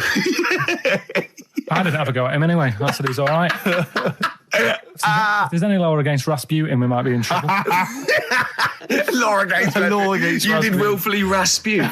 Yeah. All over You the did airwaves. slag off Russia's greatest love machine. Yeah. You didn't shoot him till he was dead, did you? Oh, put some poison into his I'll tell you this, wine. if there's any other historical questions that people want answered, then we're the men. Because really, with the three of us, our knowledge of the fact that the Hindenburg was filled with helium, the kind of coke habits and various drug habits of Britain's most famous political leader, we've got the answers to all of it. Einstein. Go on. I found out in the week that he didn't talk till he was 6. See, it's all these people who are weird. Churchill couldn't read, could he, till he was about 8 or 9? Really? Yeah. So there you go. He got a D in history apparently. GCSE. Just one better. And the story, it's all sort of how he's being pushed about by his Again, wife. that's not literally. By his wife, she's wheeling him about. What do you mean? He's wheeling him about. They go to a party. Everyone sort of looks round and looks at him. What makes you think that he's in a wheelchair? What's the clues? What's the words? There's loads of little things. It's like I say, something about his wife walking around with me and all that. Well, of course she is. She's pushing him about. But walking around. If someone said, "Oh, she was walking around with me," I'd think they were both walking round. There's a few. But that's not. There must be another. There must be a reason why you suddenly thought that fella's in a wheelchair. Right. My wife's walking around with me. Put on your makeup, and I feel all right. No, and she's always saying, "Do you feel all right?" And that she's always asking him how he is. Yeah, but she's just listen. Let me play it, right? And try and picture the scene, right? But now I'm only thinking of a little fella in a wheelchair. Well, have a listen to it, and just everything that's been said. Okay. Understand why I'm thinking what I'm thinking. No, never. Right, you ready? Yeah. No clue yet. Yeah. He's just sat there watching, probably. No. There's no. Wait until he's done. Yeah, no clue. Okay. No, that's all right. Right, that's just a woman getting ready, and he's fine. Yeah, he's just sat there, and he's got a great pair of legs. Right, well, he's sat there in the wheelchair. Watching. No, he's not in a wheelchair. Listen. Right? Yeah. Everybody looks at him. No, her. He's saying she turns heads. Walking around with him. Yeah, walking around with me. We're both walking around. Are you all right? Yeah, nice thing to say. He's all right. Huh? Yeah, he is all right because he's got a great pair of legs. Right, he might not have any legs and that, but he's happy. He has got legs. Right. He has got legs. I don't know why you think he's in a wheelchair. There's no clue whatsoever. It seems to be based solely on, do you feel all right? Yeah. Which she's just saying that because they're together at a party. Maybe he doesn't know anyone else there. Leg. Right? Just hang on. So he can't drive? Because he's drunk, probably. He's had a great time. He's been dancing. Puts him to bed. Because he's drunk. Well, is he though? He's turned out the light. His hands work. Is that it? Yeah, there's no clue. But the thing is, that's what I'm picturing. But that doesn't mean it happened. You picture people that are half man, half moth. It doesn't mean it's possible. Do you know what I mean, Carl? What you think is usually not true. Suzanne is totally right. There is no reason. I have never, ever thought that Eric Clapton was singing about a little fella in a wheelchair. And the one clue in that, there's two, isn't there? Are you all right? Oh, let me say that, little cripple. Right, and I'll give her the car keys. Oh, well, why is she driving? He ain't got any legs. Pushing him around and that. No, pushing him around. So we'll do one more next week then. Good to hear that again, isn't it, Steve? Fantastic. Waiting on a Friend by the Rolling Stones. Yeah? Go on then, Carl. On XFM 104.9, Ricky Gervais, Steve Merchant, Karl Pilkington. Go on. Right, this one. Remember Blockbusters? Uh-huh. Right, this one is good, and we'll do this one. Rockbusters. And remember how Bob Holness used to give you a letter? Yeah. And it'd give you a question, and the answer to that question is that letter. Yes. Right, well, it works like that. So if I said to you, we'll test it out on you, Steve, right? Right, welcome to the show and that. Hello. Let's play, right? And I say, right, your first one is W. Mm-hmm. And the cryptic clue, because it's done like crosswords. Okay. So not quite like Blockbusters. Well, this young man prepared for his death. Right. And it's a W, so the answer. And it's not always going to be like our sort of music, it can be any sort of music that's out there. So the W is the name of the answer. I understand that, but is the answer always the band name, or is it? Yeah. It's always the band name, is it, or the artist? Yeah. And so would the W be the surname, or would you have both the initials if it was someone's name? Would Elvis Presley be EP? Don't get annoyed, no. Carl. These are questions that I knew would be asked. I know because he tested it on me. So you've got to tell them. We That's need the to know point. the rules. If it was Elvis, I'd probably do E. No. Give him the answer. Give him the Right, answer. did you hear the clue? No, give me the clue again then. So the letter is It is a W. cryptic clue, and It's the clue's W. fine. Listen, but, and the go on. clue is, this young man prepared for his death. This young man prepared for his death. Yeah. This young man prepared for his death. And it's a W, and it's his first name. That's what he needs Well, to see, know. that's the, yeah. Yeah, but I don't... Well, shouldn't we have the initials? Wouldn't that make it easier? I mean, Yeah, wouldn't- but he didn't do that on Blockbusters, it just had one letter. they did. If it was if The gold run, they often had us for 3 or 4. Did they? Letters, yeah. but it was normally just one word. It wouldn't have been a name or something. Alright then. W. W-Y. W-Y. Will Young. Excellent. I Right, didn't so understand it. What was this the young Will man... prepared for this young man.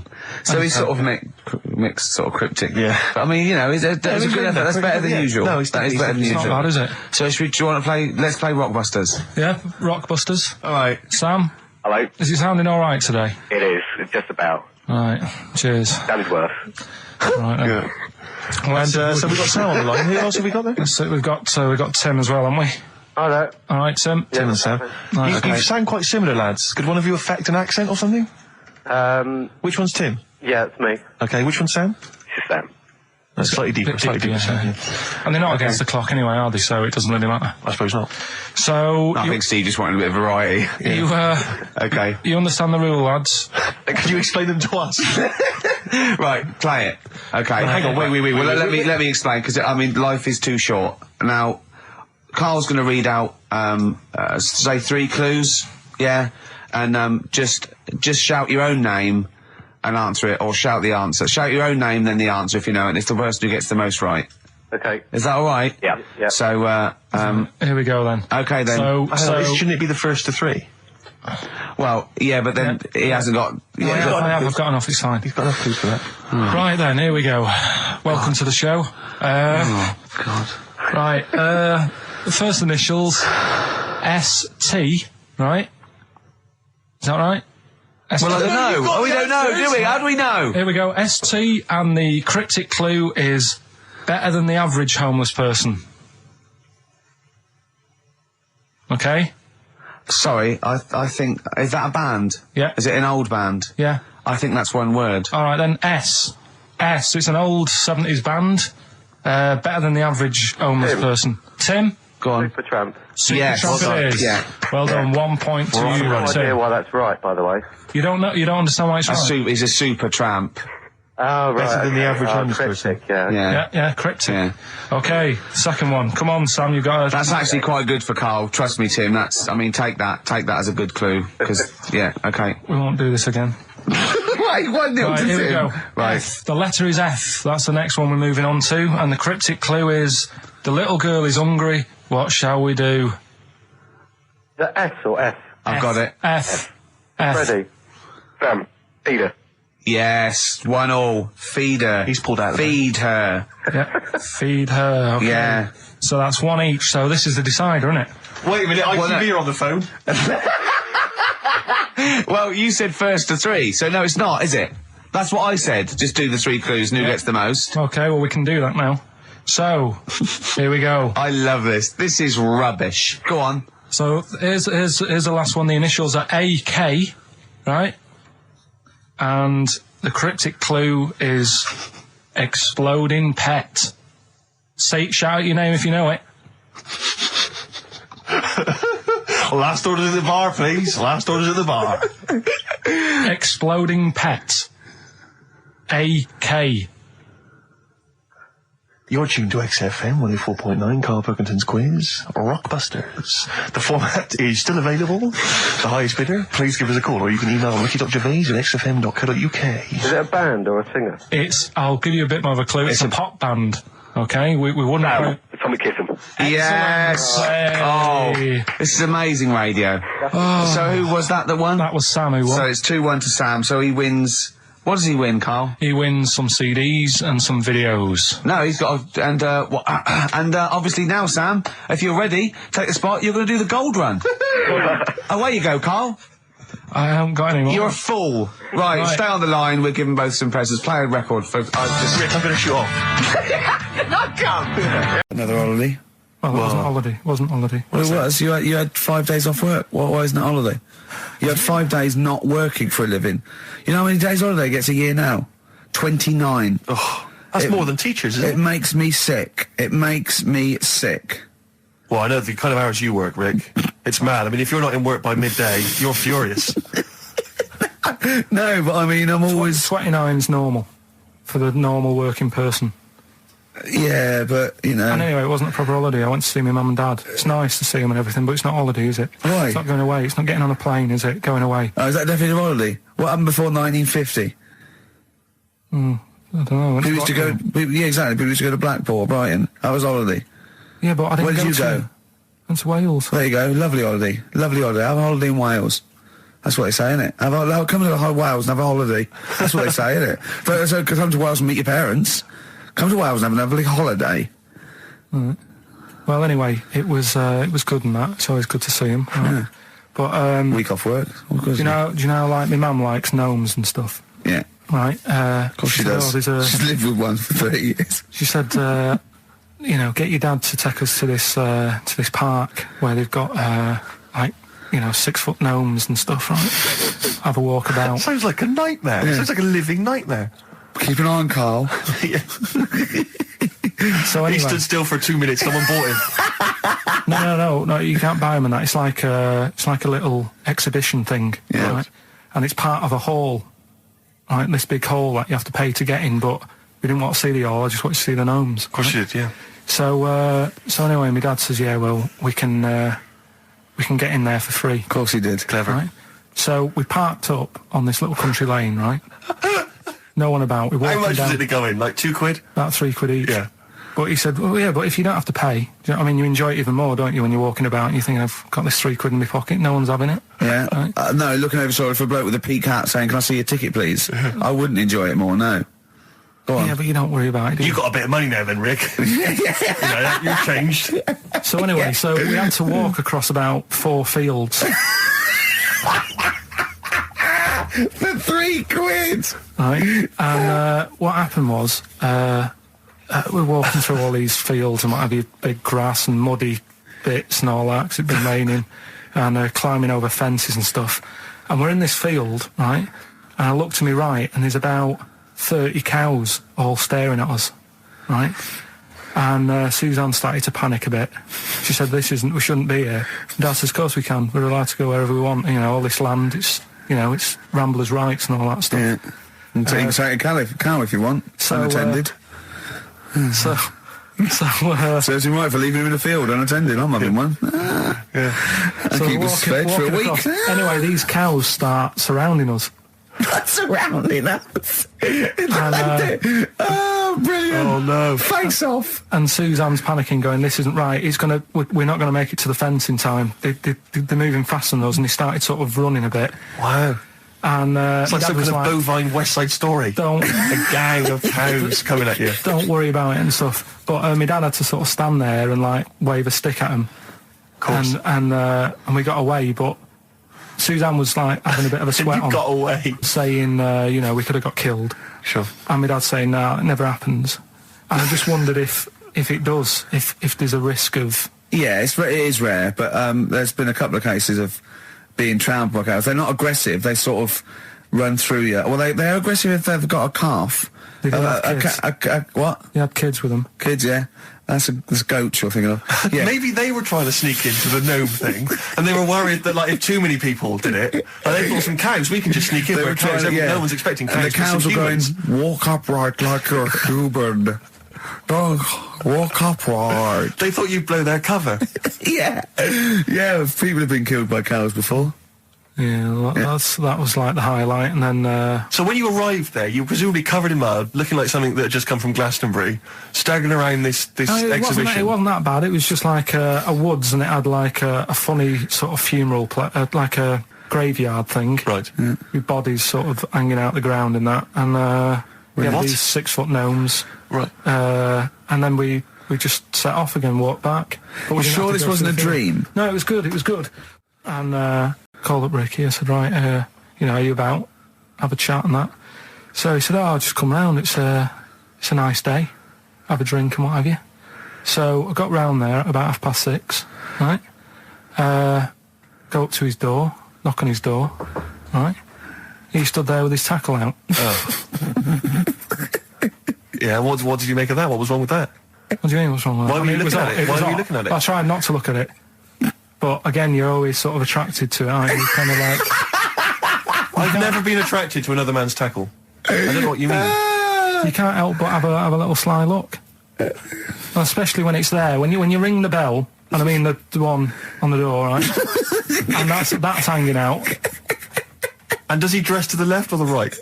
It was to the left, right? Yeah, it was left, yeah. Just popped it out of my shorts for him. Just popped him out of the shorts. Should have seen the state of him.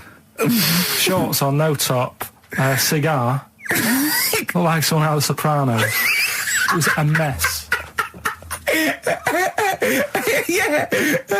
And then, we sat on the balcony drinking wine, didn't we? Did you pop it back in, or was it? Yeah, I popped it straight back in. I've got the laugh. Sure. I've got the laugh I Yeah. wanted. Yeah. He walked in, he went, it's not that hot. Straight away, it's not that hot. Oh, brilliant. And then, was that knob news, or is there more? no, it's got more knob news. That's just a coming. taster. Just a taster. Listen, let's play some adverts. Let's play some great music, and maybe we should have some early knob news. Early knob news coming up. XFM. You know the saying, shut your face? Yeah, I've heard the well-known Shakespeare, isn't it? Do you know how it came about? No, Joe Dolce. No, Go on. It's ages ago. Oh yeah, literally. Like knights who wore armour. Okay. That's armour going after something. You know, that's how it came about. Okay, armour. They wore all the stuff and they had the helmet. And say if they're guarding something at night, stood outside a castle or something, and there's probably going to be 2 of them, right? So they stood there talking and that, and talking about stuff. And The future. medieval stuff. One of them's like, oh, we should shut up. You know, I've been stood here for hours, and he's going on and on. Yeah, sure. So he'd say, shut your face. Meaning, shut the guard down on your helmet. The visor. And I can't hear you then. So shut your face. Shut your face. And that's, Okay. that's how it came about. Well, I suppose that's... It would be interesting if I could just rely on it. I'm not sure it's true. I yeah. know, I just never know. I can... It needs to be corroborated. It's like, I don't know where he got it from, but anything via Carl is precarious. Yeah, I mean, I feel like maybe you should give us your sources next time. You know, tell us where you got I'll this tell you. information from. Got it off the internet. Yeah, but where on the internet? I can't remember where that one was. I mean, I always go through like the news pages and stuff, and I This news should be updated because they've only reached the 17th century, which was last week with people eating tomatoes off lead but then plates. I look at, Go on, right, okay. like, what are you having? What are they again? Is the tip included? Yeah, go on, that one. Right. In Turkey, Nice. it's not, actually. That's where I went, and there was little fellas after Suzanne in the kitchen. What? What do you mean? We went to Turkey. You went to And, Turkey and there's some little fellas. Well, they had quite a few sort of midgets working in the kitchen. Why? Is it a theme? No, Was it a it's theme just- holiday? I don't know. Might get them cheaper or something. Was it... So they were get them working. cheaper? They were working in the kitchen, and one of them fancied Suzanne and kept sort of eyeing her up, and she was winding me up saying, "Oh, Not iron up and down, just eyeing her up. anyway, no." So What anyway, was she doing in the kitchen? no, it's like a pick what you want to eat type buffet, but you have people clearing the tables and that ready for you to come along, Are they low tables? and you know, he was just keeping an eye on her. What did he say though? Was he? did What he was he? make Was he a It was little? Turkish, so I don't know what he was saying. But he was. Was he? He was. Little fella, yeah, Did he talk What do you to her? mean a little fella? What do you mean little fella? sort of dwarf-like. What do you mean dwarf like? He had magic powers or he was 4 foot? What do you mean, A Carl? little bloke, just like a normal bloke but small. If you stood him in the desert, you wouldn't know. But beefy, hot, and messing thirsty. Right, Carl. You should watch out for the monkeys. Yeah, underground. There's underground monkeys. Look, you can't just say there was a little midget fella who was eyeing up my girlfriend and then leave it. What do you mean? What was happening? This is a story to us. This is much more interesting to us than, and she was deaf, right, and she hit her head. That's much more I don't understand how how it manifested itself. Did he come over and say something? No, do you know when it's like girls know, don't they, when someone fancies them? What do you mean there was lots of them as well? Do then? they? That's worth knowing. Listen, right, come on, right. So you went into this holiday, yeah? Yeah. And you went into the dining room or something? Yeah, downstairs. And you looked over. You thought, this is odd, there's no one serving. Yeah, and they go, Wait a minute. hold on, you looked down and there was a little waiter. There was loads of them running around busy. Why though? Why did they It get was the summer. What do you mean? Because it was in loads of them. summer. They had more of them They on. come out in summer. They come out in summer. What do you mean they had more? What do you mean? Because it's busy, isn't it? Well, no, but they hibernate in the Why winter. were they all midgets? I don't know, maybe it doesn't heat stunt your growth or something. No! Well, they just happened to, maybe it was a thing that they did for tourists or something, I don't know. I just got on with my meal, it was a holiday, do you know what I mean? God! Right, So it's a midget serving. I'm not going to ask any questions. Right, okay, yeah. So they're all little fellas running around, and this one always was like, you know, oh, do you want a new serviette? You know what I mean? Going out of his way to sort of... for turning on the charm. Yeah, he was going out of his way, the others weren't. Right. I think what was happening is he'd been working with Santa all the winter. Yeah. This is a little summer break. This one He was hadn't seen your a girl. waiter, and so he was being polite to you. Maybe. But what did Suzanne say then? Well, she was using it to wind me up. What was she saying? Oh, he's... Oh, just like, you know, look he may be small, but he's well, built like a... Yeah, he's all man. So... Were you jealous of a midget then? You were jealous of him? It is a bit annoying, isn't it? Why? It wouldn't bother me as much now, because I've been with her for ages. Right. But at the time, that might have been one of our first holidays, and it's like, you don't know, want to be what's going on? I've paid for this holiday. Yeah. And then you get off with a midget? Yeah. Oh. So anyway. But it doesn't matter, because you got chatted up by a bearded lady. So. yeah. Tell you what, no, that's got nothing to do with that. What were you going to say? What were you going to say? I was going to say the hotel was half board, and maybe... Oh, right. I thought you were going to say it's just one of her shortcomings. So listen, right? Play a record. Right. Badly drawn boy, born again. Right, just get this educating Ricky out of the way. So, Turkey, yeah. So what is this again? This is educating Ricky, is the tip included. Right. Apparently a fellow was on holiday in Turkey. He's just having a normal holiday, weather's good, you know, he's having a good time. Waiters are all normal height. Yeah. He's having his meal. He hears a load of screaming going on in the kitchen. Hold on. Has his girlfriend wandered in there? And they do, With a stepladder. Yeah. the circumcised people in the kitchen, and apparently... What are you talking about? Whoa. Slow down. We were sidetracked there for a minute. What are you talking about? Well, I'm excited about two things at once here. One, they circumcised people in the kitchen. Two, I guessed it was someone losing the end of their knob. He did, yeah. I started thinking like Karl Pilkington. Extraordinary. That is amazing. Apparently it was going on. It wasn't just a one-off either. Well, when I say a one-off, I mean they did it more than once. Yeah. Right? And there was...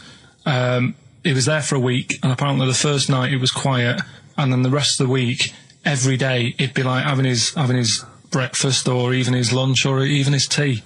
Yeah. Right? He'd be doing it all day. Oh. You'd be hearing Lunch and screams. breakfast, fair enough, really. Yeah, Circumcision at tea time. Don't do that. And apparently it's a tradition over there.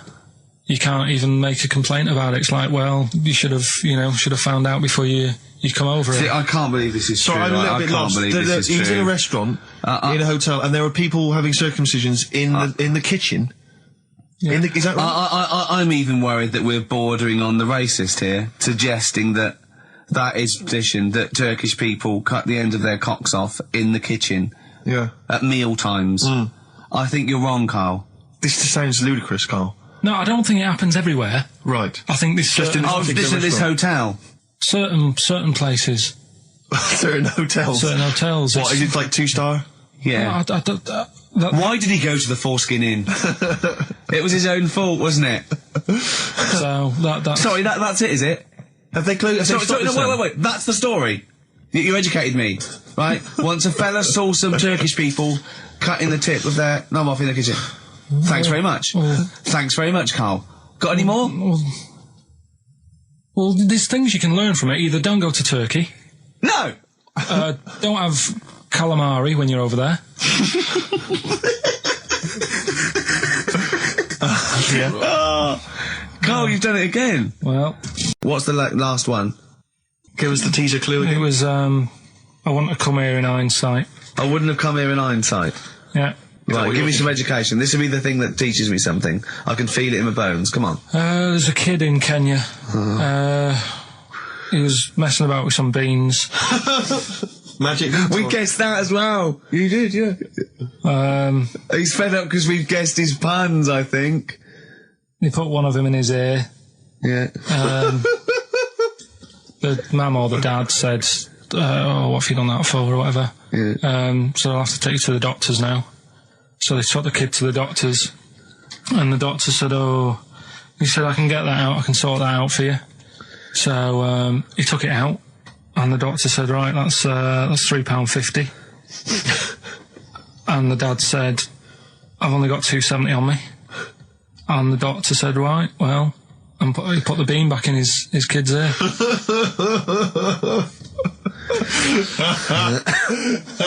I don't know what to say. I don't know. I mean, I don't know what to say. I mean, A couple of questions from me, very quickly. Are you sure that those were definitely the sums involved, were they? Well, the equivalent of whatever the deal with in Kenya. Yeah. It was the equivalent of, you know. so what currency was it, Carl, that you translated into sterling?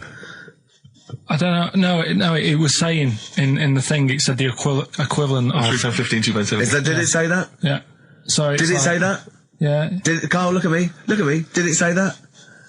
Yeah. It said that was the. Did it say that? Yeah. Yeah, it did. It definitely said that. Definitely. Yeah. Okay, I'll go for the one. What's the one about the butcher going down the butcher shop? You've got get your kit on. We're off down the butcher's. Yeah. You going for that one? Yeah. Well, do you know the saying? Don't let the cat out of the bag. Yeah. Do you know what it means? Yeah. Well, don't give away a secret. Right. Well, do you know how it came about? No. Well, ages ago. Before, like, ages ago. 17th century.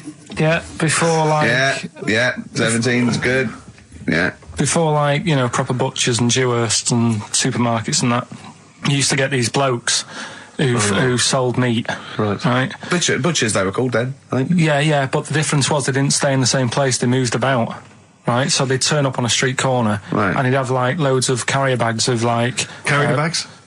Yeah, with meat in and that, and people would Plastic be like, carrier bags? Yeah, with mobile butcher on them. Yeah. Right, so... and an email address. Yeah, go on. People went, right, yeah, I need some meat, right, so they'd go up to this bloke and say, what have you got? And he'd say, well, I've got a you know, you can have a bag full of pig, or you can have a bag full of chicken, whatever. Yeah. And they'd go, yeah, how much? They go, oh, you know, call it a fiver, whatever. Yeah. And they'd buy them, and to make more money, they didn't always fill the bag with what they said was in it. Oh, I thought that might be the case. Right. Yeah. So what did they they used ever to put do? cats in there? Yeah. But I don't see what. Okay, so sometimes they would put a cat in the bag and pretend it was chicken or whatever else. Yeah, so why was a cat any cheaper than a chicken? Because cats are wandering around the streets, aren't they? Chickens aren't. So they'd get a chicken, they put a chicken on the top so that when they look in it, they'd go, yeah, that's all right. Got a bag full of chicken. They'd get home to make the dinner, and they'd be like, what are we having tonight? And they'd go, well, you'll never guess. And they'd have, like, you know, well, you can have a chicken leg, and... You know, but it would be a cat. Yeah. They'd have to defrost a pizza. Yeah. Did they mind that they were eating cat then? In those days? He didn't say. He just was saying about the saying, don't let the cat out of the bag. It's like, you know, if they see that, they're going to go mad. Well, so it was the people that were doing this, it was the dodgy butchers that coined this phrase. Were they saying to each other, don't let the cat out of the bag? I.e., what I mean by that, Jack, is don't let them see the cat. Yeah. What we've stuffed in there. Yeah. Dodgy butcher, that's another phrase, isn't it? Yeah. So that's the first one. Is that a euphemism or is that dodgy butcher? As his meat delivered around the back. Sure.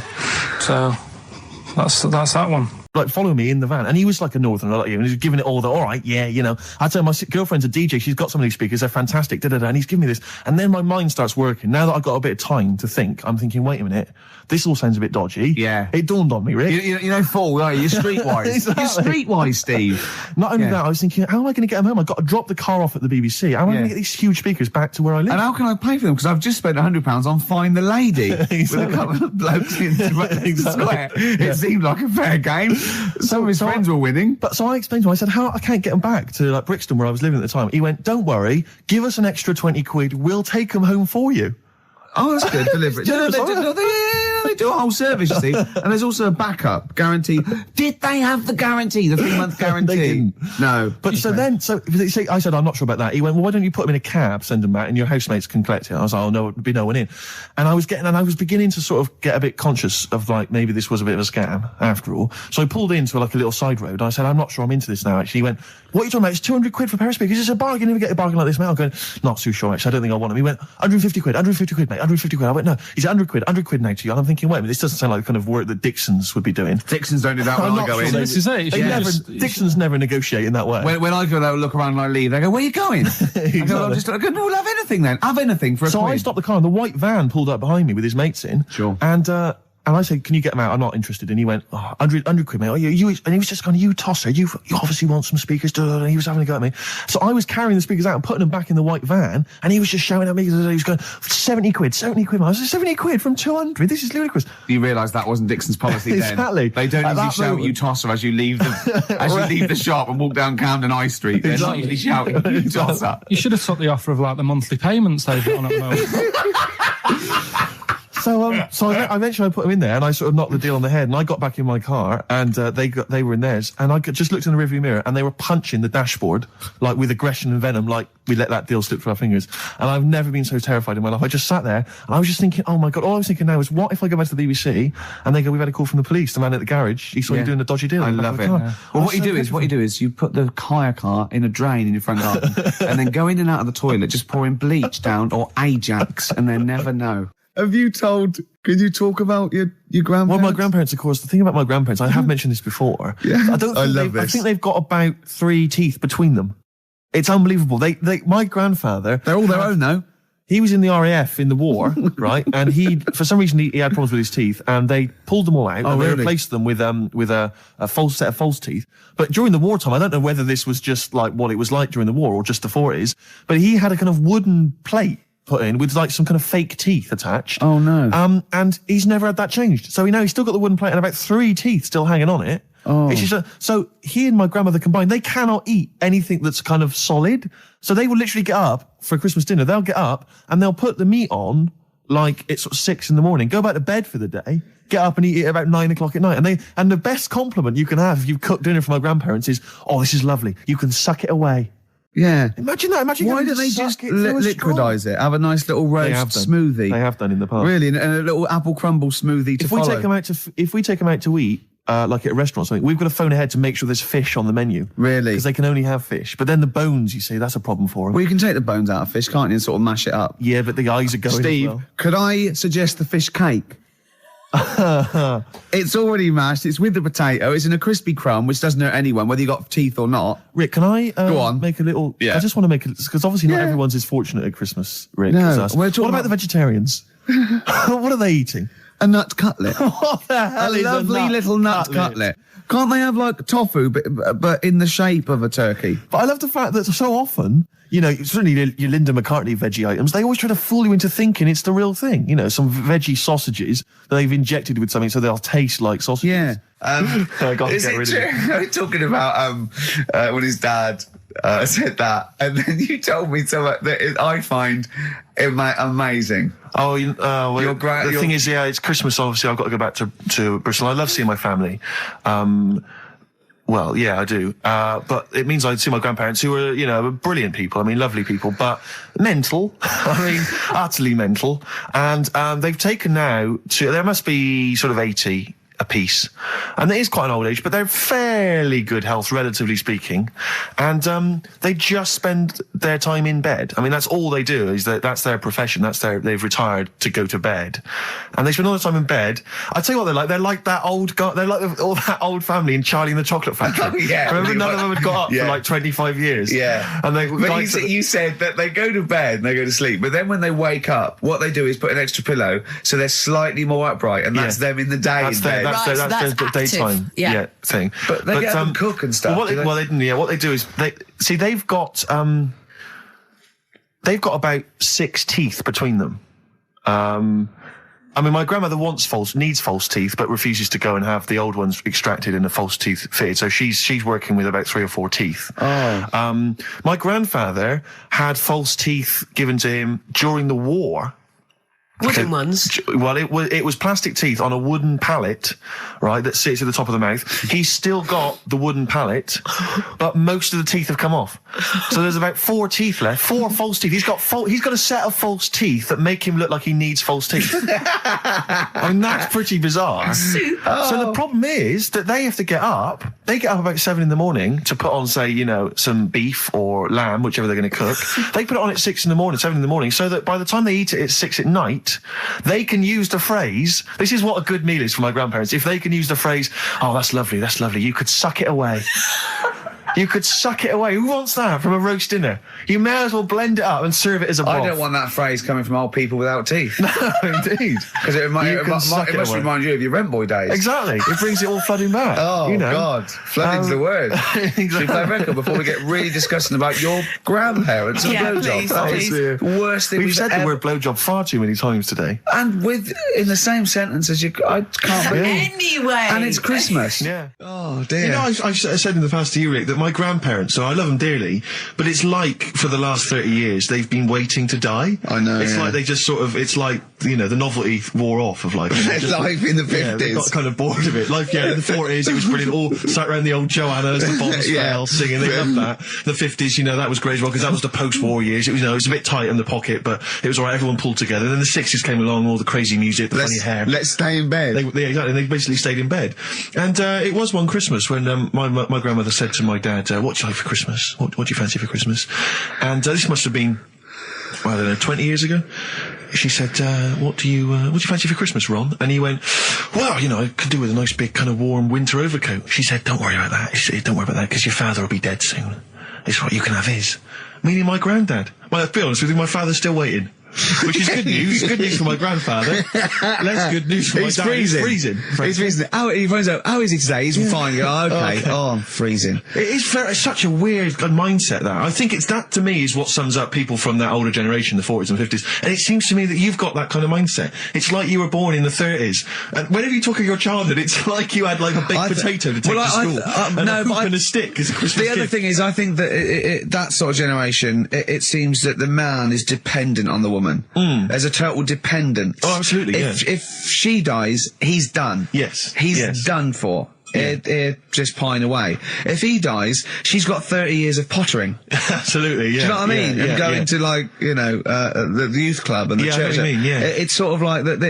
It's sad. Of course, it's sad for them, but it's not the end of their life. No, sure. And it sort of is the other way around. I don't know why that is. Yeah. It's terrible. That's a little melancholy thought for. I know. I've really you brought it down. You've brought it down. I've brought it. This isn't a nice show at all. This is terrible. Well, we're going to have people just killing themselves. Yeah. Listen, let me just tell you briefly, this is another example of how people can just exploit you and make fun of you when you're tall. Yeah.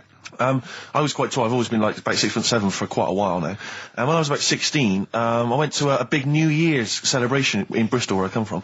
And everyone kind of congregates in this big sort of part of town, and there's all people dancing around, like in Trafalgar Square. And I was there, and somehow I just picked up a balloon somewhere along the line, one of those kind of helium sort of balloons, and I was holding that, sort of dancing around. And these 2 girls came up to me, and I was thinking, yeah, okay, it's New Year's Eve, brilliant, that's my kind of party. Yeah. They came up, they went, hey. Once a year. And they said, you going to be here for long? And I went, well, maybe. And they said, it's just that we've arranged to meet back at you in about an hour. I mean, what do you mean? I went, well, it's just because we can see you wherever you are. Don't worry, you can move around and stuff. We'll see you with the balloon. Just arrange to meet some friends. I love that. A landmark. So, like, pilots use that. Oh, we're just coming in. There's where we go. When we see Steve Merchant, we'll be descending to Bristol Temple Mead. What's really funny is New Year's Eve, Trafalgar Square, you got a huge column, but they use Steve as like the meeting point. Steve's got a huge column. Brilliant, Rick. Well done. Award-winning comedy from Ricky Gervais. Weren't you in a car park once? Oh no, it was New Year, and we were all gathering up. You know, like in Trafalgar Square at New Year, everyone gathers and they have a big kind of party and stuff. Well, in Bristol, they do something very similar on a smaller scale. And I was there one New Year's with my friends, and I for some reason I picked up a balloon during the evening. You know, I don't know where I got it from, but I was holding this balloon, and these girls came up to me, and I thought, yeah, nice, you know, maybe a little New Year kiss. They came up, they said, hey, are you going to be here for a while? And I said, well, yeah, I probably will. They said, it's just that we've arranged to meet back at you at midnight. What do you mean? Because I was so tall and had a balloon, I was towering above everyone else. I said, what? They said, we're going to meet back at you at midnight. This is... They said, don't worry, you can go about your business because we can see you wherever you are. This is where Nelson's column is. No. No, this is in Bristol. Oh, right, okay, yeah. And so I'm sort of wandering around, and then at midnight these two girls turn up again, and some of these lads come and meet them, and they're sort of laughing and joking. I'm thinking, they're probably going to invite me back to a party. I watched them gain a cab. They went off. They had a wild night. But then I did have a balloon, so it was a great New Year for me. I did have a balloon. Oh. But if you want, I'll pay for you to take history again. Carl, we'd love to see you get a C or above. And well, we're willing I'll pay to... for you, and I'll get you some books. Right, now listen. We can, let's get, I reckon, when are the exams? June? Something like that, yeah. We'll try and register next week, and I reckon you can get an A or B. I'm history. Busy, I'm busy. In history. No, don't worry about it, it's just easy.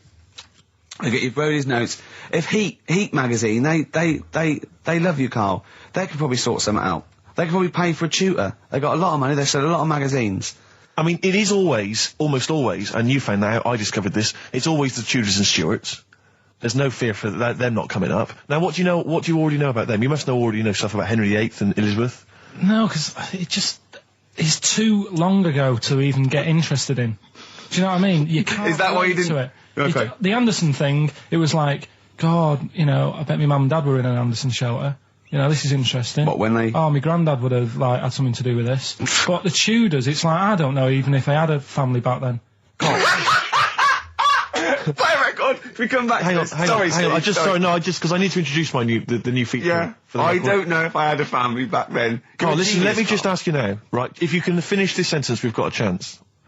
Divorce beheaded, died. Divorce beheaded... Died. What is it? We just need to do a little bit of work, but otherwise I think you're going to be fine. It's how you remember what happened to Henry VIII's wives. They're little... Divorce beheaded, died. Divorce beheaded... It's like spam. Support... What's it? Support, protection, anchorage, movement. That's how you're going to... That's nothing to do with the Tudors and Stuarts. No, nothing to do with the skeleton. Yeah, see, no, we're not doing biology. Mnemonics and acronyms. What happened to Henry VIII's last wife? Did she die, or did she not die? Divorce beheaded, died. Divorce beheaded... Do you know that the only king that has got a moustache is... No. The only king that hasn't got a moustache is the King of Hearts on the playing cards. Carl is genuinely... I don't know if he's actually upset or embarrassed, but it doesn't matter. Why does it matter? You were 15 and didn't go to school. If you were my friends, I think you would have just said, oh, we can't find them. Why? Because but you doesn't matter, though. What's to do with that? Well, what do you mean? What do you mean? It's ridiculous. Do it again because you want to learn, because there's great things in the world to learn about. Don't worry. Look, GCSE is vocational. Is vocationally for a 15, 16-year-old to go on to do A-levels or whatever, or to get results. But you don't need that because you've done very well. You don't care about the Tudors and the Stuarts. I mean, I mean, I've had a couple of jobs, not this one, because you don't need qualifications to get a job. Obviously. Yeah. In the radio. Yeah, obviously. Absolutely right. But the ones that I have got in the past, I did, because I didn't collect them, I had to lie. And I didn't like go mad. I didn't say I had A's and stuff. But I didn't put history down because I didn't even know I did it. So it's a bonus. I kind of treated myself to like a D and a couple of C's and that. So it's like, well, he's not. I love the fact that Carl even then was honourable. It's like, I'll at least put down the ones I think I took and lie, but the ones I didn't take, I won't lie about. Yeah, and don't give yourself a B. Exactly. If they're going to find out you lied, give yourself a B next time, It could Carl. backfire, couldn't it? I mean, my brother's a bit mental and he used to do things like go for jobs and say, oh yeah, I've done this before. Like being a mechanic, and he's never even picked up a spanner. And yet, he'd have the confidence to go and try and fix cars. Well, I'm not that daft, but God, an E. Who do you blame for this? That's just an easy way out. I have to blame myself. No? Yeah. What was the teacher like? Well, there's loads of different ones. I didn't like. I mean, the history teacher, it is my own fault because with her, she's a bit mental. And I used to kind of stop the lesson by saying, oh, miss, tell us about your fireplace you've got that is made from a gravestone. Because that's what that would stop any English teacher in their tracks. And she loved telling you about it. Yeah. It was like, oh, I learned that from a teacher. So that's why I didn't know about divorce, head loss, and all that. Yeah. Dandruff legs. Horse, head loss, dandruff legs. But remember now, divorce beheaded died, divorce beheaded survived. That's all you got to remember. And what's that? That's what happened to Henry VIII's various wives. In order. What does it spell out? No, it doesn't spell out anything. You just got to remember the rhythm. In order in which he married. Yeah, but it helps. It's like when my mum taught me the alphabet. She taught me as like a song. A, B, C, D, E, F, G. Yeah, consonant. No, not like that. Huh. That's how everyone else could do it, and I couldn't do it that way. Right. What tune did she do it to? It was A, B, C, D, E, F, G, H, I, J, K, L, M, N, O, P, Q, R, S, T, U, V, W, X, Y, Z. I feel like, feels like Christmas Day. What, you didn't get the gift you wanted? Yeah, do you know that, like, anticlimax? Yeah. When, you've been looking forward to it for so long. Yeah, you know. Well, I mean, I knew you were looking forward to it. That's why it took you 14 years to get the result, and then it was 2 other people that got them for you. Do you wish that we hadn't done it? No. It's alright. It's alright, isn't it? What's your girlfriend going to say? I don't think I'll see her again. She likes a man who knows about the Tudors and Stuarts, does she? Yeah, first gladiator, then the... Yeah, you've been bluffing. Whenever she said, where did you go to Stuarts? You go, good. Like, lots of things, but look, it's a bird. What happened to Henry VIII's last wife? Oh, I wouldn't... oh, yeah. Oh, look, Friends is on telly. Friends is on. I just changed the subject by saying things like, you know, about the only king in a pack of cards.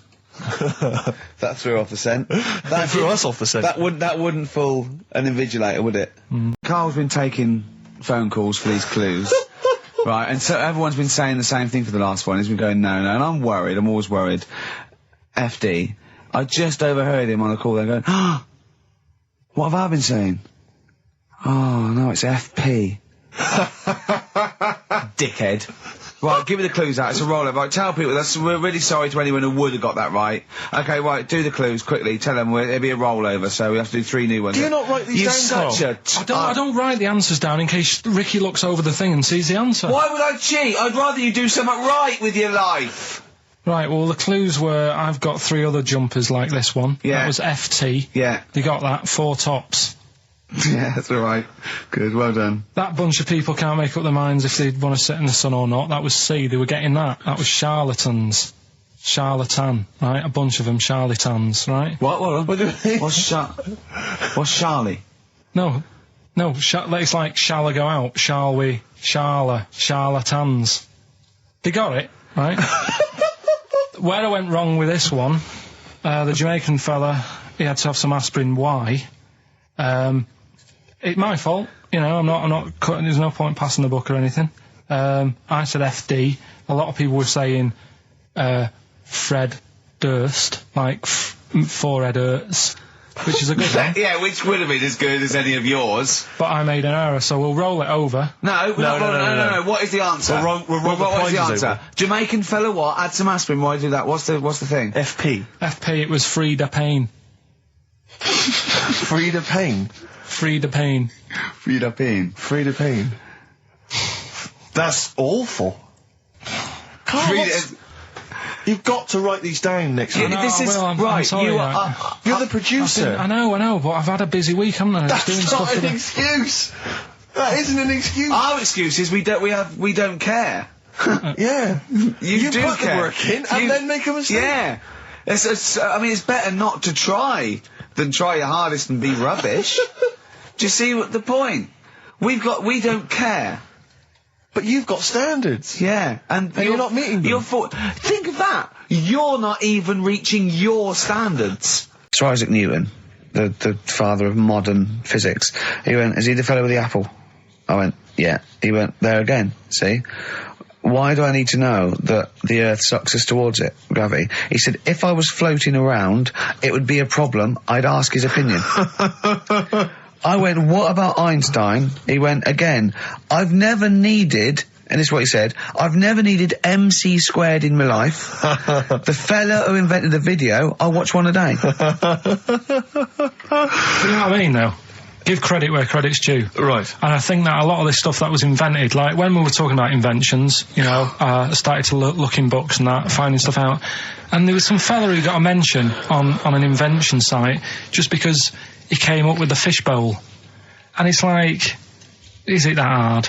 Yeah. Do you know what I mean? It's clearly a bowl. Sorry, you're not putting him in the same category as Newton and Einstein, are you? He was on the same list. Einstein was on there. It was saying about him doing that. And Newton with the apple. And who else was in there? Da Vinci, whatever. He was Leonardo on there. da Vinci. Yeah. Is he the one who did Mona Lisa as well? Yeah. Yeah. He said it took him 12 years to paint the lips. I don't think that's that good. Like, it takes that long. I saw, you know, when you saw Tony Hart do like an Aborigine man with a elephant in the background in about 3 minutes. Aborigine. An Aborigine? Yeah. Really? An elephant? So what about some of the big names? Well, Just go on, then, what's your first reaction when I say some big names from history? Go on. Gandhi. Again, what did he do? Good point. Right. Good point. Okay. Good point. But yeah, all right. Do you understand what he represents? Well, go on, tell me, and then I'll tell you if he deserves to But you be know, mentioned. his whole kind of attitude towards peaceful protest, you know, it's quite a sort of modern idea, you know, very much the forefather of, you know, the 60s movement, you know, where people would sort of sit in, you know, and protest, you know, Steve. Right, look at the glazed look on his face. Did I lose him on Gandhi? Yeah. Yeah. So just, Pick it's someone not... else, do someone else. Pick someone else, okay. all right. Someone you know about that's obviously, let's think, a great thinker, Isambard Kingdom Brunel. Right, yeah, he's alright. Brilliant, thanks. What about Jesus Christ? Well, I'm thinking more your modern day, like your Richard Bransons and that. Who, like, you know... To be fair, I wouldn't put Branson up there with Gandhi. Christ, Newton, Einstein. But why? Stephen Hawking. Because he's mainly known for having a beard and a funny jumper. We went to Tenerife, right, one year. And I was still living in Manchester. I'm scared now. Yeah, I'm actually scared. I'm thinking about Suzanne, but she's well, I don't want to know anything about Suzanne, to be honest. It involves me more. Let's hear the story. But I'm just explaining to you that I don't like being nude. Yeah. So you're in Tenerife. In Tenerife, right? Didn't have much money. Stayed in this apartment that wasn't that nice, right? Had the cockroaches in it and stuff, right? Yeah. Didn't have much money to go out at night. So we're in this sort of death trap of an apartment, right? Anyway, so when I was younger, right, had a bit more energy. So he's 30. 80, I know. So, you know, start having it away a bit. It's a joy. Beautiful. It's good, yeah. I've been here to a while. I love it. Go on. Right, so, you know, doing what I do, right? Yeah. Someone starts banging on the door. So Suzanne Everyone's says, at it. Right, so you mean knocking on the door, right? Okay. Yeah. knocking on the door, right? So Suzanne said, "You better get it." So I said, "I can't get it now. Can I? I'll have to wait a bit." Right? I can't go to the door. Go on. So the banging's getting louder. Yeah. Someone at the door. Yeah. And she's like, "Hurry up! It must be important." I'm like, "In a minute." Just. So anyway. I don't want to know anymore. No, come on, finish the story. Open the door. It's a fireman. So I just stick my head round, and he's going, "You'll have to get out. The building's on fire." Right? So I'm like, "In a minute." Sorry, you weren't still having sex at this point? No, but, you know, Right. still sort of got to wait a minute or I can't get my pants on. Oh, Carl, I wish I'm so sorry. Right, go on. To this So there. now, So the place is burning down. So it could be a serious big fire going on. Yeah. I'm sort of waiting. You can hear people sort of screaming and that, panicking. Is that because the door's open and you're nude? The fireman's saying, will you get out, will you get out? I'm saying, in a minute. Right. And Suzanne was saying, you know, think of something that's not sexy. Sure. So I was thinking of people, you know, thinking maybe down in a fire might sort of calm me down. Yeah. But the fireman said, we need a big pole. Yeah. Yeah, Sure, go on. But what I'm saying is that, to me, I wouldn't have wanted to go out and be safe over, do you know what I mean, over being naked. I don't like walking about without on. So what I'm saying is, even if that fire... I love the idea of everyone huddled in there with all the firemen. It just, the cameras fans along and there's Carl. Yeah, a just local news report. naked. With still... But would you have gone out with now on? But why do I have to go out with now on? I'll just grab a pair of jeans. Alright, but you've just, you know... What? There's a fire, Carl! Yeah, but See, not everyone looks at men's packets. That's only you, remember. Most of the other firemen wouldn't be going, oh, look at him. But what I'm interested in is he's pleased to see us. Carl, how long did it take? And did the thought of dying in a fire help?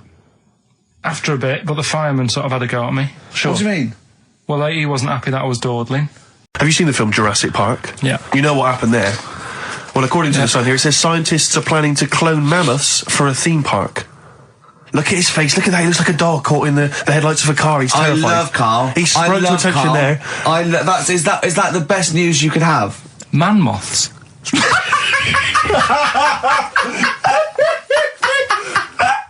Right. Yeah, man moths. I Man love moths. the fact that that's why he was so excited that they bred a man moth.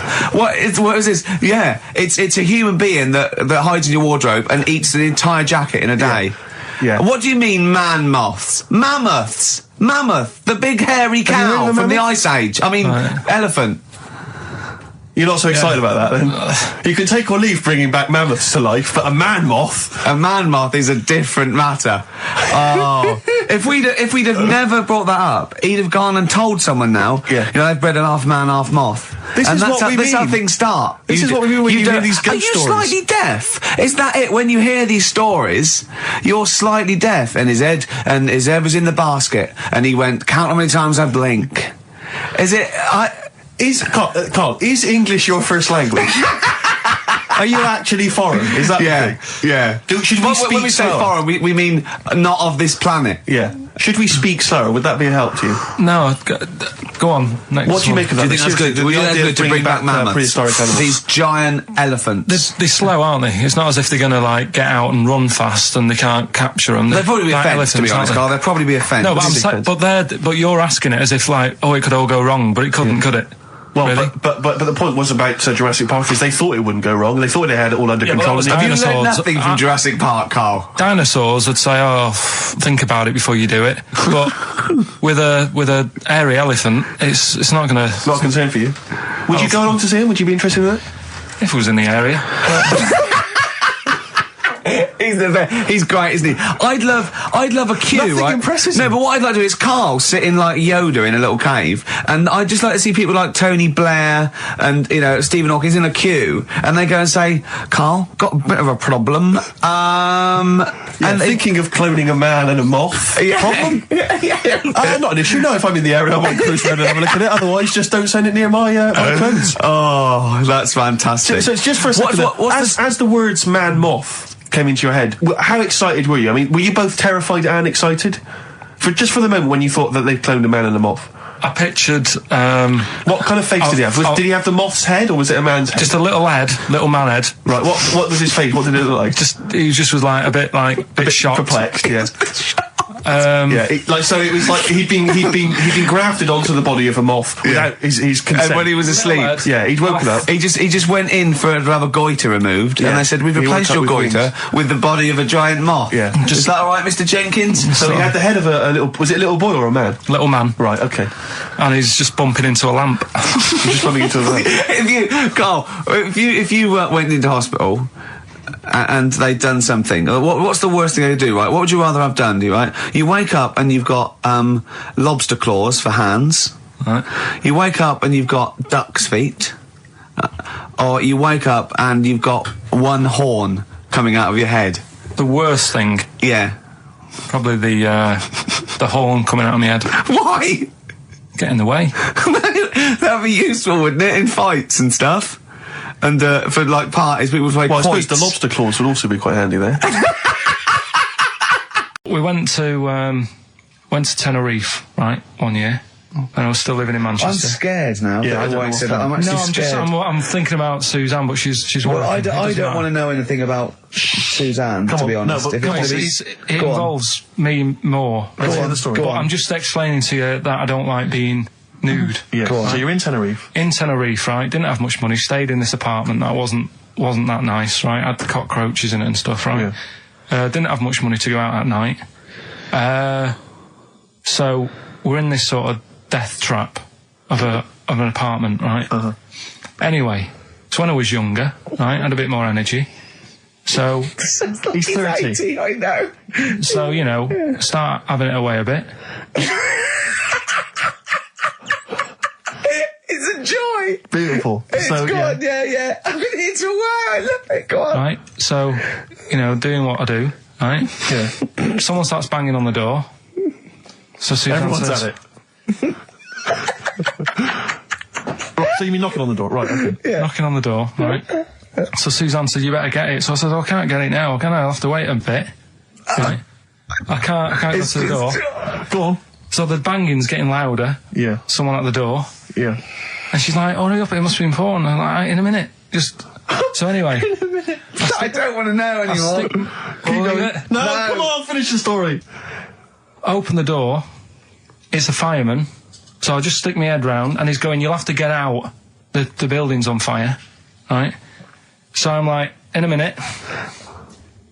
Sorry, you weren't still having sex at this point?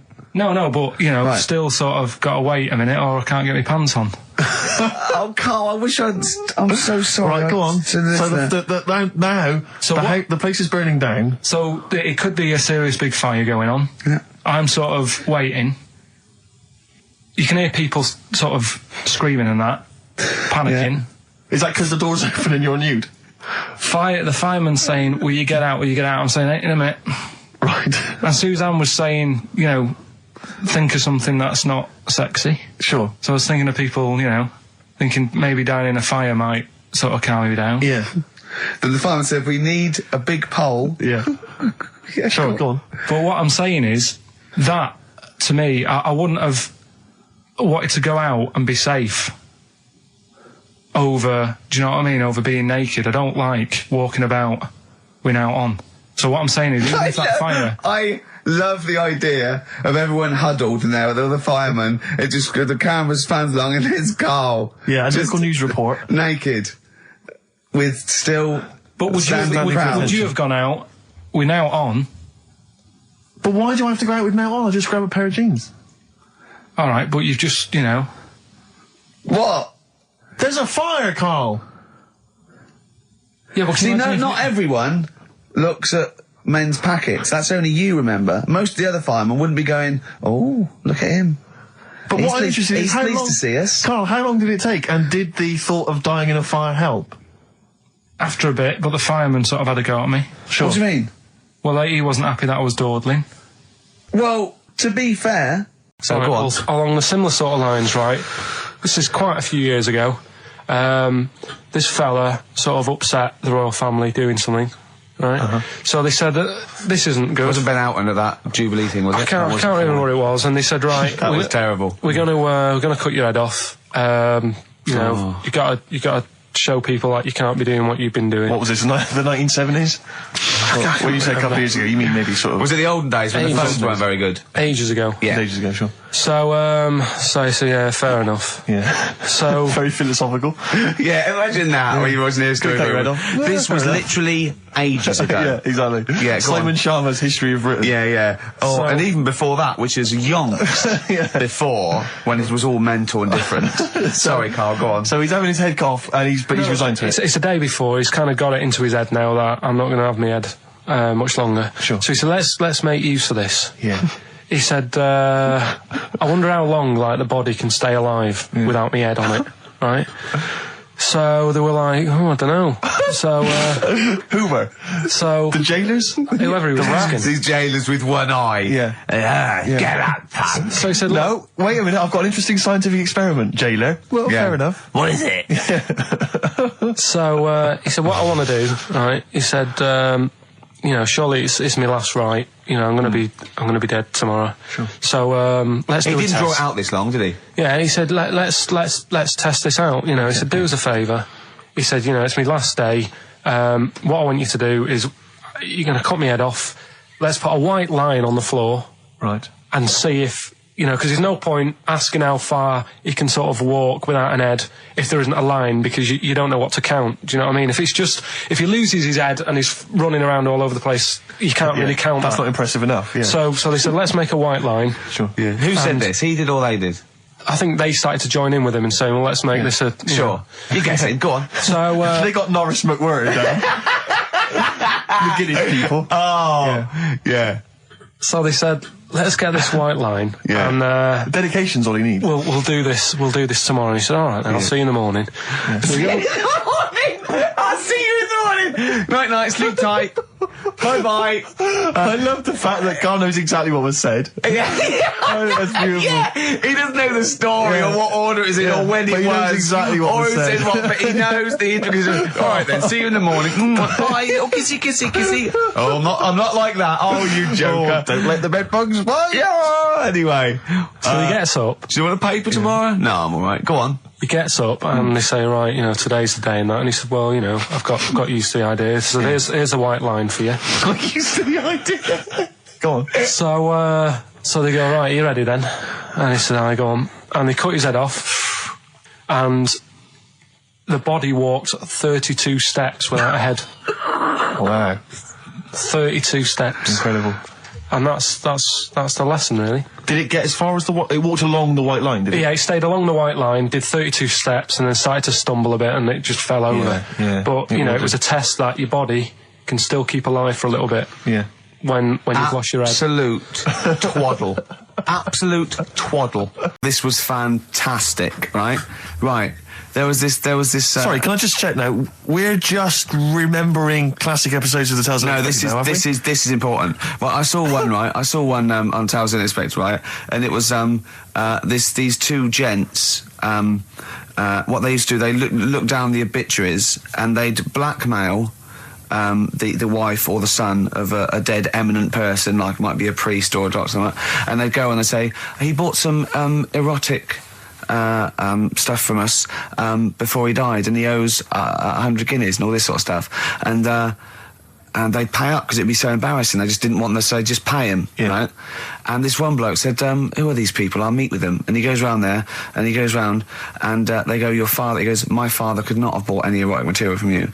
They did it, he goes, he couldn't have, he's blind. Right, and that was the twist. And Carl went, so it was magazines, not videos then.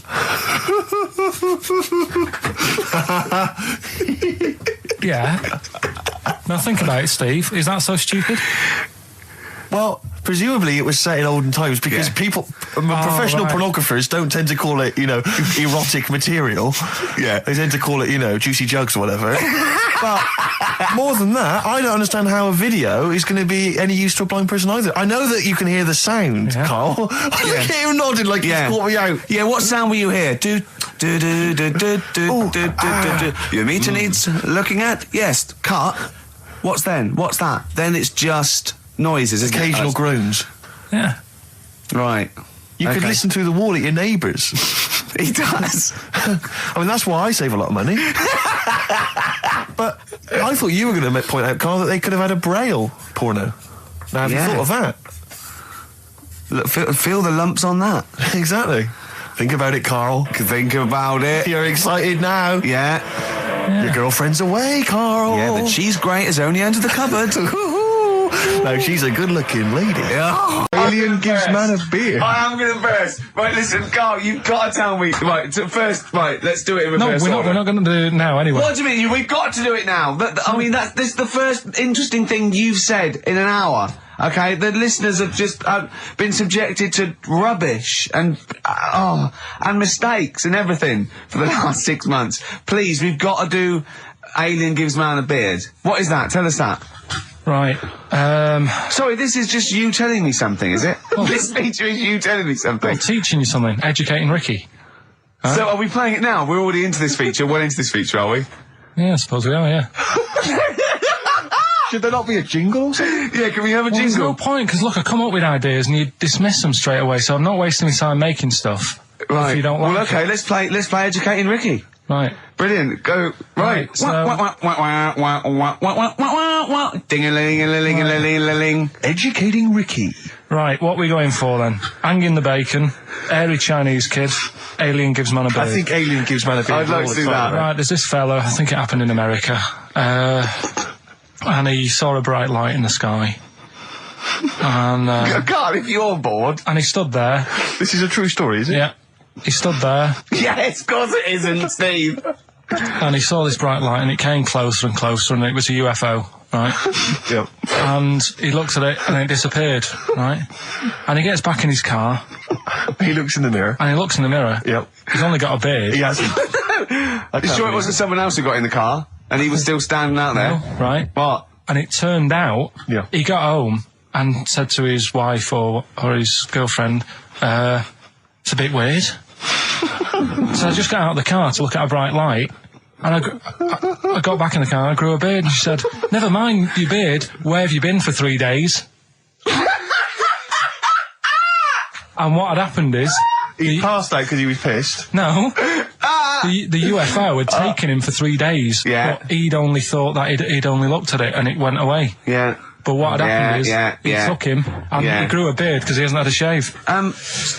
Right, okay. I mean, was Will Smith or Tommy Lee Jones anything to do with this at all? Did you see this on a video maybe and thought it was an educational film? No, it's from a book that some kind person sent in to me. Here. Can I just ask again, just again, I'm just throwing this right back at you. Do you think there's any other possible answer here? Right? A man is absent for 3 days from home. He's grown a length beard. of time that it could take to grow a beard, lest we forget. What if he hadn't actually seen a bright light in the sky? What if he was lying? What if he was lying? He got knocked unconscious. He'd had a car crash. Just any lying. number of other No, things. just lying. Or he was just lying. Yeah, he'd been on a bender, getting pissed for 3 days and that with was his his mates. excuse to his wife. And they went, Dennis, what are you going to tell your wife?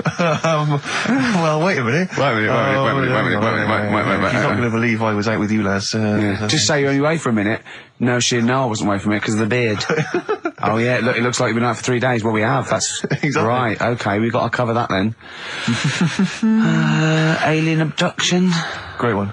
Okay, let's try that. Do you see? That's a little scenario there that could have been played out. So, when you say educating Ricky, what have I learnt from this? Never listen to you again. That's all I've learnt so far. Never listen to you. Yeah. For those that perhaps are not of the female persuasion listening, there's a magazine. Apparently it sells quite well. It's one of the sort of female, kind of issues magazines. I think it's called Company Magazine. It's like your sort of, I guess it's a bit like your Moore or your Vanity Fair or whatever. Anyway, they run every year the 50 most eligible bachelors in Great Britain section. Ding dong, hello. Who's in there this year? In the 50, in the top 50 of the entire country. And then they vote, and they put them in order and see who's the most eligible bachelor. But that's 50 people, right?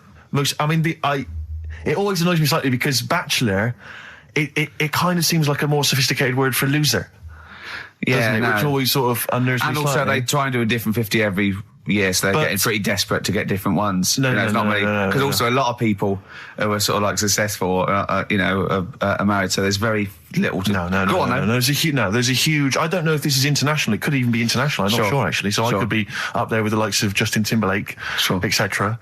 So Fred Durst, Yeah. That sort of person, you know. So anyway, this is what's exciting, right? Although I'm slightly frustrated because they were telling me that last year, all right, because what happens is the readers of the magazine, they vote for who they think is number one most eligible bachelor, right? Last year, the prize was a 2-week trip in the Bahamas. Okay, this year I'm rather annoyed because all I'm going to win is a moped. That's the prize this year. That's the prize this year, a moped. Whoa, backtrack. What? Sorry? Last year was a 2-week trip to Bahamas, and this year Just what? a moped. All I'm going to get is a All moped. you're going to win is a moped. Yeah, You got no chance. You've got no chance. Who else is in it? Who else is in it? Well, I mean, I don't know lots of people you'd never heard of. I know Duncan from Blue. Ding. So you're second to him at least already. I imagine you're going to come behind the other 49. Because there'll be people voting for me. They get to vote for me. Yeah, Steve. You see, this happened years ago to me, right? When, you know, you get pally with someone and then you wind each other up and then there comes a time when you just go over the line. Yeah. Right? What happened? Well, it was this lad called Anthony, right? He was my mate. Yeah. And we used to sort of always have a little fight in the toilet and that. Right? Sure. Punch each other. No, I want to wipe it. And the punches, you know, used to get harder and stuff. And then, you know, so he hit me harder. Turned out into a proper fight. Yeah. I chipped his tooth on the sink. Right? Right. This happened at school, and it was time for assembly, and I thought, and he's in the toilet crying. I thought, go to assembly. There's police in there in the assembly that day telling people about unnecessary violence. And you thought they were there for you? So I'm like, oh no, Anthony's going to come in a minute, like crying with all blood coming from his mouth. I'm going to get arrested. Yeah. Did you go running and sleep? That was an example of. Yeah. I mean, it kind of happened because I went out with a girl who he fancied. How old are we now? About 8 or 9. I think that's out of order, going out with a mate's girl. Yeah, but she didn't like him. He had like big ears and that. He had no chance. You're so why such a should I? dick. No, but do you know what I mean? All right, I haven't got the looks like I used to. Sure, when you were 8. But that's before the stress of, you know, having head squoze and that sort of thing. I have aged a lot since. Having your head spoiled. Yeah, didn't they also write something about me bald round head? Yes, perfectly round little bald man head, they said, so... Because you need to know that when you listen to the radio and that. Really matters what my hair's doing. Your hair, have you given it a little polish? Because you look like a cue ball at the moment, and you've had a shave in it. I've never seen such a round head. It actually looks like a plate with ears. Yeah, well, for those that have never seen Carl, I actually, if you remember, I think he looks a little bit like Mr. Spoon from Button Moon. He does. If you've never seen that show, and also he looks like, you know when they say they find with a little 4-foot human and it's actually 500,000 years old and they give it a name and it's the first, you know, Australopithecus into. Right? He looks like one of them as well. Perfectly round little. He is the missing link. He looks half human, half monkey. Because he's got a slight slouch as well. So yeah, it's like those pictures where you see it going from an ape to a man. He's one of those in the middle. Yeah, and of course his monkey hands, his hairy little wrist to those skinny little things that you can get oranges out of holes with, and it's unbelievable. Why are you so all shaved and polished and everything? Got a wedding. What? Got to go to a wedding today, so thought I'd, you know, clean myself up a bit. Yeah. Shouldn't you be wearing a suit or something? No, I'll go home and put something on. Oh, okay. But yeah, Suzanne said, you know, make an effort. I sort of had a shave and that, and then I came out of the bathroom. She said, "Oh, your head looks a bit sort of eggish." She's right. Finally, White Van Man, what do you make of the fact that Sainsbury's are bringing in square tins? Is that a true? concern for you? Is that true? Apparently so. Why? Dunno. Like it's easy to stack. This is what the guy in the Sun has said. That should be interesting. That should be his comment on Sainsbury's are bringing in square tins. Is that should be interesting for meatballs.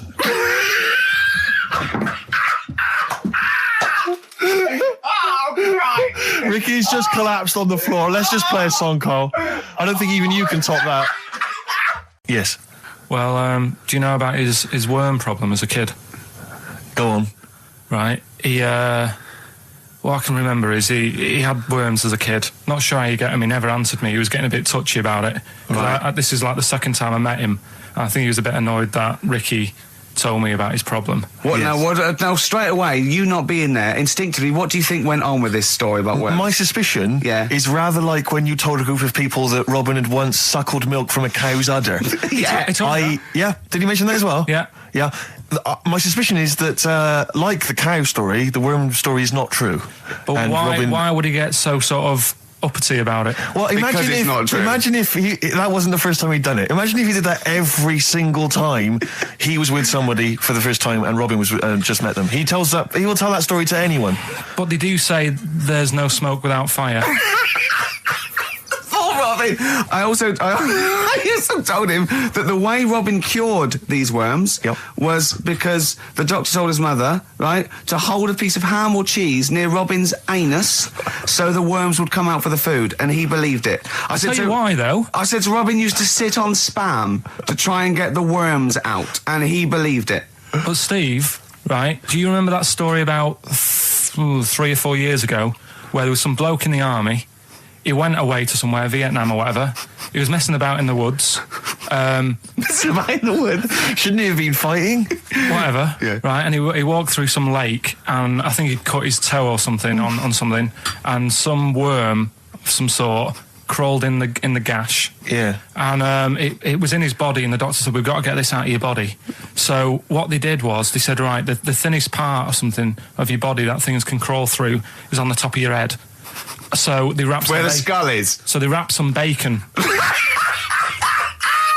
they didn't. They did. That's right. Everyone... So he's gone in by the toe. So what we do is, I'll tell you what, that worm's probably heading straight for the head. We'll put a bit of bacon on it. The thinnest part of the body is the skull. Of course, it's not the thinnest part of the body. It's where your brain case is, isn't it? It's the skull. There was a reason for it. And it was like they stuck some bacon on his head. And as ever, the vital piece of information, i.e. the reason, Carl seems to have forgotten. Because the worm was in his body, and they said everyone likes the smell of bacon. Including worms. Even a Vietnamese lake worm. They love bacon. Remember last week when I said about the little fella with the bone with no brain, and you were proved wrong? No. Please. No. We were saying it wasn't a little fella. We were saying it was a stillborn child. It wasn't a little fella. You're changing it now. You weren't having any of it last week. Right, hang on a minute. I'm getting confused. There was a Vietnamese snake that went inside of a soldier. A little, like, maggot or some sort that you have to get out of your body because it causes problems. Yes, and so in order to get it out of the body, they strapped bacon to his head. Yeah. That is great. This doctor... And did that work? I think so. They had a picture of him smiling. Oh, God, what, the worm or the bloke? The bloke. Oh, dear. Honestly, I hope someone knows the story. And it was about 3 years ago, I reckon. Okay. And, it did work. G.I. Bacon. So this is why the worm burrowed out of his head to get the bacon? Get to the bacon. Right. That's great. So this is why when Robin was telling his story, I was a little bit disappointed if it wasn't true. Right. Because in a way... You know Robin's never been to Vietnam. No, but what do you really think that Robin... Well, as Robin said at the time, Carl, why would I sit on ham, then tell Ricky Gervais? It's a very good point. Because if he was a kid, you do daft things like that as a kid. Right. He is telling Ricky Gervais, though. Yeah. And then, bless him. Okay. And then anyway, Robin left, and I tried to chase him, but he got away. He knows that and then we had a few pints, and then Carl embarked on some of the greatest stories ever told. Can you tell the story about your dad?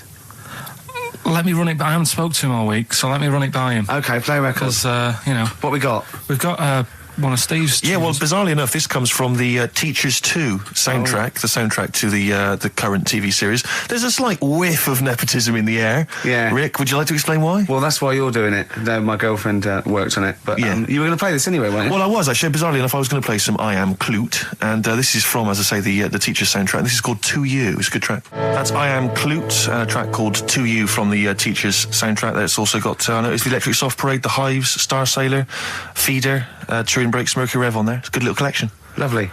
Carl, has just had confirmation. He's looking smug because someone phoned up and went, "It is true.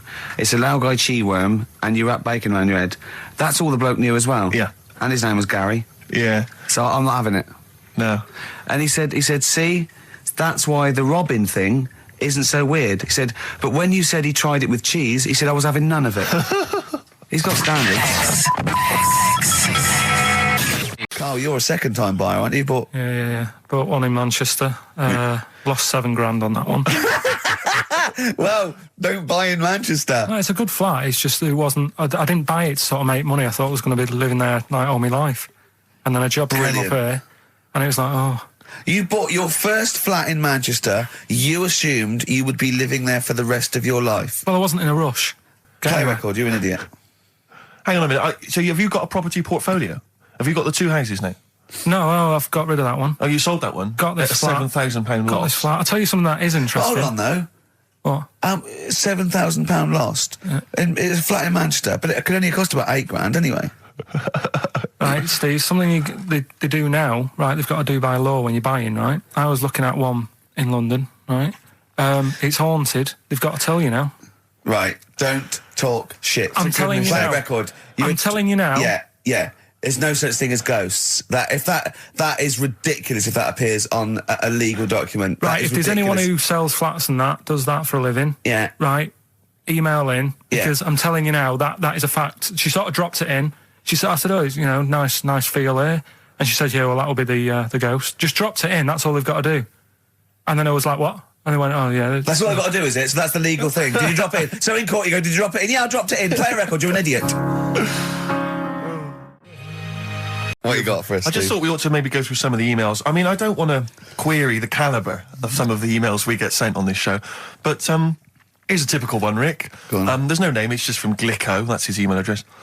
It's just a question to you, Rick. Did I see you walking around Marylebone High Street last Sunday? Yes. Okay. Well, I don't know. Well, I mean, I was in Marylebone High Street last Sunday, yeah. Yeah, but did you see Glicko? I didn't see Glicks. Okay. I didn't see the Glickster, but... All right, this is one from M. Ricky, what do you think of Richard Bacon's show? I can't decide if he's better than you. Nor can I. Any thoughts? Nor can I. I can't help her out on that one. Sure. That's a really personal thing. She's got to dig deep. She's got to look at both of us. She's got to find out what she likes. Yeah. And then whether I provide more of that than Baker's. Yeah. I mean, Baker Foyle's brilliant. Yeah. I'm not going to put myself up against him, so I can't have you. Next, Steve, next. Well, there's a lot of emails last week which were saying how much they enjoyed the Christmas specials. Thank you very much for that. It's very flattering of you. Cheers. There was also a couple. There was one that it was a guy. I'm sorry that I think I might have deleted it. But I should have sent a reply, because there was a guy from Canada saying if there any chance you're around in March, whether you could pop in and have a surprise birthday dinner for his wife. Oh, God, why don't you keep that? I know. Sorry Well, about that. I can't bloody go now, can I, you idiot? Okay. So, I really apologise for that. Yeah.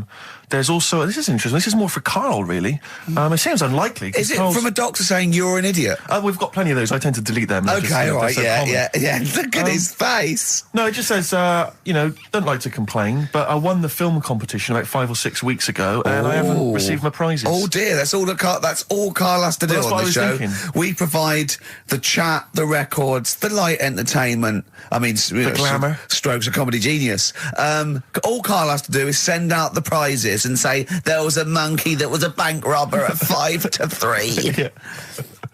What's your Carl. excuse, Carl? Do you remember her winning? I've got all. Well, you calling her a liar? Well, I am, because I don't remember ever seeing. Right, he's calling her a liar. So, Joanne Ogden, you're claiming, is just making this up. She sent this in on a whim, trying to fool us and get some cheap tat. Wow. I don't believe that. I don't believe anyone would lie to try and get knowing me, knowing you on VHS. I really don't. Well, I'll look in the records, because we keep all the details, so... Do you know what I mean? Right. Well, one of you's in the wrong, and do you know what? Knowing you, Carl, I don't think it's Joanne. No. Has anyone else ever emailed in saying they haven't got the Loads of bag of times. crap? No, Loads of they haven't. Well, yeah, so- but one mistake's one too far, because that's one person. So you might send out 30, but that one person, that's the first time they've won a competition. They want the history of Wind narrated by Donald McIntyre on VHS. Yes. And Stephen King's It on Betamax. Yeah. No, sometimes they want the best of Primal Scream on a cassette. Exactly. So, You've got to make sure you're sending these plugs back. Did a bit more research this week. Okay. Found a good story out about a monkey. Right. Which I'll told Ricky a little bit about it. Tell me, come on, tell it now. No, I reckon we should keep this. It sounds exciting stuff. That's got 'em, right? Tell us about this monkey, Carl. You're going to love this one, Steve, right? So last week we were talking about how, like, a lad left his family because there was problems at home and that. He went and lived in the wood. He got airy. Right? No. Leave it there, Rick. We haven't got time to go into it. Right, so... That's what happened. And that's what happened. He lived with the monkeys. He went airy. That's what happened. Looked into some other stuff about, like, airy kids and all that. Yeah. Came across this story about a bloke, right, who worked in a zoo. Oh, dear. Right? So... Trouble's brewing. Loving his job and that, but it's quite a lonely sort of job because you don't see many people. You're just dealing with animals all the time, right? So, anyway, he gets a bit pally with a monkey because it's the closest thing to a human. Well, that ape is. Right. Yeah, but you can't really go that close to apes. Well, They're dangerous. what do you mean? What type was it? Do you Just mean let him tell the story. Was it a chimpanzee? I reckon it was a chimp, yeah. Yeah, You don't even know, so that's an ape. It was a chimp. Yeah, but it doesn't matter, does it? So he gets pally with him. Right, so he gets pally with him. Did they go on holiday together? Well, no, I mean, it starts On the pool together. off just checking each other out and, probably sharing lunch and that together. Yeah. Right? Anyway, this goes on for a while. They're getting on well on that. And then after a while, right, the monkey starts sort of imitating him a bit more and sort of walking upright. Oh, God. Yeah. Right? So he thinks, oh, that's a bit weird. Anyway, they get on really better and what have you. So he thinks he could live at home with me, this. Yeah. Because we're getting on a storm. Yeah. Right? So he takes him home and before Is you this know the it... beginning of Beneath the Planet of the Apes? I think it is. I think you've seen this on video. I'm worried, because he's already imitating him and they're moving in together. I'm thinking it's maybe a bit like Single White Female. Single White Zookeeper. Oh, brilliant. Right, so anyway, so it's moving in and it's getting used to sort of the normal human life. He's having a cup of tea in the morning. Yeah. Pinky tips. He finishes the day off with a dear. Finishes the day off with what? He doesn't have to move a piano at one point, does he? Finishes the day off with a little brandy. Yeah. He pours himself. Is he wearing a smoking jacket? I'll tell you what, Carl. You're a maniac, mate. No, this is why it attracted me. It's amazing, right? So he's having his brandy and that, loving his life. Next thing you know, he sort of I don't know if he loses it or he gets shaved, but the top half of his body is hairless. Right? Apart from his head. Right, so he's got a nice... So it's the opposite of the kid. No, yeah. this is what I'm saying. That would happen. Right. Well, hang on, but so you don't know if You he don't was even shaved know. or if How did it say? Then the hairless... What? I'll bring it in for you, the story, and then you can see if I've gone wrong. Keep going. Anyway, so this is going on, and he's having a great life. Then the zookeeper starts getting a bit annoyed because he's having a better life than the zookeeper. The zookeeper's in the zoo. This is such So the zookeeper's still got to do a day's work. The monkey's at home, he's partying. Well, it gets to a point when he says there's no point you coming in to the zoo because the whole reason of you being there was because you're being kept there. Right. And he didn't want to bring the memories back, so he said, you stay at home. So you're talking such... Just let him finish. God, I don't know if I can sit here and listen to this drivel. I'm fascinated. It's nearly over anyway, right? It sounds extraordinary, Carl. So he's walking upright, he's having a tea in the morning, finishing the day off with brandy.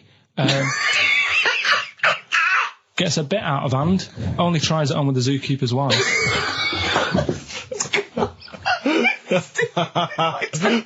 Make him go away, Steve. How does he do that? Well, because he's around humans a lot, he becomes a bit of a charmer. But what is it that he could do to seduce her? Pick fleas out of her? He didn't say. He was built. Yeah, he's well known. So what about that? What do you mean, what about it, Carl? It's obviously not true. It's obviously not true. This wasn't on the internet. This was in a book. So it's not a quick joke and just put it on a website. This is in a book. I don't understand how I love that he becomes a charmer. They're monkeys! Oh, Christ. No, right, okay. Right, Carl. She's a girl and I'm a man. Good that, innit? On XFM, 104.9, Ricky Gervais, Steve Merchant, Karl Pilkington. As ever, Rick, there's always someone who steps in to defend Carl. Okay, what is the defence? Here's an email from Scott Coomer. He says, Carl is actually right. I've got an A-level in statistics and probability. It doesn't matter how long they have and how many monkeys you have. You cannot guarantee they would type the complete works of Shakespeare. Infinity makes it probable they would get it right, but not definite. Well, yeah. Yeah. That's what I was saying. No, you weren't saying, Carl. You don't understand it. Infinity sort of sorts it out. That if they do anything, they nearly do everything, won't they? No, I mean, they'll give it a good shot. No, that's not the point. But the I'd point be is surprised if they did one page right. Right, listen. It's not to do with consciousness. It's not to do with them aiming. They are just bashing away at the keyboard. It's like they're used to show that there isn't consciousness. They chose the chimpanzee because it can type, presumably, hit the keyboard. It's because they hadn't come across you at the time. Yeah. It's to take out thought out of it. It's to take out reason and trying, right? It's just random. They're saying that if you typed enough things, if the computer was left typing everything, if you left it for an infinite amount of time, and they chose Shakespeare because there is meaning behind it, and it's difficult to get it exactly right, to show you that Infinity would come up with it's not just Shakespeare, it's every novel. It's everything. Fairly eloquent there from Gervais. A quick riposte, please, from Karl Pilkington. No, I'm just saying, what I don't understand, if it hasn't read it, then how does it know where it's going? Listen, right, listen, right, Can I just explain to people, right? Some people have said, why are you cruel to Karl? He drives me mental with things like that. As I say, this discussion began because we were talking about a quote that Noel Gallagher supposedly gave. Now, I don't want to misquote Gallagher, but the gist of it was that he said, had I written Wonderwall or whatever, instead of the Beatles writing Strawberry Fields or whatever, I'd be the one that was considered the great songwriter, and it wouldn't be the Beatles. You know, it's just the fact that they came first that meant that they get all the credit as being the greatest band. I don't know where to start with that statement either. I mean, that's Gallagher's thing, and he's, you know, well, whatever. We know what we think of that. What was your point, Carl? You agreed with him, didn't you? Yeah, I reckon. Right? Do you know we've talked about putting a baby in a room before, and it'll know what colour it is and stuff. If you've got a room that's painted red, right? But forget that, because that's going to confuse Hear him out. Listen to me. Say if they did some new TV show, right? Like, what's that film with Jim Carrey in where The Truman Show. The Truman Show, right? So they make up a little room, and some woman has some kids, and you say, right, let's put the kids in this room, and they don't know what's going on outside. They don't know anything about, like, EastEnders and that. It's like their little world, right? They don't know anything that's gone on. How could a child survive without EastEnders? Right, listen. So, he's sat in the room, right? And then, when they're all asleep... Right, wait for this bit. Someone Have you heard this bit? Wait for this bit. They're all in a room. Yeah. They're asleep. Yeah. Someone pops in, puts a guitar next to the bed. Right? Nips off out again. They wake up in the morning... And one of them goes, what's this? They don't even know it's a guitar because they've never seen one, right? They're talking English, though. Yeah. We just left guitar out of the vocabulary. Right, so... There's plenty more to come. So, one of them will pick it up, and they'll go, I don't know what it is, and they'll start strumming, they'll go, that sounds good, doesn't it? Give them a few weeks, they could come up with Hey Jude. Whereas, typing Shakespeare... A monkey that can't even spell. I see that. Listen, can't answer it. I might come with you, Rick, if that's all right. We've got to sort out that Christmas special as well. Yeah, no, sure. Alright, I'll see you later. I'm shooting off then as well. Cheers, Carl. Oh, God. 17th century? But it happened in Hackney, right? If you're outside London, that's in a place in London. And it's this monkey that's going about Hackney, nicking DVDs. Even the monkey didn't go for videos. Even the monkey knew, well, there's no point getting on VHS. The Grudge on VHS. You're having it. Throw it back. Right, and there's a girl called Lisa who works in our office here, right, and I mentioned it to her because she lives in Hackney. I said, you familiar with this? And she said, I remember something about it, which annoyed me. The fact that a monkey's running riot, but she didn't know the full story, and she lives there. What do you mean a monkey? Do you mean a chimpanzee or a monkey? I don't know. Is he a zoo in Hackney? Is he a zoo there? I don't know what sort it was, but it was like. Is there a zoo in Hackney? I don't know. That's what I was asking. So, right, get on with the story. So anyway, it's been robbing stuff, and the other bit that really puzzled me, right, is the fact that. And you're not easily puzzled by monkey news. They took fingerprints. What do you think about that? Well, they took fingerprints, presumably because they didn't know it was a monkey to start with. No, they did. They saw it, nicking stuff, and they said, get fingerprints. So that means there's more than just one doing it. I'm gonna have a heart attack. He had to fax them to Interpol. Yeah. We know that is. Yeah. It's Brian the monkey. Yeah. Yeah.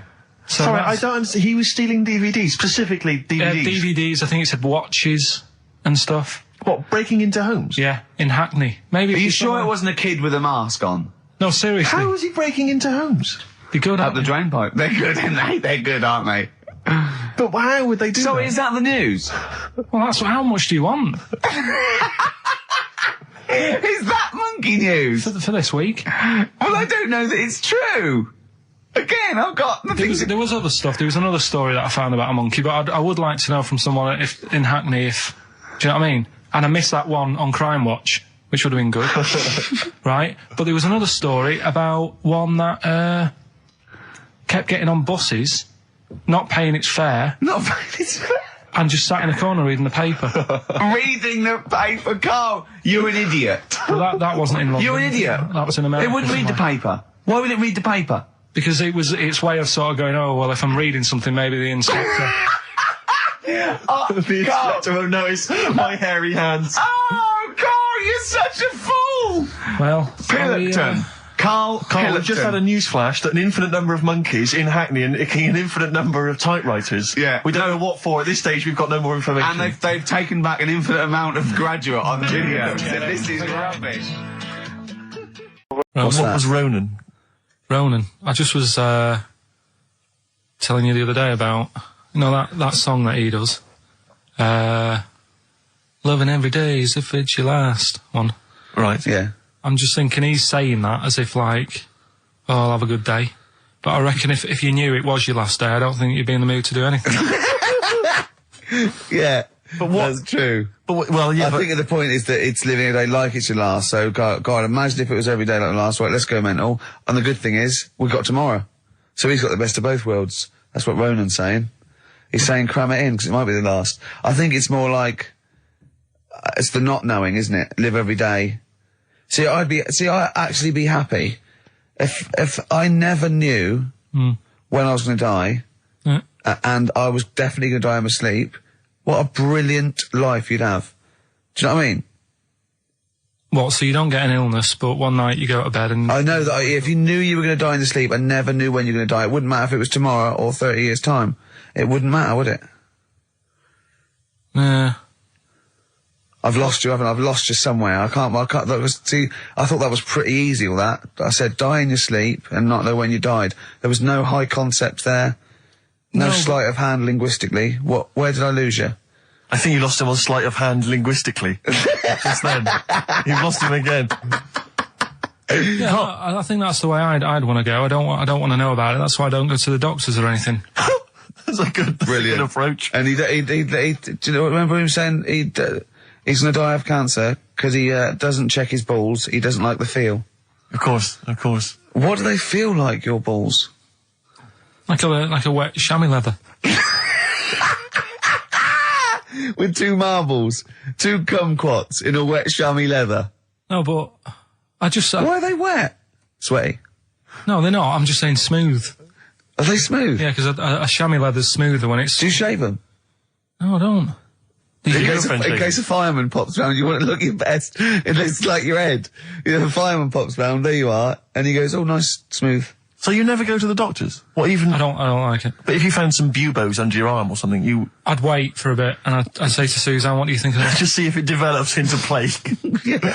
Well, yeah, because you know, don't you? Old bandages round your head. Yeah. And a bell. Yeah. Suzanne, what are you out? Can you get me a bell? Exactly.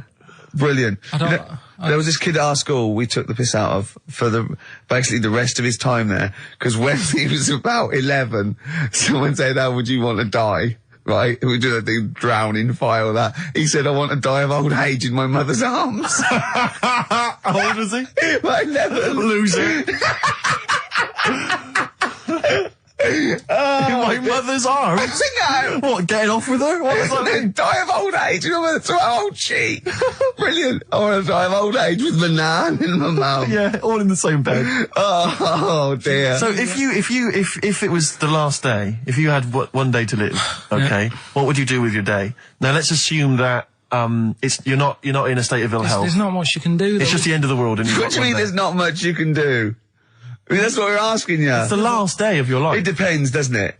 If we're all in the same boat, if someone says, oh, unlucky, without bitterness, like, oh, we accidentally exposed you to some radiation poison, you got a day, or if it was like, there's a meteor coming this way, we're all in the same boat, I think it would be different. It depends whether it's you It would make no and the difference rest to of me. the world. No? I'd do the same thing. I'd steal a car and go joyriding. But like go mental. I'd be smashing stuff. I'd be knocking people over for a laugh. I'd be going crazy. It'd be like Grand Theft Auto. Right, It would be extraordinary. Brilliant. Driving through parks. That's what I did the getaway. Yeah. I tried to play it seriously. Within about 10 minutes, I was just going around areas I knew, trying to knock people over. Yeah, I don't think I'd want to do that much. Seriously. You can watch telly, because you might not know how the thing ends. Sure. Yeah, be a waste of time. You could watch 24, couldn't you? If you had a day. Yeah. On DVD. Do that then, do that. Do that, yeah? Well, but I mean, let's be honest. Let's say you can take all the money out of your bank account. You can fly anywhere in the world. You can do whatever you want. Well, not a long flight. You could. Well, no, but you've got your Australia, you wouldn't make it, would you? No. Why wouldn't you go to the monkey sanctuary down in Cornwall and just go around cuddling as many monkeys as you can? I'm going to tell you something now. Go on. Go in there next week. Are you? Yeah. Taking my mum and dad away, because like Suzanne's mum and dad are there. What, you're donating them? Most people put them in a home. What are you going to say? How even monkey sanctuary is cheaper. Taking them down, taking them down to Cornwall. Hold on, I thought you said you'd never go away with parents again. No, but that was Suzanne's mum and dad. Oh, is this to get even or something? So we'll do that, and then we'll can it, then. That was your outing. Your phone and both sets of parents over. It goes, right, you won't be seeing us ever again on holiday. We've taken you away, Be careful that the monkey people don't buy you off your parents. Yeah. And don't make sure they don't leave any of the monkeys' food in the telephone box, because Dad'll have that away. Yeah. No. I was talking to him about that the other day. About the nicking in phone boxes. And he should we just explain that to people? They live in a small village in Wales, and it's like one sort of utility store, and when it's shut, they leave you shopping in the telephone box across the road. And Carl's dad found out about this and goes and helps himself. Yeah, to other people shopping. That's terrible. Yeah, go on. And I was talking to him about that, saying, have you picked up any surprises in the phone box? And he said, no. We were talking about other stuff he used to do. One of them used to be going in this supermarket, right, in Manchester. Yeah. Needs a new pair of shoes. Yeah. Go in, take a new pair off the shelf, pop them on, leave his old ones there. Really? And walk out again. Yeah, brilliant. Floor. And then you go in after and buy his old ones back like an idiot. Yeah. You'd go in the next day. They look nice. Yeah. My dad's got a pair just like that. I've always wanted some. Can I have those? Incidentally, we don't advocate the stealing of shoes from shops. Or the joyriding and killing people. Unless you've got one day left. Okay. Or phone boxes. John. Fighting. Gervais, Merchant, Pilkington. Rockbusters. Oh, brilliant. Is there a jingle for Rockbusters? I don't think there's ever been one, is there? No. Could you come up with one quickly? Oh, Rockbusters. Brilliant. All right. Well, the prizes this week, there's not many. I have to say, Carl's not sourced many, but what he's got are actually good quality.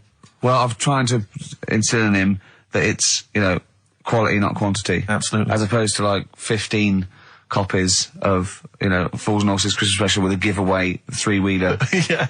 car and Primal Scream's greatest hits on 11 CDs. Yeah. Not Primal Scream, in Spiral Carpets. Oh, that was it, yeah. Spiral Carpets. Anyway, yeah, we've got this new Kiss FM hip-hop classics compilation, which has got some really good stuff on there. New stuff from the likes of, Outkast and the Wu-Tang, but some old classics from Public Enemy, and of course LL Cool J's Mama Said Knock You Out. It's worth having alone for that track. Yeah. I think this is 4 CDs? No, 2 CDs. The Best Air Guitar Album in the World, Volumes 1 and 2, and a special box set. Yeah. You've got all sorts on there. There's May. Brian Adams is on there, Robert Palmer. May, but also Palmer. excellent stuff. Beastie Boys, Clash, we got the Kinks, so that's good. Abigail's Party, the DVD thing with Alison Steadman. I know you're quite a fan of that, aren't you, Rick? Yeah, it's good. It's good. She's, from many years ago, if you've not seen it, it's good. This Later with Jules Holland DVD, it's got live performances from PJ Harvey, the Cardigans, Rollins. But he is playing Boogie Woogie over their tracks. I would hope so. Okay, good. And also, is this the new albums from The Thrills? Yeah, it Is is. it the album? Yeah. Yeah, so that's a little. Wow. Is that exclusive? It's not even out yet, is it? I know, not even out. Not even out. Wow, that's the sort of things that Carl can come up with if pushed. It's all about the game, though. It's all about the game. The prizes are just for fun. It's all about the playing the game. Let's see what Carl's come up with this week. This is his last chance. If I ever hear anything like new odour again, that's the end. Okay. They did get it though, didn't they? So they're working out. They will do it. Just let's have the jingle again. All right. Oh, Rockbusters. Right. If you haven't heard it before, cryptic clues that make up a band and some initials to help you on your way as well. Right? So, Well, you'd never get it without, but go on. first one. That fella likes sucking on iron. Right. That fella likes sucking on iron. Yeah. The initial M. Right. Okay. That fella likes sucking on iron. Right. That's the first one. Second one. The Jamaican fella spots a boat. Oh, God. Say that again. The Jamaican fella spots a boat. Spots a boat. Yeah. Right. The Jamaican fella spots a boat. Yeah, that's right, yeah. All right. Initial D. D. D. D. Okay. D. All right. And the last one. Do you want a game of tug of war? Well, it's up to you. You own it. Right. Interesting. I've just got number 2. Right. Do you want... Oh, God. Right, The go third on. one. Do you want a game of tug of war? Well, it's up to you. You own it. And what's the Right. initial? E. All of them again, quickly. Right, so the first one. That fella likes sucking on iron. That's M. Second one. Jamaican fella spots a boat. Right. That's D. And the last one. Do you want a game of tug of war? Well, it's up to you. It's, you own it. Right. That's, He finishes it like it's a whole story by the end. that's E. Dr. Fox style. Any amusing observations? Have you taken a sideways look at the week's news or anything, Carl? What have you? Tell you what I did here last night. Go on. 5 Live. They do like a review of what's gone on in the week. When we've been busy in the week, I haven't always got time to follow what's going on. In the world, sure. Someone's made a chicken with teeth. What? For what reason? Don't know, because they can. Just because they can. And like So it chooses food. Yeah. they had a few guests saying, well, where will it all end? So you sure you weren't watching a Wallace and Gromit video? No, seriously, right? They're doing it. They're chicken with teeth. Why would they spend millions researching? What do you mean that? they've got a chicken with teeth? What do you mean there's a chicken with teeth? Sounds mad, doesn't it? What are you talking about, Carl? That's what they've done. Do you know, like... Why? I don't know. They're just messing with science and that, and that's what the people were saying. Why are you doing that? Do you know what I mean? Where will it start? What's the next thing? They did the sheep. They did the cloning. Right? The rat with an ear on its back. Did that. Can hear a cat coming, can't Yeah. What else were they talking about? They were talking about that sheep again, that cloning one. Yeah. Dolly the sheep. Do you think it's that clever? They do all look the same anyway. What's it got to do with its cleverness? Being cloned. Being cloned, is it, do you think that's a good thing? he doesn't think it's that impressive because they look the same anyway. Right. They could have just put any sheep in there and go, look, they're the same. Yeah. Brilliant. So there was a programme, people were talking What about are you talking about, a chicken with teeth? It was the latest news. It was like all about the war and that, and I was like, yeah. And then it's a chicken with teeth and saying, hang on. Your ears perked up. Yeah, you didn't hear anything about the war, did you? That was like, they might have been speaking French, or just like whistles. And now, story about a chicken with teeth. Yeah. You stop washing up, don't Maybe you? someone can let us know, Oh, God, don't open the floodgates. No, but I'm just saying I don't know the full thing. They just, Of course you Surprise, don't. surprise. They just touched on it. Yeah. Anyway, other stuff I did do proper research on in the week. Go on. Having testicles done. Having your testicles done. Yeah. What does that mean? Same magazine that was doing the hanky coverage. Letting you know what all that's about. It was like a great magazine. How can we get him as a pundit on these news shows like Newsnight? Do you know what I mean? Sky News. On there, wouldn't he? Just on there, just ask him what they think. Wouldn't that be amazing? Is there a producer out there that would take a chance on Pilkington? It's Pilkington, Raggy Omar, Ian Hislop, and a panel of people, and they just ask people. Yeah. Yeah. So you can have your testicles made bigger. Why would you want to do that? Well, that's what I was asking.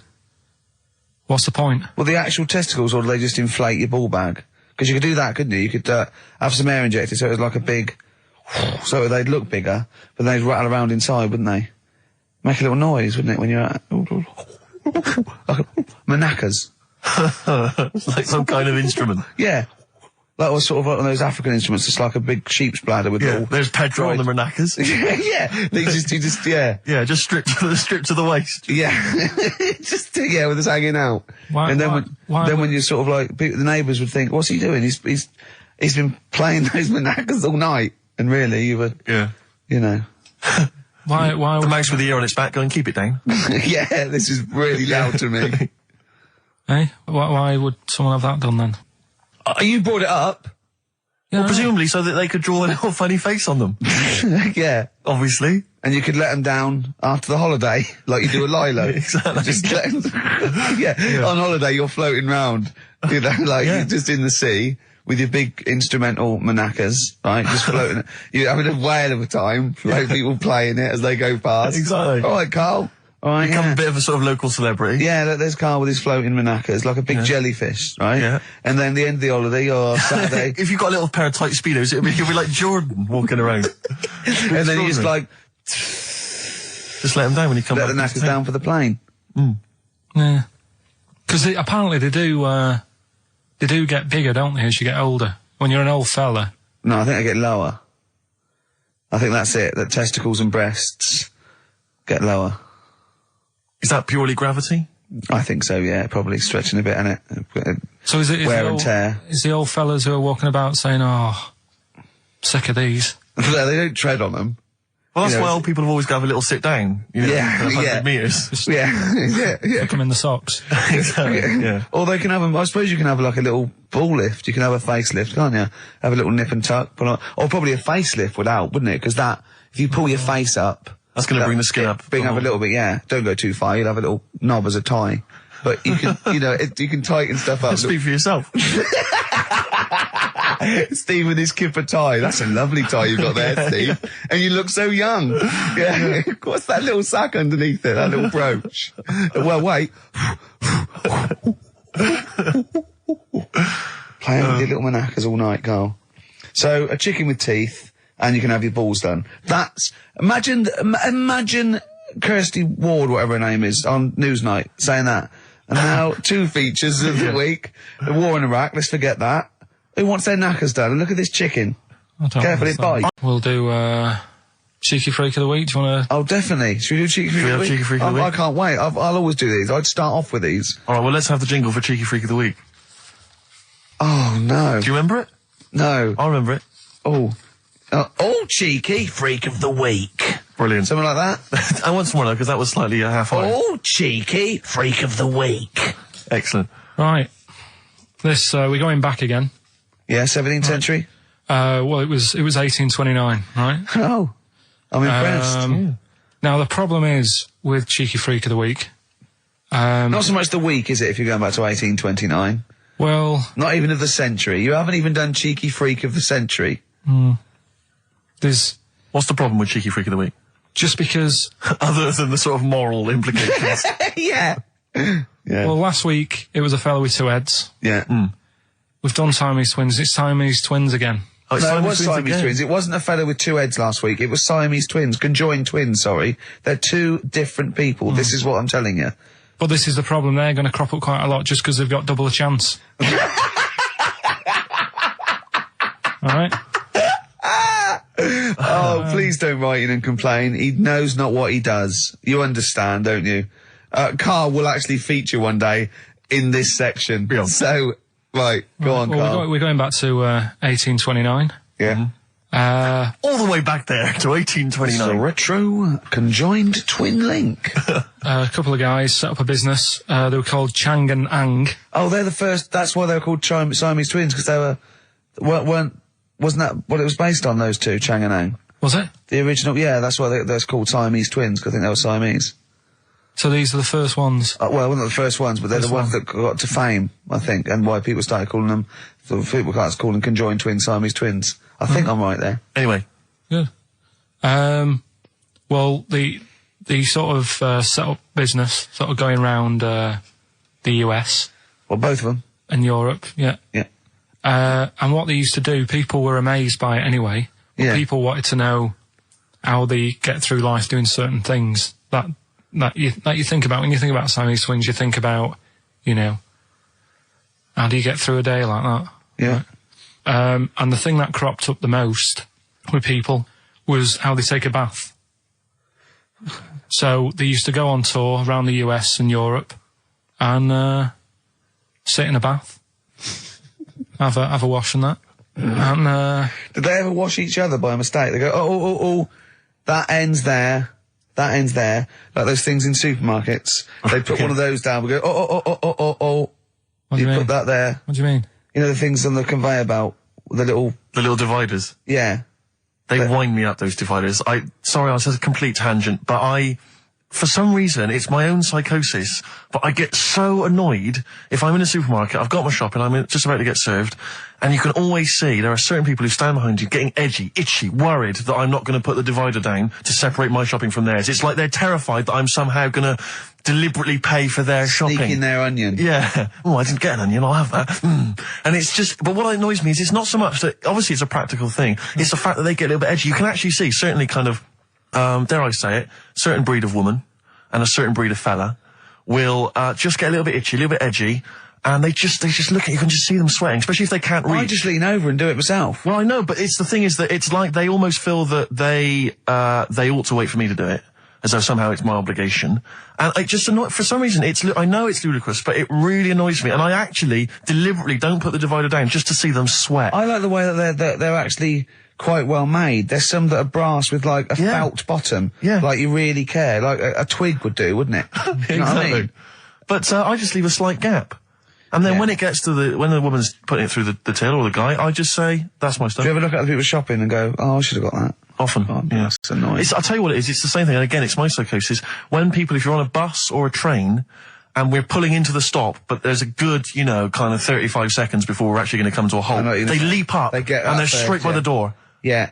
But it's this fear that they're going to miss out. Oh my God, what if I fell over now and broke my ankle? I'd never get out. To be fair, I've never had that commuter's worry. I've never commuted, but every second counts, doesn't it? Because you miss a train, it can make a difference of half an hour.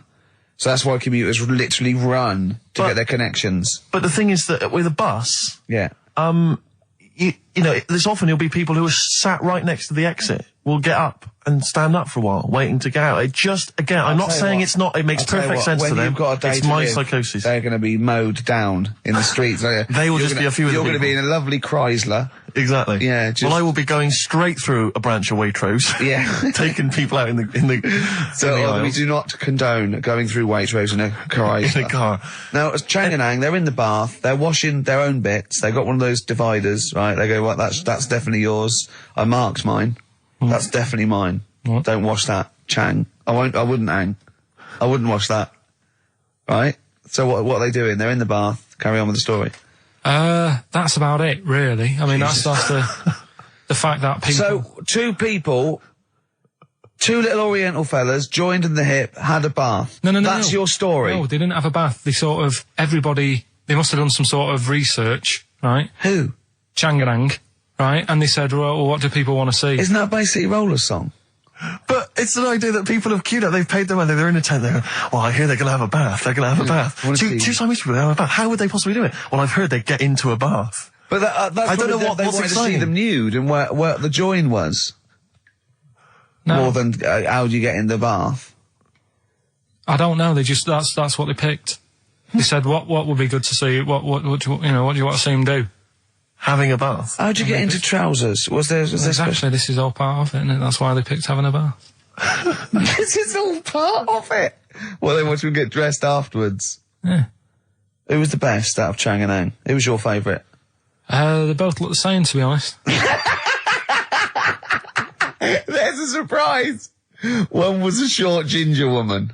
Oh dear. Is there anything what would be better than having a bath for you when you'd seen them? What would sort of make you go, oh, I wonder?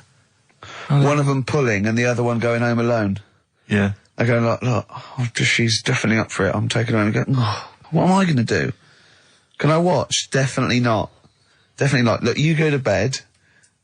I want to wine and dine her. But if he's got back to their place and they're going at it hammer and tongs, but are you saying one of them? No, hammer and tongs were their cousins. Right. They lived miles away. Yeah. If one of them gets knackered, can the other one take over?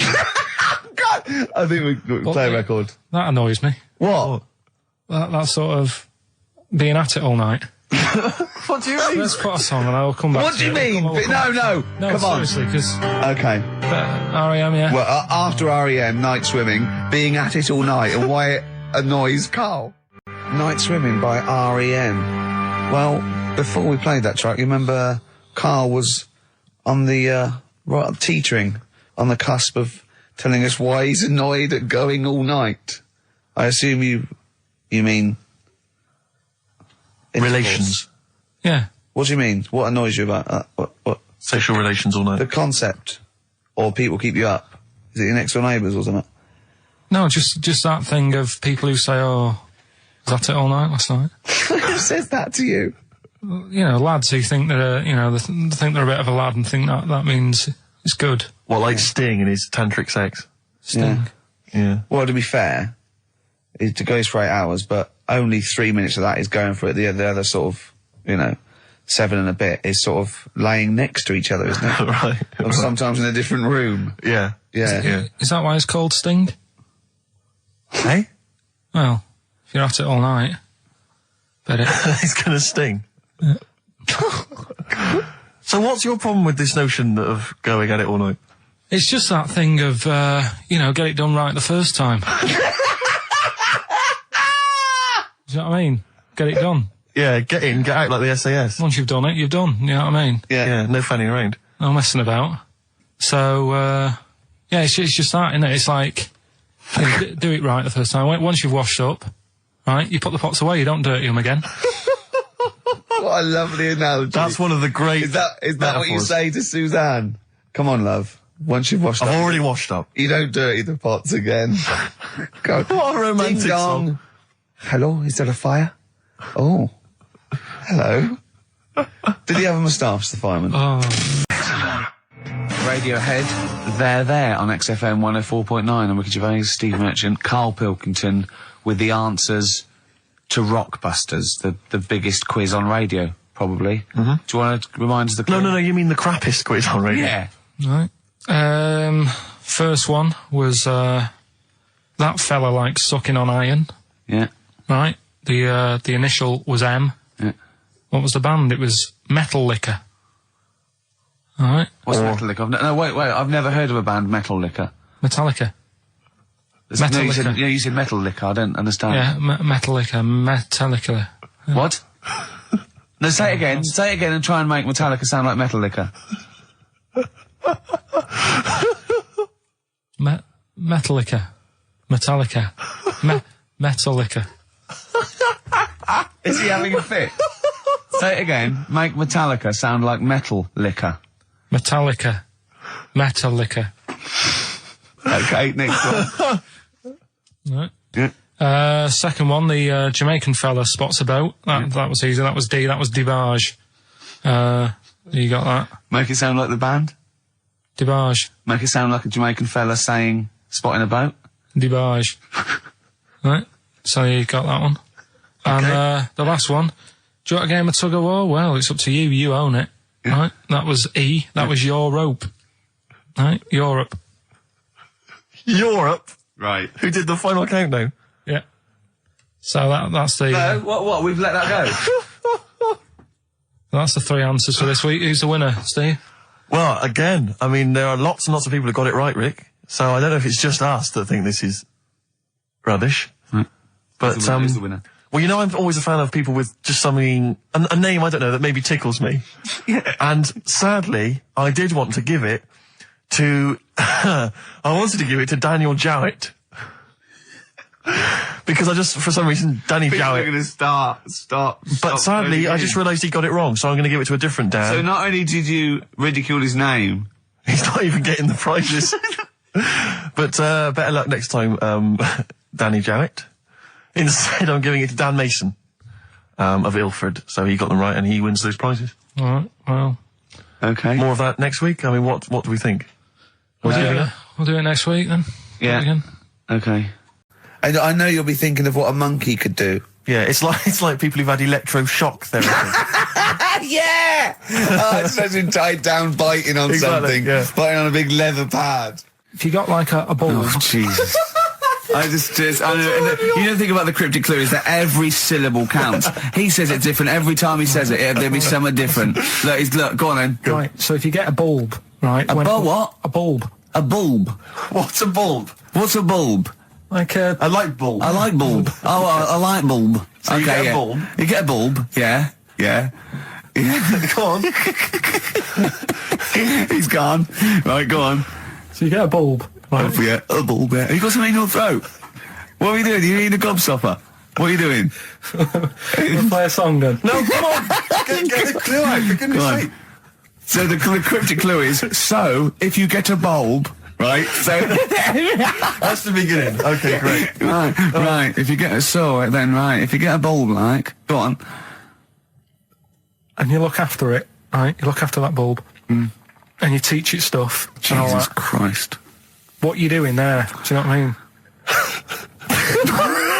This is extraordinary. This is extraordinary. Amazing. Imagine that written down in the He's Telegraph. had 18 months to get this right. Imagine it. That's not a clue. That's an essay. I don't know what it is. It's a conversation I don't know with if he means yourself. a light bulb, a bulb like you plant in the garden. What kind of bulb does he mean? Yeah. It doesn't really matter. Oh, okay. Like, you get a bulb. Well, remember that. It doesn't matter. Okay. Okay. It doesn't matter. It does, but I can't say too much. Right, so listen, let me just do it again. You get a bulb, right, when it's young, you look after that bulb, you teach it stuff and what have you. What have you done there? What's gone on? Brilliant! And what are the initials of the band? R, right? R. R for rabbit, right? So anyway, my dad says, yeah, well, we can get in there for free. Of course he did. Clever. Right? So we parked up on this little country lane, right? No one about. We walked How much down, did it go in? Like £2? about £3 each. Yeah. But he said, well, yeah, but if you don't have to pay, do you know what I mean? You enjoy it even more, don't you, when you're walking about and you think, I've got this £3 in my pocket, no one's having it. Yeah. Right? No, looking over sorry for a bloke with a peak hat saying, can I see your ticket, please? I wouldn't enjoy it more, no. Go on. Yeah, but you don't worry about it, do You got a bit of money now then, Rick. You've changed. So anyway, so we had to walk across about 4 fields. For £3. Right? And what happened was, we're walking through all these fields and what have you, big grass and muddy bits and all that, 'cause it'd been raining, and climbing over fences and stuff. And we're in this field, right? And I look to my right, and there's about 30 cows all staring at us, right? And Suzanne started to panic a bit. She said, we shouldn't be here. And Dad says, of course we can. We're allowed to go wherever we want. You know, all this land, it's ramblers' rights and all that stuff. Yeah. And take a cow if you want. So, unattended. Serves him right for leaving him in the field unattended. I'm having one. I keep us fed for a week. Across. Anyway, these cows start surrounding us. Surrounding us. Oh, brilliant. Oh, no. Face off. And Suzanne's panicking, going, this isn't right. We're not going to make it to the fence in time. They're moving faster than us, and he started sort of running a bit. Wow. And it's like some kind of bovine West Side Story. A gang of cows coming at you. Don't worry about it and stuff. But my dad had to sort of stand there and like wave a stick at him. Of course. And we got away, but Suzanne was like having a bit of a sweat on. Got away. Saying, we could have got killed. Sure. And my dad saying, no, it never happens. And I just wondered if it does, if there's a risk of... Yeah, it is rare, but there's been a couple of cases of being trampled by cows. They're not aggressive, they sort of run through you. Well, they're aggressive if they've got a calf. They do have kids. What? They had kids with them. Kids, yeah. That's goats you're thinking of. Yeah. Maybe they were trying to sneak into the gnome thing, and they were worried that, like, if too many people did it, and they thought some cows, we can just sneak in where cows, no one's expecting cows. And the cows were going, walk upright like you're human. Don't walk upright. They thought you'd blow their cover. Yeah. Yeah, people have been killed by cows before. Yeah, that was like the highlight. Hickory dickory dock, some lads there just wrote a song called Clocks. The lads are Coldplay. And the song is? Clocks. I'm Ricky Gervais, with me Steve Merchant, Karl Pilkington, pressing the little buttons there. XFM 104.9. What's that? What's that little Well, I think I do more than press the buttons. Right, see, this is it, right? Karl has had a little strop on since last night, okay? And it's... He's had a little strop on? Yeah. You said strop on. I just wanted to clarify. And, I don't know why. He says that I'm an annoying person. He says that I wound him up, right? Which I don't know. He says that you're winding up because you're sort of like negative about everything. Negative? Yeah. And, but what I think it is because we pointed out that his lateness is unacceptable. Yeah. He said, meet you at 6. He turned up at 20 past. He said, well, someone stopped me in the corridor. I don't care. I've got stuff to do. We had stuff to do. I think we're a bit busier than you, Karl. You've got one job. We've got loads of jobs. I keep telling you that. You got one job in a little room, a 9 to 5 there, that you don't even get done in 9 to 5. That's why you're late and mucking around all the time. There's loads of work to do. Yeah, one job. No, cool. It's not. It's one job with a lot of other jobs in it. It's like those little Russian dolls you get. Right? Well, it's not, is it? Go. Yeah, it is. Yeah. Everyone thinks, oh, he only sits in his studio messing about, making songs a phrase. That's what I do in my free time. Which we've got coming up later. Super slick. I still think 20 minutes late is an outrage, though. Yeah, 20 minutes late is... Yeah, but I didn't say bang on 6. I said around 6. No, you didn't. You said 6, which means 6. Well, it doesn't. Wait, sorry, it doesn't? If it was a newsreader, I'd say, yeah, you've got to be on time. Do you know what I mean? If it was a 6 o'clock news, I wouldn't want to be late. But it's the fact that I said to you, I'm busy, I've got stuff to do. No, you didn't say that. You said 6 o'clock to sort out tomorrow's show. I didn't. I know what I said. So yeah, well, you don't, because I remember you sent me a text. You didn't even, it wasn't even a phone call. You didn't even have the politeness to call. Stephen has stitched him up by being a little bit more precise than him. It was a text and it said, see you around 6 tomorrow, question mark? Around. You just said it. Well, around 6.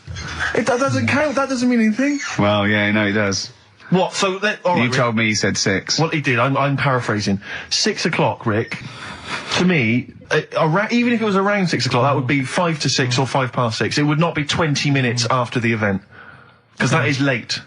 Yeah. Well, you've got nothing. You see, you haven't even got an excuse. Yeah, but then I turned up, right, and I said, right, well, let's not argue about this. Let's come up with some good new features, because we've been in Cheapest Chimps. That's gone today. Good news. He never liked Cheapest Chimps, Karl, did he? Right, he never liked it. Do you know what? Do you know who's took it further? Donald McIntyre. What? He's doing a programme, Cheapest Chimps. No, he's not doing a channel. Well, we'll see. Again, I'll prove you right. Again, he's not doing a programme, Cheapest Chimps, is he? He's not. What do you mean? He's doing. I saw a trail on Channel 5, and it was saying, you know, is it 5 or is it about 20 past 5? He's doing this. He's done that. You know, now see him on Channel 5 because he's moved to Channel 5. Right. He's saying first big problem, chimps. You know, they're deer and that. And no, they're not deer. He's getting confused. No, 50 odd grand for a chimp, and it's saying, you know, he'll look into how much you can get gorilla for. What are in the name of God are you talking about? We'll talk about that later. But I don't know. I'm just saying that's another idea. And then so go on. You got off. This is why you never get stuff done and you're late. You got off the point. You were talking about arriving late. Yeah, I know, but I'm just saying to you now. I turned up late, so I said, right, well, let's not argue. Yeah. I said, let's do some stuff. Yeah. You weren't having any of it. I think at one point you were trying to be sick on my leg. I do remember that. Yeah. Why? Just for fun? Yeah. All right. So that's when I started getting annoyed. He was very annoyed last night. No, yeah, okay. Yeah, I can see where that could be annoying, but you just got to think, hey, look, so what? It's, you know. Well, I think you rub each other up the wrong way. Yeah. No, that's the problem. Well, no more Cheapest Chimps today. Right. Nothing to replace it because we didn't have a chat. Songs of phrase, we're doing that. You can win some stuff. Yeah, we've got the film that we haven't done for the last 2 weeks. The final film, we won't be doing that. Let him down. It's 2 weeks. So you're 2 weeks late on that. Can I just ask, guys, is there going to be some great music? Yeah. Well, what about something from the Only Ones? Yeah. Another Planet. Brilliant. Another Girl, Another Planet by The Only Ones on XFM 104.9. I'm Ricky Gervais with me, Stephen Merchant and Karl Pilkington. Karl, cheer up. Come on. There's a war on. Chill out. Yeah. I have to say, you have become increasingly annoying recently, Rick. Have I think, you? yeah, chiefly, I tell you what it is, I think it's the hot weather. Can I just remind you, when we were in the office recently, we've got a little office that we write in, we work in, and many moons ago, we were doing some work. This was when we were writing the first series of the office, and I was typing away, I was just typing something up we'd written, and I read it back to Ricky, just check he was happy with everything. I was reading it back, and as part of the thing, there was a knock in the script. It said, knock, and so I was acting out for him, and I knocked like this, and I realised he wasn't listening. He was in fact asleep underneath his desk, and I knocked like that as part of reading the stage directions. I knocked. He thought someone was coming in. He leapt up, plunked his head, zipped up, thought someone. I said, Rick, it's not. I'm just acting it out for you. He just wasn't paying attention. He wasn't listening. And can I just throw in? So recently we're in another office. We're typing away. I look round. He's got his shirt off. It was hot. He's taking his shirt off, right? So he's sat there, 41-year-old man, or whatever you are, 40-year-old man there with his shirt out. Beautiful. I mean, I've seen most parts of your body now at one point or another. I think from the early days when we used to work at XFM, you started showing me bits of your anatomy, which is something he does to people he likes, friends of his. I'm sure you've seen most of it, Carl. No. And so, it's not that sort of relationship. He was sat there, and there was a knock at the door because we'd asked someone who worked in the building to bring us something. And so I had to delay it by sort of not opening the door so he could get his shirt back on. Yeah. So he was running around trying to get his shirt back on. So what would they have thought? What would they have thought? They'd have walked in, he'd have just been sat there, stripped to the waist. Didn't they sort of think, hang on, what's going on? Look through the keyhole. No. No. It was ludicrous, because as they came in, he was flustered and he kind of was just leaning against the window, just looking like, I often stand here with my shirt back to front. I was getting like Bernard Manning. You see Bernard Manning, whenever he goes into the house, he has to go upstairs to take his trousers off. I love that. The fact that in your house, you've just got your pants and your vest on. That's what you want to do. Yeah, but it's all the time. It's not just, I mean, you haven't done that with me, taking your clothes off and that yet. But, like, last night we were sat in the pub and I was saying, right, let's not even worry about new features then. Let's get the current ones, going. Like what? Good. Like, the one that I was trying to work out, the cheeky freak of the week. Think of that! Yeah, but Think of that, though, as a normal conversation. Yeah, but I'd looked online, right? I didn't find that much. I found, actually, I'll tell you what I found later. Brilliant. We're looking for them, right? And then at one point, I think you said to me, go and, what about the Guinness Book of Records? Yeah, they'll have, like, the best freak in the world or whatever. Yeah, ever. So I said, yeah, bring one in. Now, you've got one at home. Yeah, I've got a couple. But you couldn't be bothered carrying that in today, so I had to go out of the pub that I was at. Yeah. Nip into Borders. Yeah. Buy a Guinness Book of Records. Yeah. Out of my own money, $18.99. Yeah. Bring it back, and then you said, I don't know if I want to do this feature. So it cost me 20 quid for that. I had to buy a video for Silence of the Lambs film clip.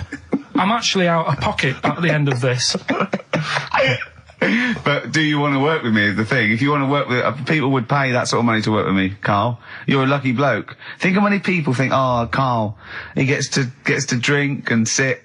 Yeah. Well, you making a cup of tea and I surprised, didn't I? Little surprises. Steve, last night, do you know when I left the pub in a bit of a mood because I was just fed up with not getting anything done? Yeah. Walking down the road, I was thinking, how can I get out of this? How can I stop having to work with them? I'm thinking, I wonder if I leave, I wonder if they'll be funny and they'll go, and then my boss will be giving me stick. I'm thinking, how much notice have I got to give out? And all this is going through my mind. I'm walking home and I got in, said to Suzanne, I'm sick of it. She's going, you need to do it when I get a new kitchen. And I was like, yeah, but how big does the kitchen need to be? I was saying, do we need a big kitchen? Can we get a small one? Have we got enough for a small kitchen? Do we need so many cupboards? Can we just have wood instead of steel? All this, trying to get out of doing this. Yeah. I always feel like, because I like to think that I'm not perhaps as bad as him. Yeah, no. You annoy me in different ways. Like what? How does he annoy you? Well, stuff that, I come up with ideas, say Cheap as Chimps. Yeah. Rockbusters springs to mind. Yeah. 15 Taiwan.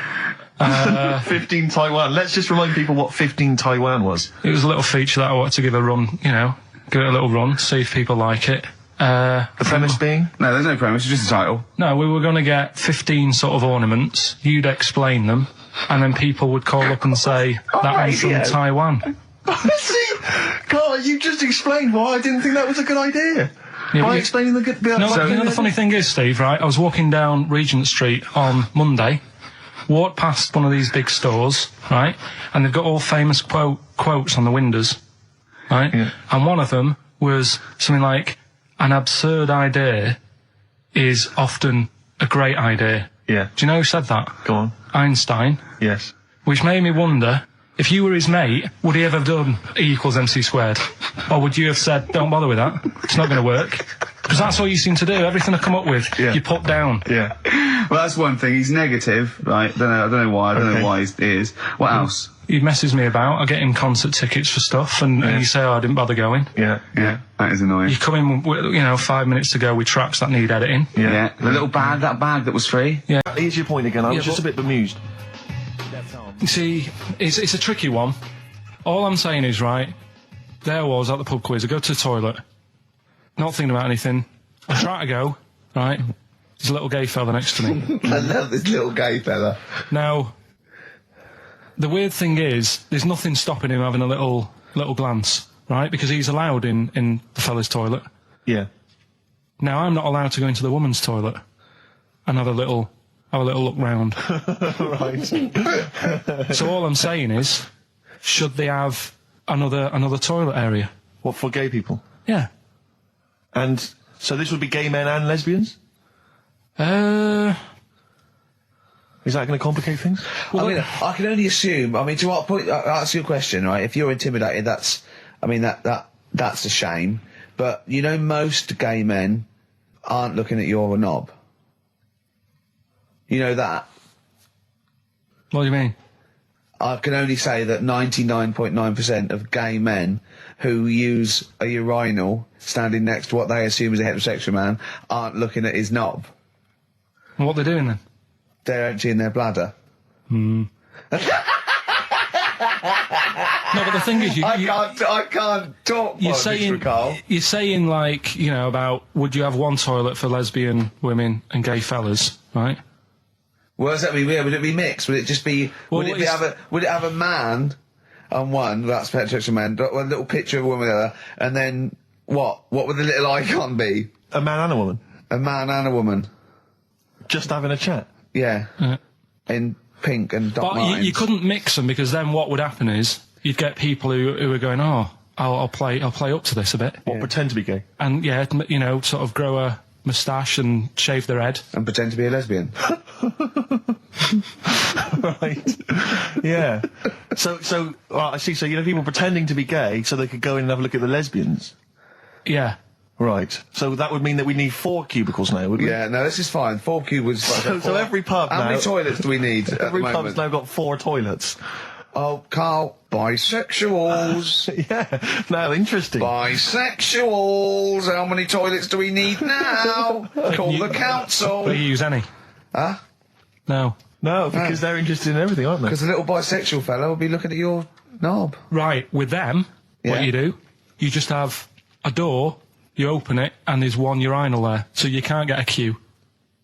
They have to sort of wait. I just thought that, well, why can't there just be a thing between the urinals? So no one can look at anyone else's knob. Wait a minute. Just to go back to Ricky's point, what stops, even if we've got the toilet for gay men, what stops the gay men who want to have a look at your willy going in the regular toilet and pretending that they're straight? Most men don't wear gay across their head. Exactly. They don't have a tattoo. There's no branding yet in the British house where they have to declare. So we're going to have to expand this. So we've all got to carry identity. Do you know you can see a gay, can you? Coming a mile off.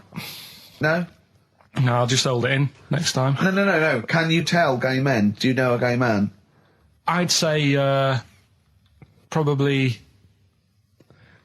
if you did if you lined some people up and said point them out, I reckon I'd get. But hold on, we're not talking about people dressed in leather with the arse cut out and an handlebar moustache. Yeah, we're talking about the everyday non-seen. Of course. Yeah, but I mean, suppose I put you in a room and there was 10 naked men, right?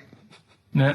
And there's 5 gay men and 5 hetero. Could you walk along that line looking at those gay... Am I naked? No, you don't have to be naked. Why would you have to be naked? To catch them out. Play a record! How would you catch them out? No, don't go into it. Don't go into it. Play a record. Ooh, those boys can rock there. That's the Guns with All Their Roses and Sweet Child of Mine. On XFM 104.9. I enjoyed that. Yeah. That was good. It rocks. I hope the audience was playing it loud like us. Yeah. Yeah. Ricky Gervais, Steve Merchant, Karl Pilkington. Well, look at him yawning. How rude is that? Carl, what's wrong with you, man? Have you been up late? A little bit.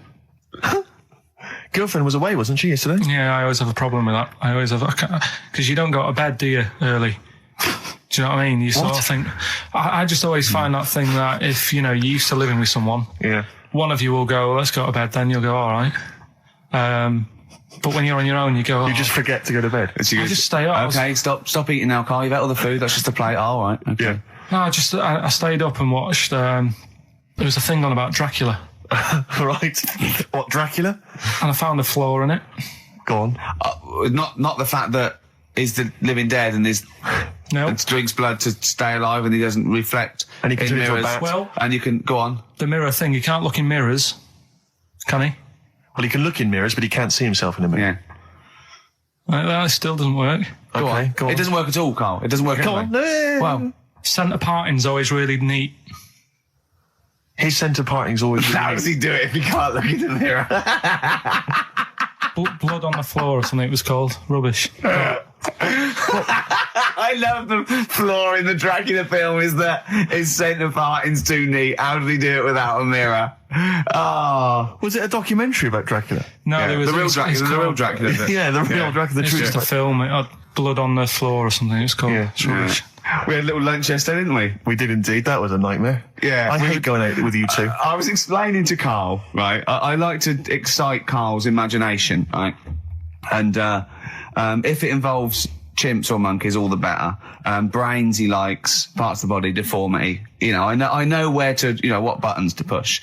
And I told him about this thing. I don't know if any of you out there know about this, but there's an experiment they did in the 50s, a clinical psychology experiment where there's your two hemispheres of the brain, okay? They're joined by a thing called the corpus callosum, right? Which is just a little flap of skin, like a little scarlet lead that joins your two hemispheres. And what they did, they cut that in half, and they thought it was a cure for schizophrenia, but what it turned out to be, or epilepsy, I think, I can't remember, was that your two sides of your brains didn't function together. You couldn't get information. I was telling Carl all this thing, and one of the things I told him was that they did it on a monkey, and it fought itself over a nut.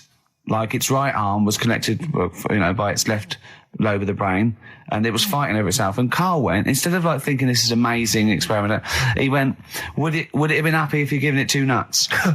Yeah, I know. Well, you started off by explaining, and I remember you mentioned, because I was watching the two of you as you were describing it to me, you said, of course, one side of the brain deals with symbolism. And as you said the word symbolism, I noticed Carl drift away from looking at you, pick up his mobile phone, and start pressing buttons randomly. And I thought it was the word symbolism that got him. And I noticed it took you just a moment longer. And I think the first thing you said was, when did I lose you? Yeah, I knew I'd lost him. It's extraordinary. And he doesn't even try to disguise it. I said non-locature at one point as well. Right, yeah. And I knew I was dicey with death there. Yeah. But, but I told you tried to look it up, didn't you, on the web? You didn't find anything about it, did you? The spelling of it's, what is it again? What's the word?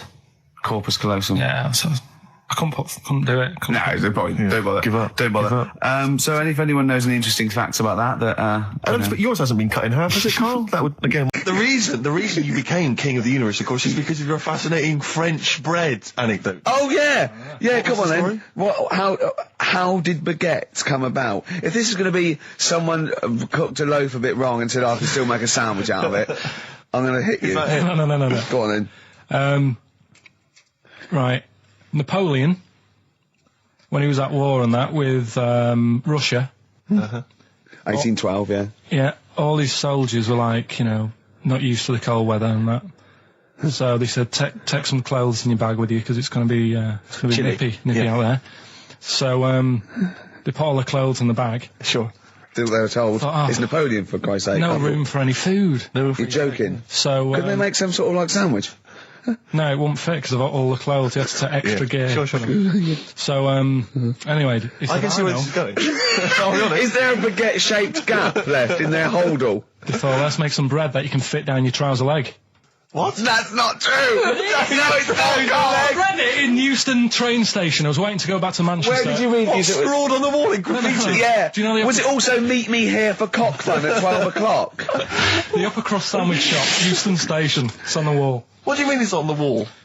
Do you know how it says, sail on at Dixon's, whatever? next to that there was like a bit of information. Once you've read the stuff on Dixon's, I get information. There was a big thing about the history of the baguette. I read it and I thought, we got to make a sandwich we can split down our trouser leg. But how can you march and fight with a huge piece of bread down your train? Although it would be intimidating. You see them coming, you go, sacre bleu, look at the size of them. They're big fellas. Well, blimey. I can't help but feel that could be a practical joke at your expense. Yeah. Do that. Well, the Earl of Do you Sandwich... ever question anything you read? If it's printed up, is that, like, fact for you then? Well, it's not funny. I mean, if they were trying to be funny, it's like, it's not, is it? So it's information. Have you heard us? Things sometimes want to be funny when they're not. That's exactly what happened with the sandwich. The Earl of Sandwich wanted something he could fit down his pants. And it was those triangle cut sandwiches wrapped in cling film were perfect. You might be right. You might be right. I am. Because the Cornish pasty is so they could drop it down the mines, isn't it?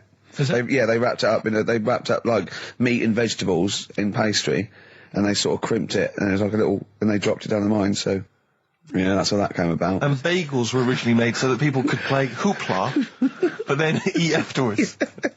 I don't know if you're aware of that. That is true, Carl. Well, anyway. Call my bluff. Is that true? Yeah. They're all true. They're all true. Yeah. Tell your kids that when you have them. Yeah. You know, if they're still alive in a million years. Well, it might be true. Can someone confirm that baguette fact that it was so Napoleon could stick it down his trousers? Not him, his soldiers. I know that. I guarantee they're going to say rubbish. All right, let's make it the last Rockbusters then. This is the last Rockbusters. Well, it depends. This is it. Okay, this is if it's good, you get a reprieve. It's all about this. Okay. Okay. Go on then. Let's do Rockbusters then. Oh, we're doing it now. Should we play a record and do it after that? Do it after. Well, I'll tell you what. I'll tell you the prizes, and then we'll come back with the clues. Because I've dug up that REM track. Excellent. So it's an interactive show. Okay, we've got the best summer holiday album ever. What we got on there? It's got Elvis versus Junkie XL. That's brilliant. Holly Valance is on there. Yeah. Laz Ketchup. It's all the stuff that the XFM listener is craving. Tribute to the Ramones album. We got Red Hot Chili Peppers are on there. Metallica. Street Legal from Bob Dylan. That's nice. Brilliant. Did you just buy that in the 4 for £20 from HMV deal? Fair enough. Once again, a good album. The Talons of Weng Chiang, a Doctor Who classic. Yeah. And there's something for the XFM listener, 8 Mile on DVD. I thought that was nice, that film. That was the last bit was funny. It's a good film. Some good rap-offs in that as well. Yeah. So let's play a tune and then we'll come back with the Rockbusters clues. REM, go on. Give it to him. REM, Electrolyte on XFM 104.9. Ricky Gervais, Steve Merchant, Karl Pilkington.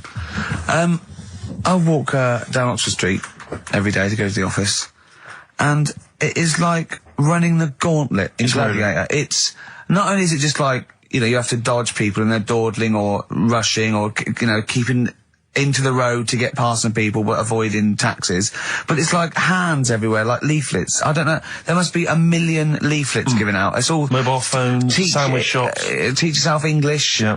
Teach other people English. I know, and those charity people, something for Alzheimer's, and I've been caught about 6 times where I couldn't say no. I've got about 8 standing orders now because I just couldn't say no when they confront you. Yeah. Which is, you know, it's amazing how often I'm on the way to a meeting. I'm always on the way to a meeting, and then I always feel guilty if I walk past them again 2 minutes later with a HMV bag. Yeah, full. Yeah, exactly, crammed with bargains. I know, yeah. No, but, it's actually weird. They're like zombies. It's like you're fighting them off. You need a flaming torch. Yeah. To or if it's not them, it's tourists. Just constantly, you know, excuse me, can you take my photo outside HMV? Or outside Topshop? That doesn't happen to me a lot. I always seem to have tourists. Just in the way, just kind of dawdling, you know, looking up at the buildings. I walk so fast. I walk so hard. I put my head down and I just try and walk so fast everywhere now. Because it's, But Oxford Street is just, it's unbelievable now. And I think it's age that I've started noticing it. Even if the window's open and I hear just like cars and they're on the mobile phone, it's the loudest place in the world. Yeah. I don't know what we can do. Well, isn't it one of the busiest streets in, is it either the world? The universe? It is mental. I think if we carpeted it, and put some curtains up, it would just deaden. It's like pubs with those polished floors and metal tables, and everyone's having to talk like that to be heard. The jukebox is quite loud, and I want to go just turn everything down. Yeah. Let's put some carpet down. Just talk quietly like this. Yeah. Put the music down a little bit.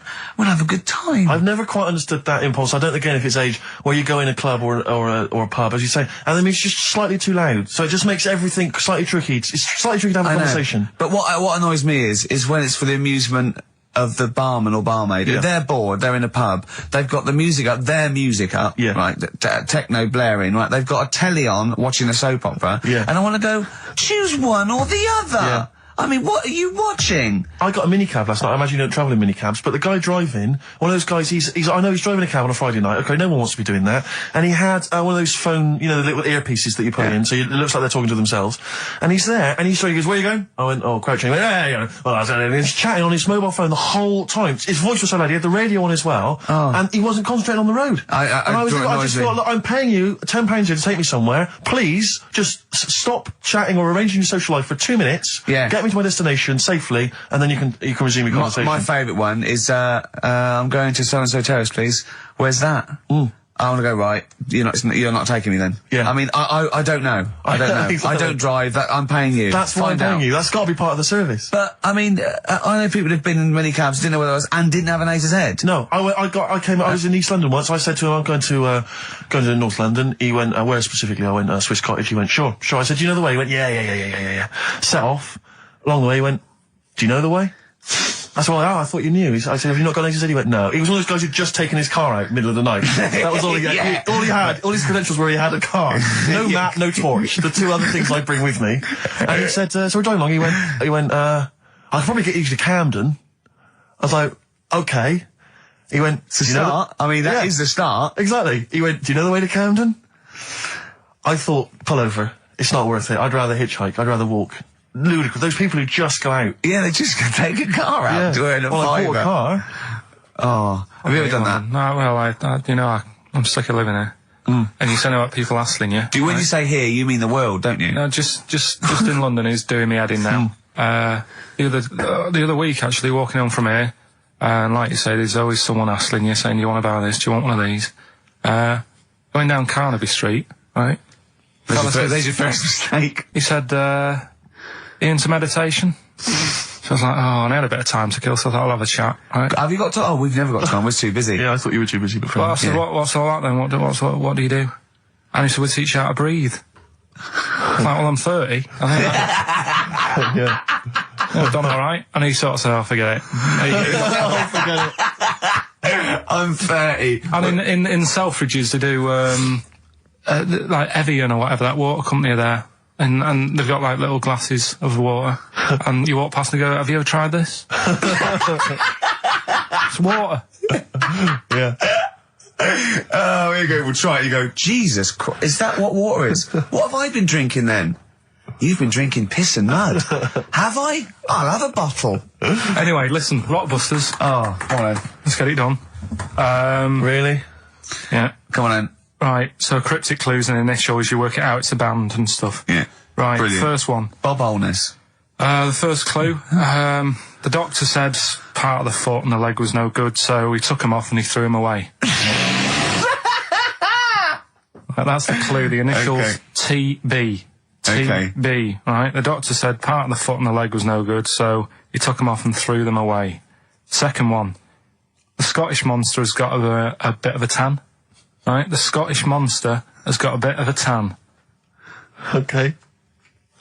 That's TD, right? And the last one, well, the 60s singer had a heart attack whilst he was having it away. We won't be seeing him again.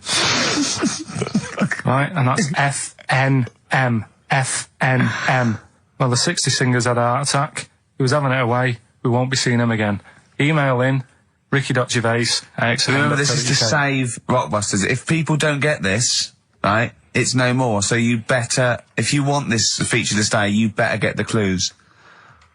Right? Good work, Carl. We'll give those clues again after the next tune. What are we playing? And listen to We love it, don't we? You love it. Good, it's a good stomping pop #1 rock. XFM. Jane's Addiction, just because.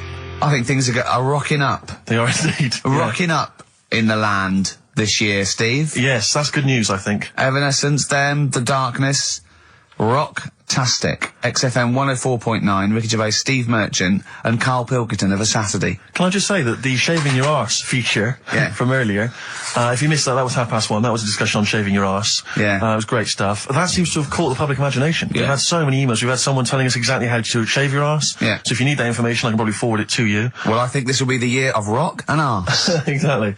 But it's extraordinary how, you know, just a simple discussion like that you would think perhaps was crass, crude. Mind you, our listeners do like Karl talking about monkeys. Sure. Do you know what I mean? Yeah. It's not like it's something to be proud of. It's not like we changed a nation or freed a people or found a cure for something. We hit them in their, you know, at their level with monkeys and arses. Yeah, exactly. It's what our listeners love. Yeah. Monkeys and arses. Yeah. We should put that on the poster. And they go together, because I joined the zoo last Sunday, went down and became friends of the zoo, right? Oh, right, I thought maybe you had to sit in a cage for and that thing happened. I went straight for the chimps, of course, right? And there's sort of like 3 sort of big sort of adult ones there, and there's people with their kids, and I could see the people just putting their kids away as one of them went up and started putting his face up the other one's arse. Sure. And it was sort of like, I just can't be bothered to explain this to my children. Exactly. So I hordes of people just moving away. Oh, come on then. There's the lions. Just gonna have a look at the lions. Yeah. What are they doing? They're just sniffing each other's asses. Yeah. Yes. I remember when I used to go to the zoo, I always felt there were certain animals that weren't getting a look in, really, that no one was particularly interested in. The tapir. Exactly. We were going straight to the snakes we were interested in. Yeah. Birds. I don't remember being particularly interested in birds. Big cats, although it's a bit depressing. Great apes. Reptile, you're right, reptiles, yeah. Birds, unless it's a big one that you think could rip a dog apart. Yeah, a vulture you go, or an eagle, brilliant. Yeah, exactly, yeah. Owls are brilliant. Yeah, owls great, but I've always wanted a little owl on my desk. I'd like be doing work and there'd be a little owl there and I go, can you give me that pencil? And it just sort of goes over and gets me a pencil, goes, cheers, and it just watches me and it thinks I'm brilliant. Do you know what I mean? Not really, no. No? No, I've never had an urge to have any kind of animal sat on my desk. No, Karl? You'd like a little owl, wouldn't you, that helped you? No, I had a little magpie, didn't I? We've talked about that. Oh, he came down and started pecking your grifter, didn't he? Yeah. What was his name? Maggie. Sure. Brilliant. Inspired. And you took it to school and it didn't come back once. Didn't come back. Didn't see it again. Oh, dear. Did it ever peck your head? Because you used to have hair, didn't you? Yeah. No, it did. It started getting a bit violent. Really? Yeah. But was it becoming sort of age when unless it's probably sexual frustration sort, you know, because I think magpies go for shiny objects, don't they? And you were probably sort of probably losing it a little bit then in the front, and so when the sun was out, there's a bit of a sheen on the front. They saw a glare and thought, I'll have that. Yeah. What is that? That's brilliant. Yeah. Or as it was sort of pecking away, it mistook it for a tree.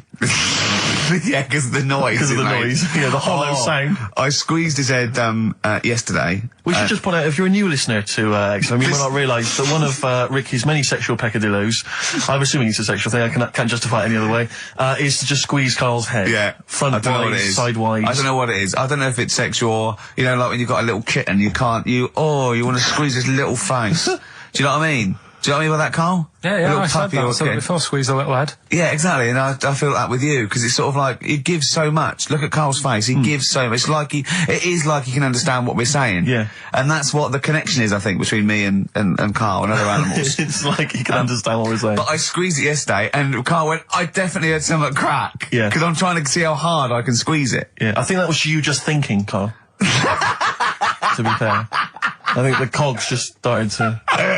No, I mean, I think there is a danger, because I think there is a danger that you could squeeze it too much. Yeah, I know. He did a good deed today, the other day, didn't you? Was it? Yeah. What were you up to? You were just, you were talking about, like, you know, being hassled in the street and stuff. And, 104.9. Alright?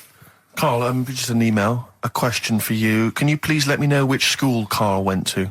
What school do you go to? Cessav. What? Cessav. Cessav? Yeah. What does that mean? It was on Cecil Avenue.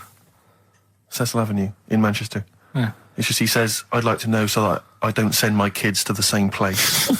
He also says, he says, P.S. Does Karl look like Gollum in Lord of the Rings? Yes. He does, doesn't he? Yeah. Yeah, that's very good. Yeah, in fact, I was just putting a little bald wig on you, wasn't I? Like he needs one. Yeah. So, if you want some to of the fun and games we have when the songs are on. Yeah, did it hurt? Just a little bit. The bit that worried me is when you said, let me just staple it. Yeah, well, I was trying to get it under your chin because it looked funnier, and he was scared. Oh. Can I just give you a little fact here? Someone's emailed in for you, Carl. They've sent an interesting fact for you. I think you're going to be interested in this. Don't read it on the email. Let me read it for you. I think you'll be excited. An interesting fact from Carl. That's from Toby. He says, Attila the Hun punished some fella who annoyed him by cutting off his arms and legs. You'll love this. And stitching his arms back where his legs should be, and vice versa. Look at his face. Look at the little smile that's just cracked on his lips. That is the kind of fact you've been waiting for all day, isn't it? So go on, again, so... Attila the Hun, right? Some guy didn't like. He cut off his arms and his legs, and he stitched his legs on where his arms should be, and his arms where his legs should be. Look at him looking at his body, trying to picture it. Yeah. I'll let it sink in for a little while, then I'll ruin it for him. Carl, what are you thinking? I'm just picturing it. Well, he would have died. It would have been tokenistic. There's no way that person could have lived through it. So it was just for Attila the Hun's fun. He probably put him on a stick outside his gate or something.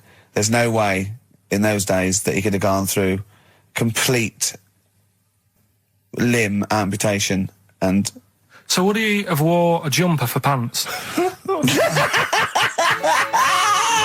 Who's the winner of the competition? From Walthamstow, it's Joe Ogden. Well done, Joe. You got the correct answer, which was what?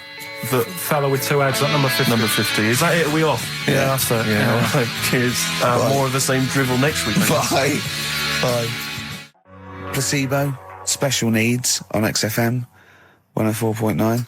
Email in where Lanzarote is. I don't know if it's Italy or Spain, off Europe, or maybe Africa. You know, these are the sort of things, these are the reasons I come into it, to at least learn something, innit, Carl? We've stopped educating Ricky, so I've stopped learning, you know, about things like the woman who ate mud all her life.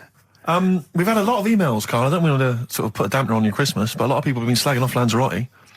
One of them just said, well, one of them just, I don't know if I can find it. It is Canaria, isn't it? It is one of the Canaries, isn't it?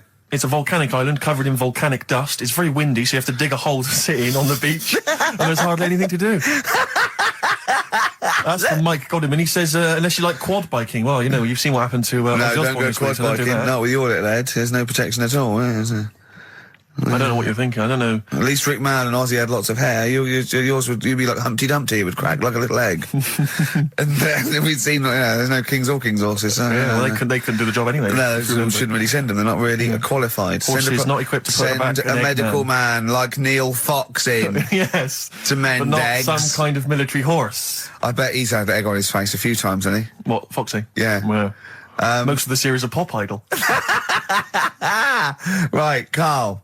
Lanzarote, good or bad? Well, you got to give it a go, haven't you? Yeah, well done. Give everywhere a go. Exactly. That's what I was saying. You know, don't just take the word for it. I mean, if it had said an Ananova, Lanzarote shit, he'd have believed it. Sure. You know, if he'd have overheard it in a pub, Lanzarote a crap, he'd have believed it. He'd have seen it on a website that was mainly concerned with monkeys and witches, he'd have believed it. Yeah.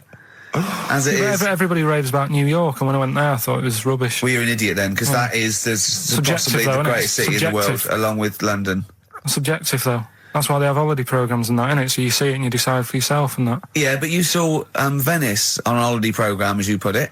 You went there and you went, it was rubbish, full of black bin liners. Well, it is. Right.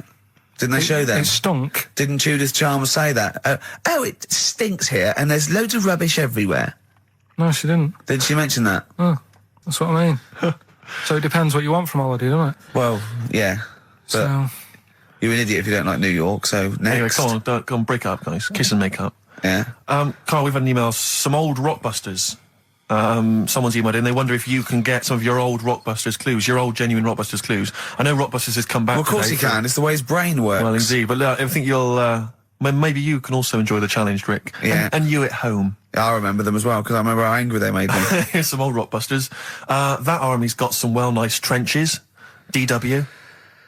That army's got some nice trenches. DW. No. Dandy Warhols. That one works. It's not bad, is it? That's why I didn't get that one, because it worked. Yeah. Yeah. Okay. She's only got one sticker left. It was actually he's only got one sticker left. Oh, okay. He's only got one sticker left. Oh, the band His Last Sticker. Exactly. With Justine Fishman, yeah, His Last Sticker. They were brilliant, weren't they? What happened to His Last Sticker? Are they still going? He'll strap some chocolate to your feet. That's A. A band or artist. A. He'll strap some chocolate to your feet. Go on. Aerosmith. I don't know really what that means, but... And finally, you'll have to... Aero Cobbler. Yeah. The well-known Aero Cobbler. And you'll have to stick her in the oven. A-B. You'll have to stick her in the oven. See, he thinks blacksmith means, like, just shoes. Like, there's not the smith... It's the smith part. A smith is just a right, isn't it? So it doesn't... I don't know... Aerosmith. What does that mean, Carl? What does that mean? Come on, you'll have to stick her in the oven. A-B. Yeah, I know that one. Yeah? Yeah. What is it? But it doesn't work. Apparently it does. You'll have to stick her in the oven. A-B. Single or artist. What, Anita Baker? Anita Baker. Why you have to stick her in the oven? Anita Baker. Oh, I need to. But why didn't you say, like, you'll have to, get his hair cut and put a nice white, chef's hat on? That's Anita Baker. See, that works. That works, Carl. I need to bake her. Doesn't work. It is shite. Okay, well, listen, before you judge, listen to today's Rockbusters. They're here with us now. Here's Karl Pilkington. Yeah, brought it back just for Christmas. Brilliant. I've only got two, really. What? Because I was trying to work one out before, right, in my little room. Yeah. I was looking at different band names, thinking, what can I do? Yeah.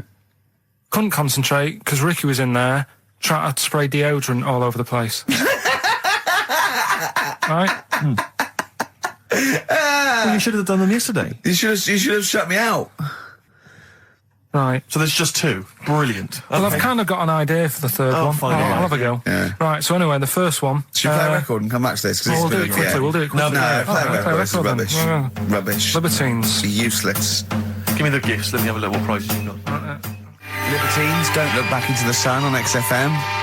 Well, the general public are getting involved with Carl's holiday, and, I mean, this has been a damning report on Lanzarote. There's not been a positive word written about Lanzarote so far. Wow. It's volcanic, there's no natural water supply. Sorry, there's no natural water supply. It's You all have to sit in a imported. hole. What do you think of this, Carl? What do you think of the people that want you to know that you're going to a rubbish place when you can't change it? What do you think of that? Rubbish show, will it? What do you mean? Be all right. What do you mean it'll be right? Because I'm going to go there thinking, oh, there's no water and that, and there will be water. No, they didn't say there's no water. What did they say then? There's no natural water supply. Whatever. I'm not bothered. Doesn't bother me. All right. I'm going to have a good time and that. What are you going to do? What do you plan to do? Got a book. What book you got? Rich Hall book. I'm just going to read that. So, Brilliant. And the weather's better than here, isn't it? Yeah. So... Someone emailed just now. They said they're listening online and there's a problem with their computer and everything's sped up. The music's sped up. Our voices, Rick, are sped up. Except Carl's. That's how slow he speaks. So when everything's sped up, he sounds normal. No Blue Sky, The Thorns. That's beautiful, isn't it? On XFM 104.9. Carl, you're losing your rag a little bit. What's the matter? Nothing, go on. See? What's the matter? No, what's the matter with I've Carl? got something to cheer him up. Someone's emailed in, Emma's emailed in, she said that for those that know, those in the know, they referred to Lanzarote as Lanzagrotte. Brilliant. He's a bit fed up. He's got 2 CDs for Christmas from a company that's been with for 6 years. He's a little bit grumpy about having to answer the phones.